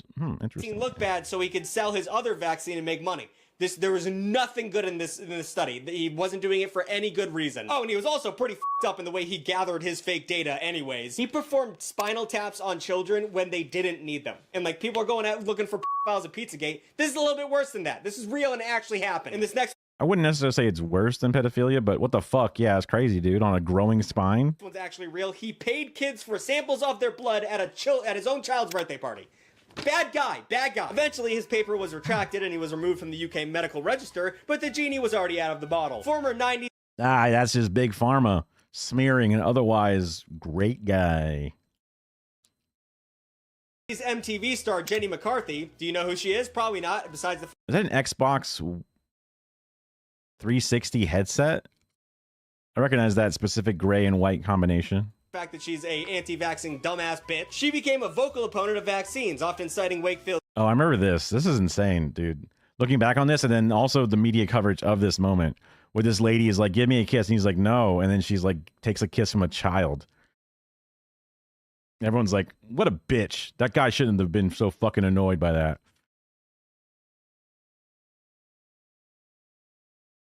True.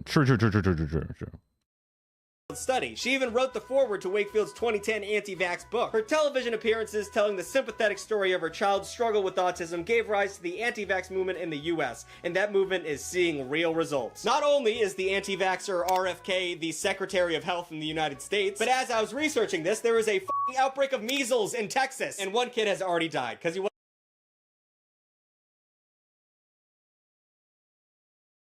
American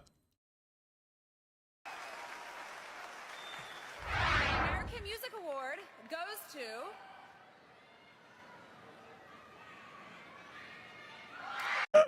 It's in a phone. That's so like we're hip, guys.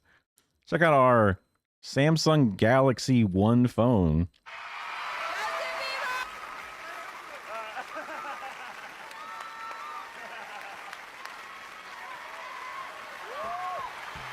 She grabbed his fucking ass. He's got assaulted on. Wow. He's like ready to punch. He's ready to fight. I feel violated right now. Wow. First of all, last time I was up here, I forgot to thank the man, Usher Raymond, because he is the man. I could go into all the details right now about why he's the man, but I would be here. Thank again my family, and thank God. Without him, I think I remember seeing like some, I don't know, talk show talking about it, being like, why was he being such a little pussy or whatever. wasn't vaccinated, but at least he doesn't have autism, right? You f***ing idiot. So while there is no scientific link between vaccines and autism, it is estimated that vaccines have saved how much? 154 million lives. Child stars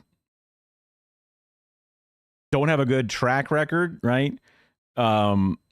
Material conditions, the circles of individuals, influential individuals around you.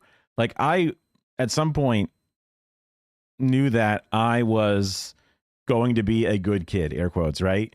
But I could also tell that if I had different friends, even with my parents, my upbringing, the fact that we moved into a home when I was in like elementary school and we're out of the apartment game and like had a very stable, all these are good things. I knew that I could still have been down the wrong path if I just had a bad friend group or a worse or, societally considered bad or worse, whatever, friend group, because I was susceptible both to my home upbringing, but then also my social upbringing outside of that. It's really easy to see that, or vice versa. I could have had the best friends and a thing, but my home life could have been so bad. My life would have been very different.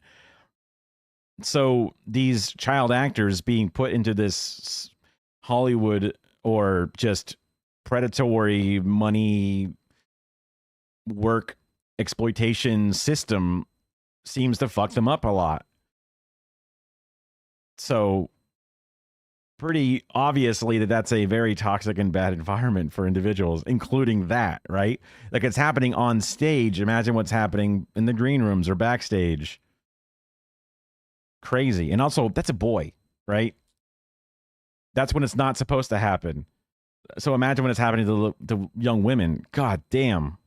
Globally since 1974, Girls, and 95% children. of those are kids under the age of 5. So, are you worried about kids or are you not, gang? What are we doing? You'll believe that Hillary Clinton is, peeling children's faces like oranges and drinking their blood, but you won't. Well, she was on Leah Express quite a lot. Give your kid a vaccine that's going to save his life.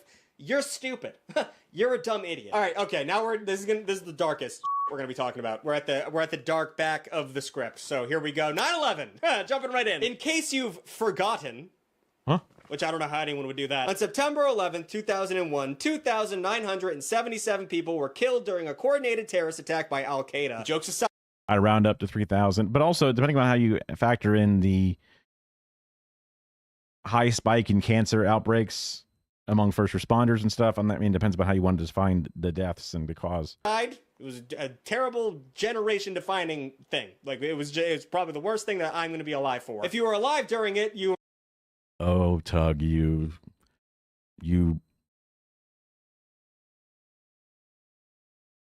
fucking idiot. On American soil, it may not even be true, man. Like, to date on American soil for your lifetime, sure. But, like, Gaza, bro, right? Like, and also, yet, like, where we got our ice camps. Wait till you find out some shit going on, man. Like, bro, give it time. I remember where you were, and I was 4 years old, and I remember looking at the TV and thinking it was an action movie, and my mom was crying. That's all. Wait, oh wow, he's 4 years old. I was in 8th grade. So if I was in kindergarten at 5th grade, or age 5, maybe it was, okay, backtrack it. I graduated in 2006, which means that would be like, I was like 18 at that point. I can do the fucking math. Hold on. 06, back 6 years, and then back 12 more. I was 18. Boom, easy. Got it. So then 9/11, 2011, September, bottom half of the year. So if I graduated in 06 at 18, 5 years before, I was 13. Boom, easy. So that means I am 9 years older than him, which means he's in his late 20s. I remember. But if you had a frontal cortex, you remember where you were. Like when JFK got assassinated in the 60s, you remember where you were. And I understand having a healthy mistrust of the government. I really do. But generally, when the US intentionally causes harm to our citizens, like MK Ultra, we're really hush-hush about it. But 9/11 conspiracy theorists think that the US government either knew about the attacks and let them happen, or coordinated the events ourselves. Why? Well, so they could take away our freedoms in the name of the national security. I do like the idea that they then printed clues on our money to tell us that the towers are going to burn specifically, which is just like, but why would they do that? Why would they do that at all? Who would design that for them to do that? And why? While establishing an authoritarian government. And the craziest part is that with the Patriot Act and the revelation about the NSA spying on American citizens, they were sort of right, at least about the consequences. So whatever. They were right about that. That's fine. That's fine. And then President George W. Bush used 9/11 to jump into invading Iraq, which seemed a little convenient. And then the country lost privacy altogether in the name of national security. So, it makes you think. But it's there's some parts that are like, America knew that it was going to happen or was being planned. And they were like, well, it doesn't seem that bad because then we could use these things, right? That was an element that I could see them being gross and evil about. But them specifically orchestrating and doing it, they set the dominoes in place and pushed them in motion with their actions and then caused the blowback, but whether or not they specifically did them didn't really seem the same evidence.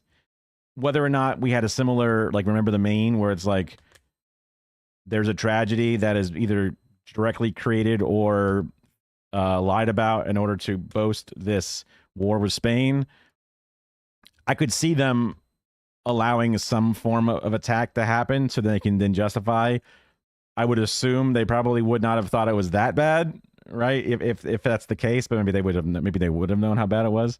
I don't know, but that's about as far as I would go with it without any, like, I need at least a 2-hour conspiracy movie in order to convince me otherwise. Like Winston Churchill said, never let a crisis go to waste. These were consequences, Yeah. not the cause. You understand what I'm saying? It doesn't make sense that the US would cannibalize itself in such a public way. But of course, 9/11 truthers think that they have the truth. Every once in a while, if you're hitting it off with a stranger on some subversive they'll test the waters and ask if you've seen Loose Change. This was a low-budget 9/11 conspiracy documentary made on a laptop in 2005, and some experts consider it the single most popular piece of conspiracy media ever. If you've seen Loose Change, it definitely has a vibe. I know of it, haven't seen it. It's got slow motion explosion, lo-fi beats, and tons of quotes and clips taken out of context. No wonder indie directors like David Lynch and Kevin Smith mentioned the film during interviews. It was the prototype for YouTube conspiracy documentaries that would come in the following year. Oh, Shane Dawson. If only you didn't fuck that cat and did many other bad things as well. Using a barrage of footage to draw on the viewer while peppering them with questions while offering absolutely no answers. But if you look at their claims, you can debunk each one. And I'm about to do that real quick. Question: how could the building collapse if steel frames didn't melt? Answer: the steel frames didn't have to melt to lose. Just to be not as strong. It's very heavy. A building's very heavy. Structural integrity. There was a plane that hit a building. A big ass plane hit a building. Steel loses over half its strength at temperatures over 1100 degrees, and jet fuel can easily reach that. Question: if the Twin Towers weren't a controlled demolition, why were there demolition-like spikes in seismic activity before the building collapsed? Answer: there weren't. That did not happen. This is just one cherry-picked graph that, due to showing the seismic readings over a longer period of time, appears to have a spike. And I could go on. I could go on about all of this. I would also assume that a building collapsing would cause a lot of fucking vibrations or whatever. All day. You can point to the things they're talking about and shut them down, and then they'll have 5 other misinformed facts to throw at you. My point is that truthers are experts at flooding the zone with questions. They never have to actually prove anything if they constantly put the burden of proof onto you. But these are the same guys who will fold a $20 bill and make it look like 9/11 The classic. on the back, like vaguely it looks like 2 buildings burning, and they're like, But the 2 different heights, and that's smoke. Those trees, that's, yeah, this hit hard in 2004. so they did it. Like, are you f***ing stupid? Imagine working at... It's kind of crazy how well the Pentagon held up to that plane hitting it, because it's made to be fucked with, right? And it's like, damn, I see where our money went. Your building's nice and strong. My building ain't shit. The U.S. Mint. Like, think about how many people would have to know about that. Think of... So no one would question them.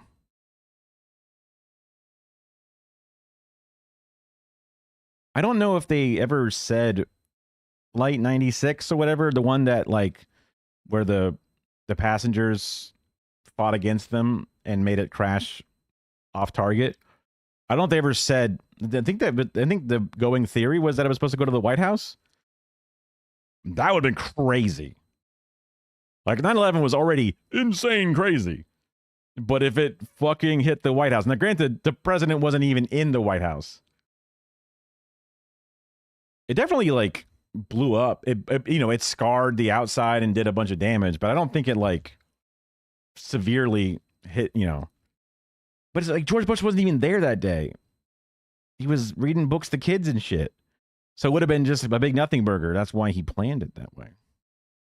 Yeah, same here.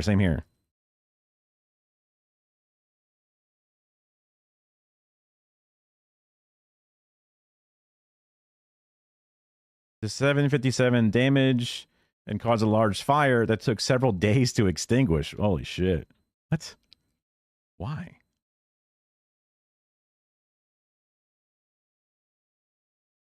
Image in new tab. different place because it's Firefox, not Chrome.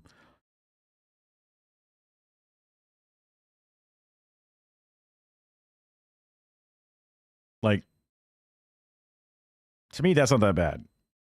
I guess because it's like in layers too. I never really noticed that it was 1, 2, 3, 4, 5 different layers of building. They're going to hit the elementary school. Dude.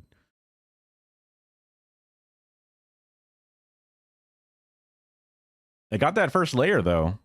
They got that little section out of that first layer.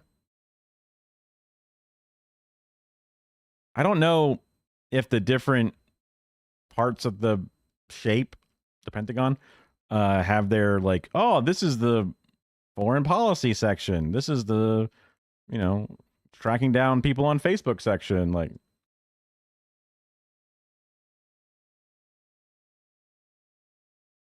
how many people down the line, like the president, everyone lets 9/11 happen, and then you're just a fucking worker at the Mint, and they're like, hey, we have to change the design. We have to make it look. yeah, that makes sense that if a fire did take a while to get out, and then, like, fire sucks. Fire fucks shit up. So when that thing explodes and bursts, and then things catch on fire, and that starts to spread along that very onion peel thing. Each side is a different branch. Interesting. It looks very Soviet in its architecture specifically. I would love for us to have many pentagons of affordable housing with, like, parks and little community, you know, businesses in between those layers and shit. That would be, you know, a fucking 15-minute city in a pentagon shape. Oh, one day.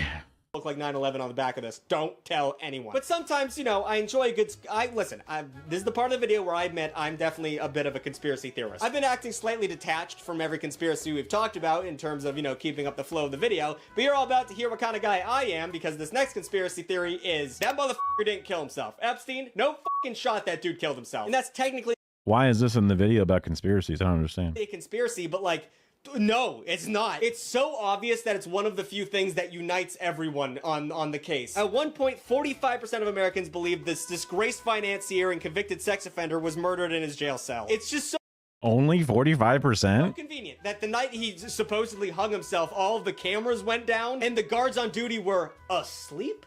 All of them? I don't Multiple guards, know yes. how many guards are in a prison, but can't be less than 3. Epstein's death was quickly ruled a suicide by the city's medical examiner, but a pathologist hired by Epstein's family observed injuries during the autopsy that are more consistent with homicidal strangulation, which is interesting. But also, imagine being Epstein's, like, sister. That must be a crazy life. The guards responsible for watching Epstein were charged with conspiracy and record falsification, and a Justice Department watchdog laid the blame on staffing shortages. But I don't know, dude.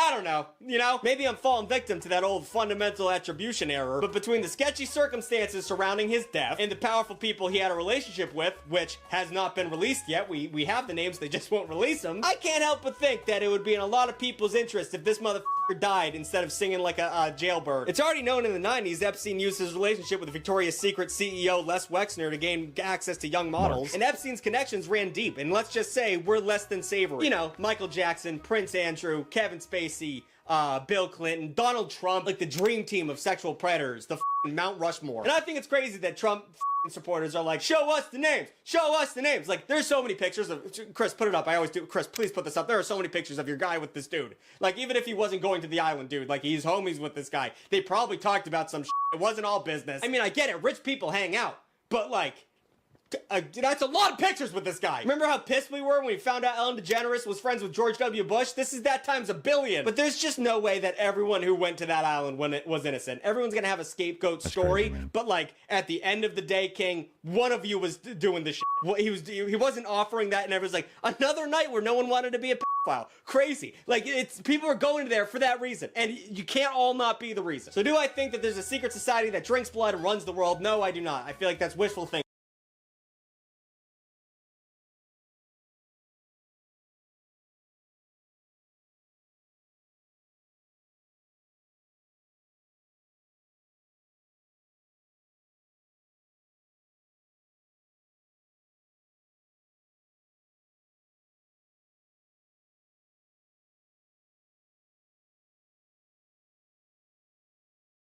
Mike Johnson backs off claim that Trump was an FBI informant. Blue sky. Lib. And he's not saying that what Epstein did is a hoax. It's a terrible, unspeakable evil. He believes that himself. When he first heard the rumor, he kicked him out of Mar-a-Lago. He was an FBI informant to try to take this stuff down. Excuse me? FBI informant? A white hat pedophile? Excuse me? Were you saying that he was inside to take down the beast? Is that what you were implying here, sir? The president knows and has great sympathy for the women who have suffered these unspeakable harms. It's detestable to him. He and I have spoken about this as recently as 24 hours ago. And he's not saying that what Epstein... Excuse me, sir? What do you mean by this? What do you mean he's an FBI informant? Excuse me? He's a Fed? Excuse me? Oh, that's my rally music. Oh, right. The kid. Pizza. True facts. CEO. Good work. Stavi. That research about COVID. My playlist. My list of playlists. Kara's specific playlist about cute shit. I need to clean all this up. Kara needs to add more. I think more of the girl with the dogs would be nice for some palate cleansers in between shit. They're only 10-ish minutes. It's not that bad.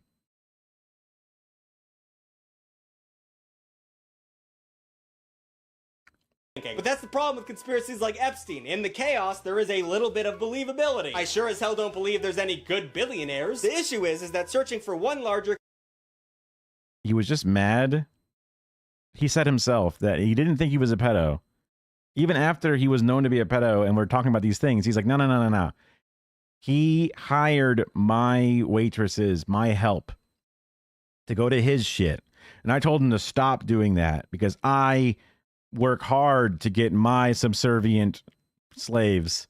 And then he did it again. And I said, fuck you. That's it. No more stealing my workers to be some of the more public and credible, not that there's any discreditable, but just like the publicly known individuals who have called out the sex crimes. They literally poached it from your fucking Mar-a-Lago. You don't even say he was being creepy to my former employees. Just straight up, how dare he take my employees from me? I want them for my place. Like, that was what pissed him off. Conspiratorial universal truth makes us look crazy, hurts our credibility, and ultimately helps the bad actors of the world. The rich and powerful want you to believe in conspiracies. It makes your accusations look stupid and not real. There's a reason why no one's ever sued David Icke for calling them a it's because he doesn't matter and no one gives a shit about him. If we focus our energy on going after the bad actors and not some bullshit conspiracy that we made up about the bad actors, we could probably make our own new world order that's sick and cool and has blackjack and hookers. New videos every Wednesday and Saturday. Stealing shit from Futurama. There was something I was going to steal from Futurama, but then I forgot what it was.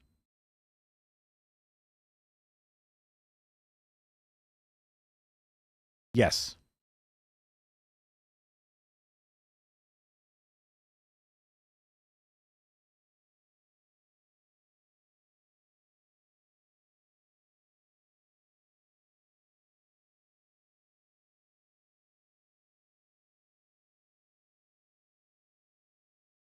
Wait.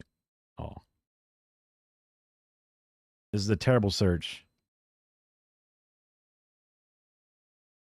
Yes, this is it. Literally this. The only result based off my insanely specific search.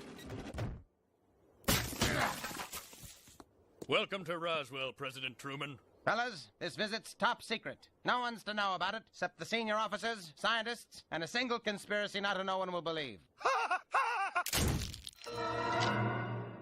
Perfect. Perfect. You got to give them a kook, so that way you can call them a kook. Mwah. Perfect. Well, it's 11:40. We should probably let you guys go.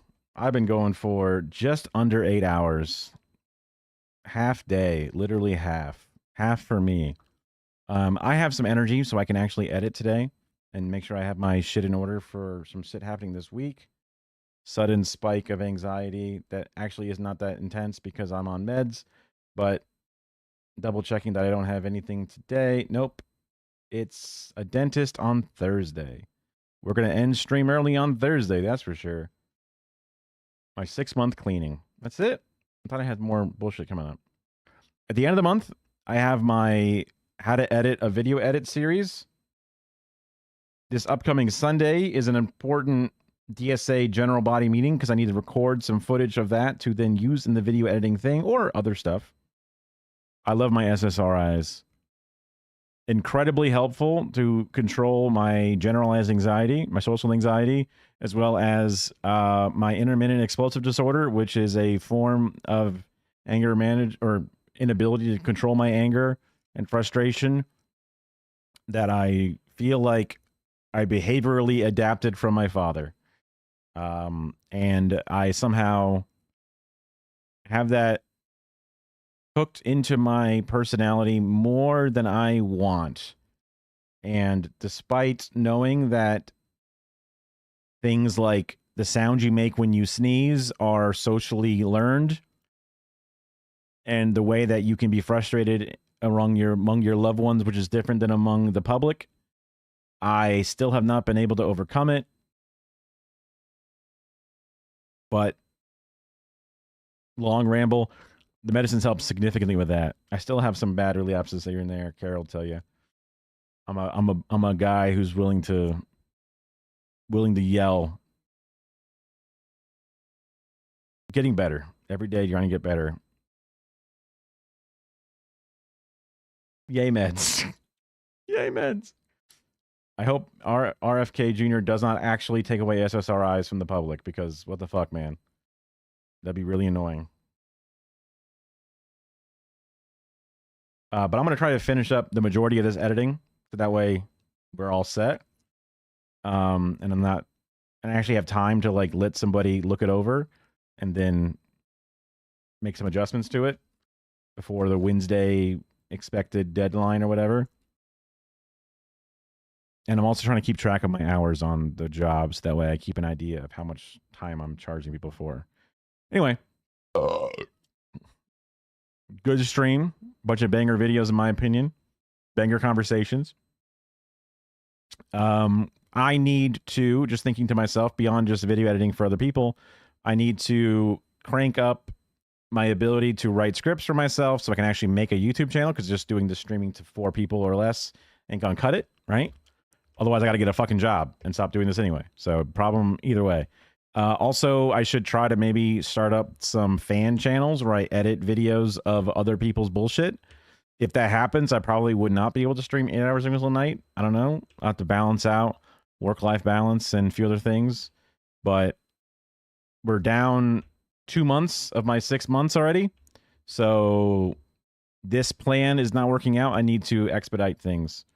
So things need to utilize the amount of time ahead. The runway I have left is getting shorter, and I have not gained. I guess I've gotten more comfortable with doing things and found a better routine for myself. But still, we're not quite there on an actual growth pattern yet. So, I got some shit to do. Y'all got some shit to do. Probably. And I don't just say it just to say it. I mean, seriously, when I get shit checked off my list, it's good. A, because you got to get shit done. And B, you feel better about yourself. You don't feel nearly as depressed.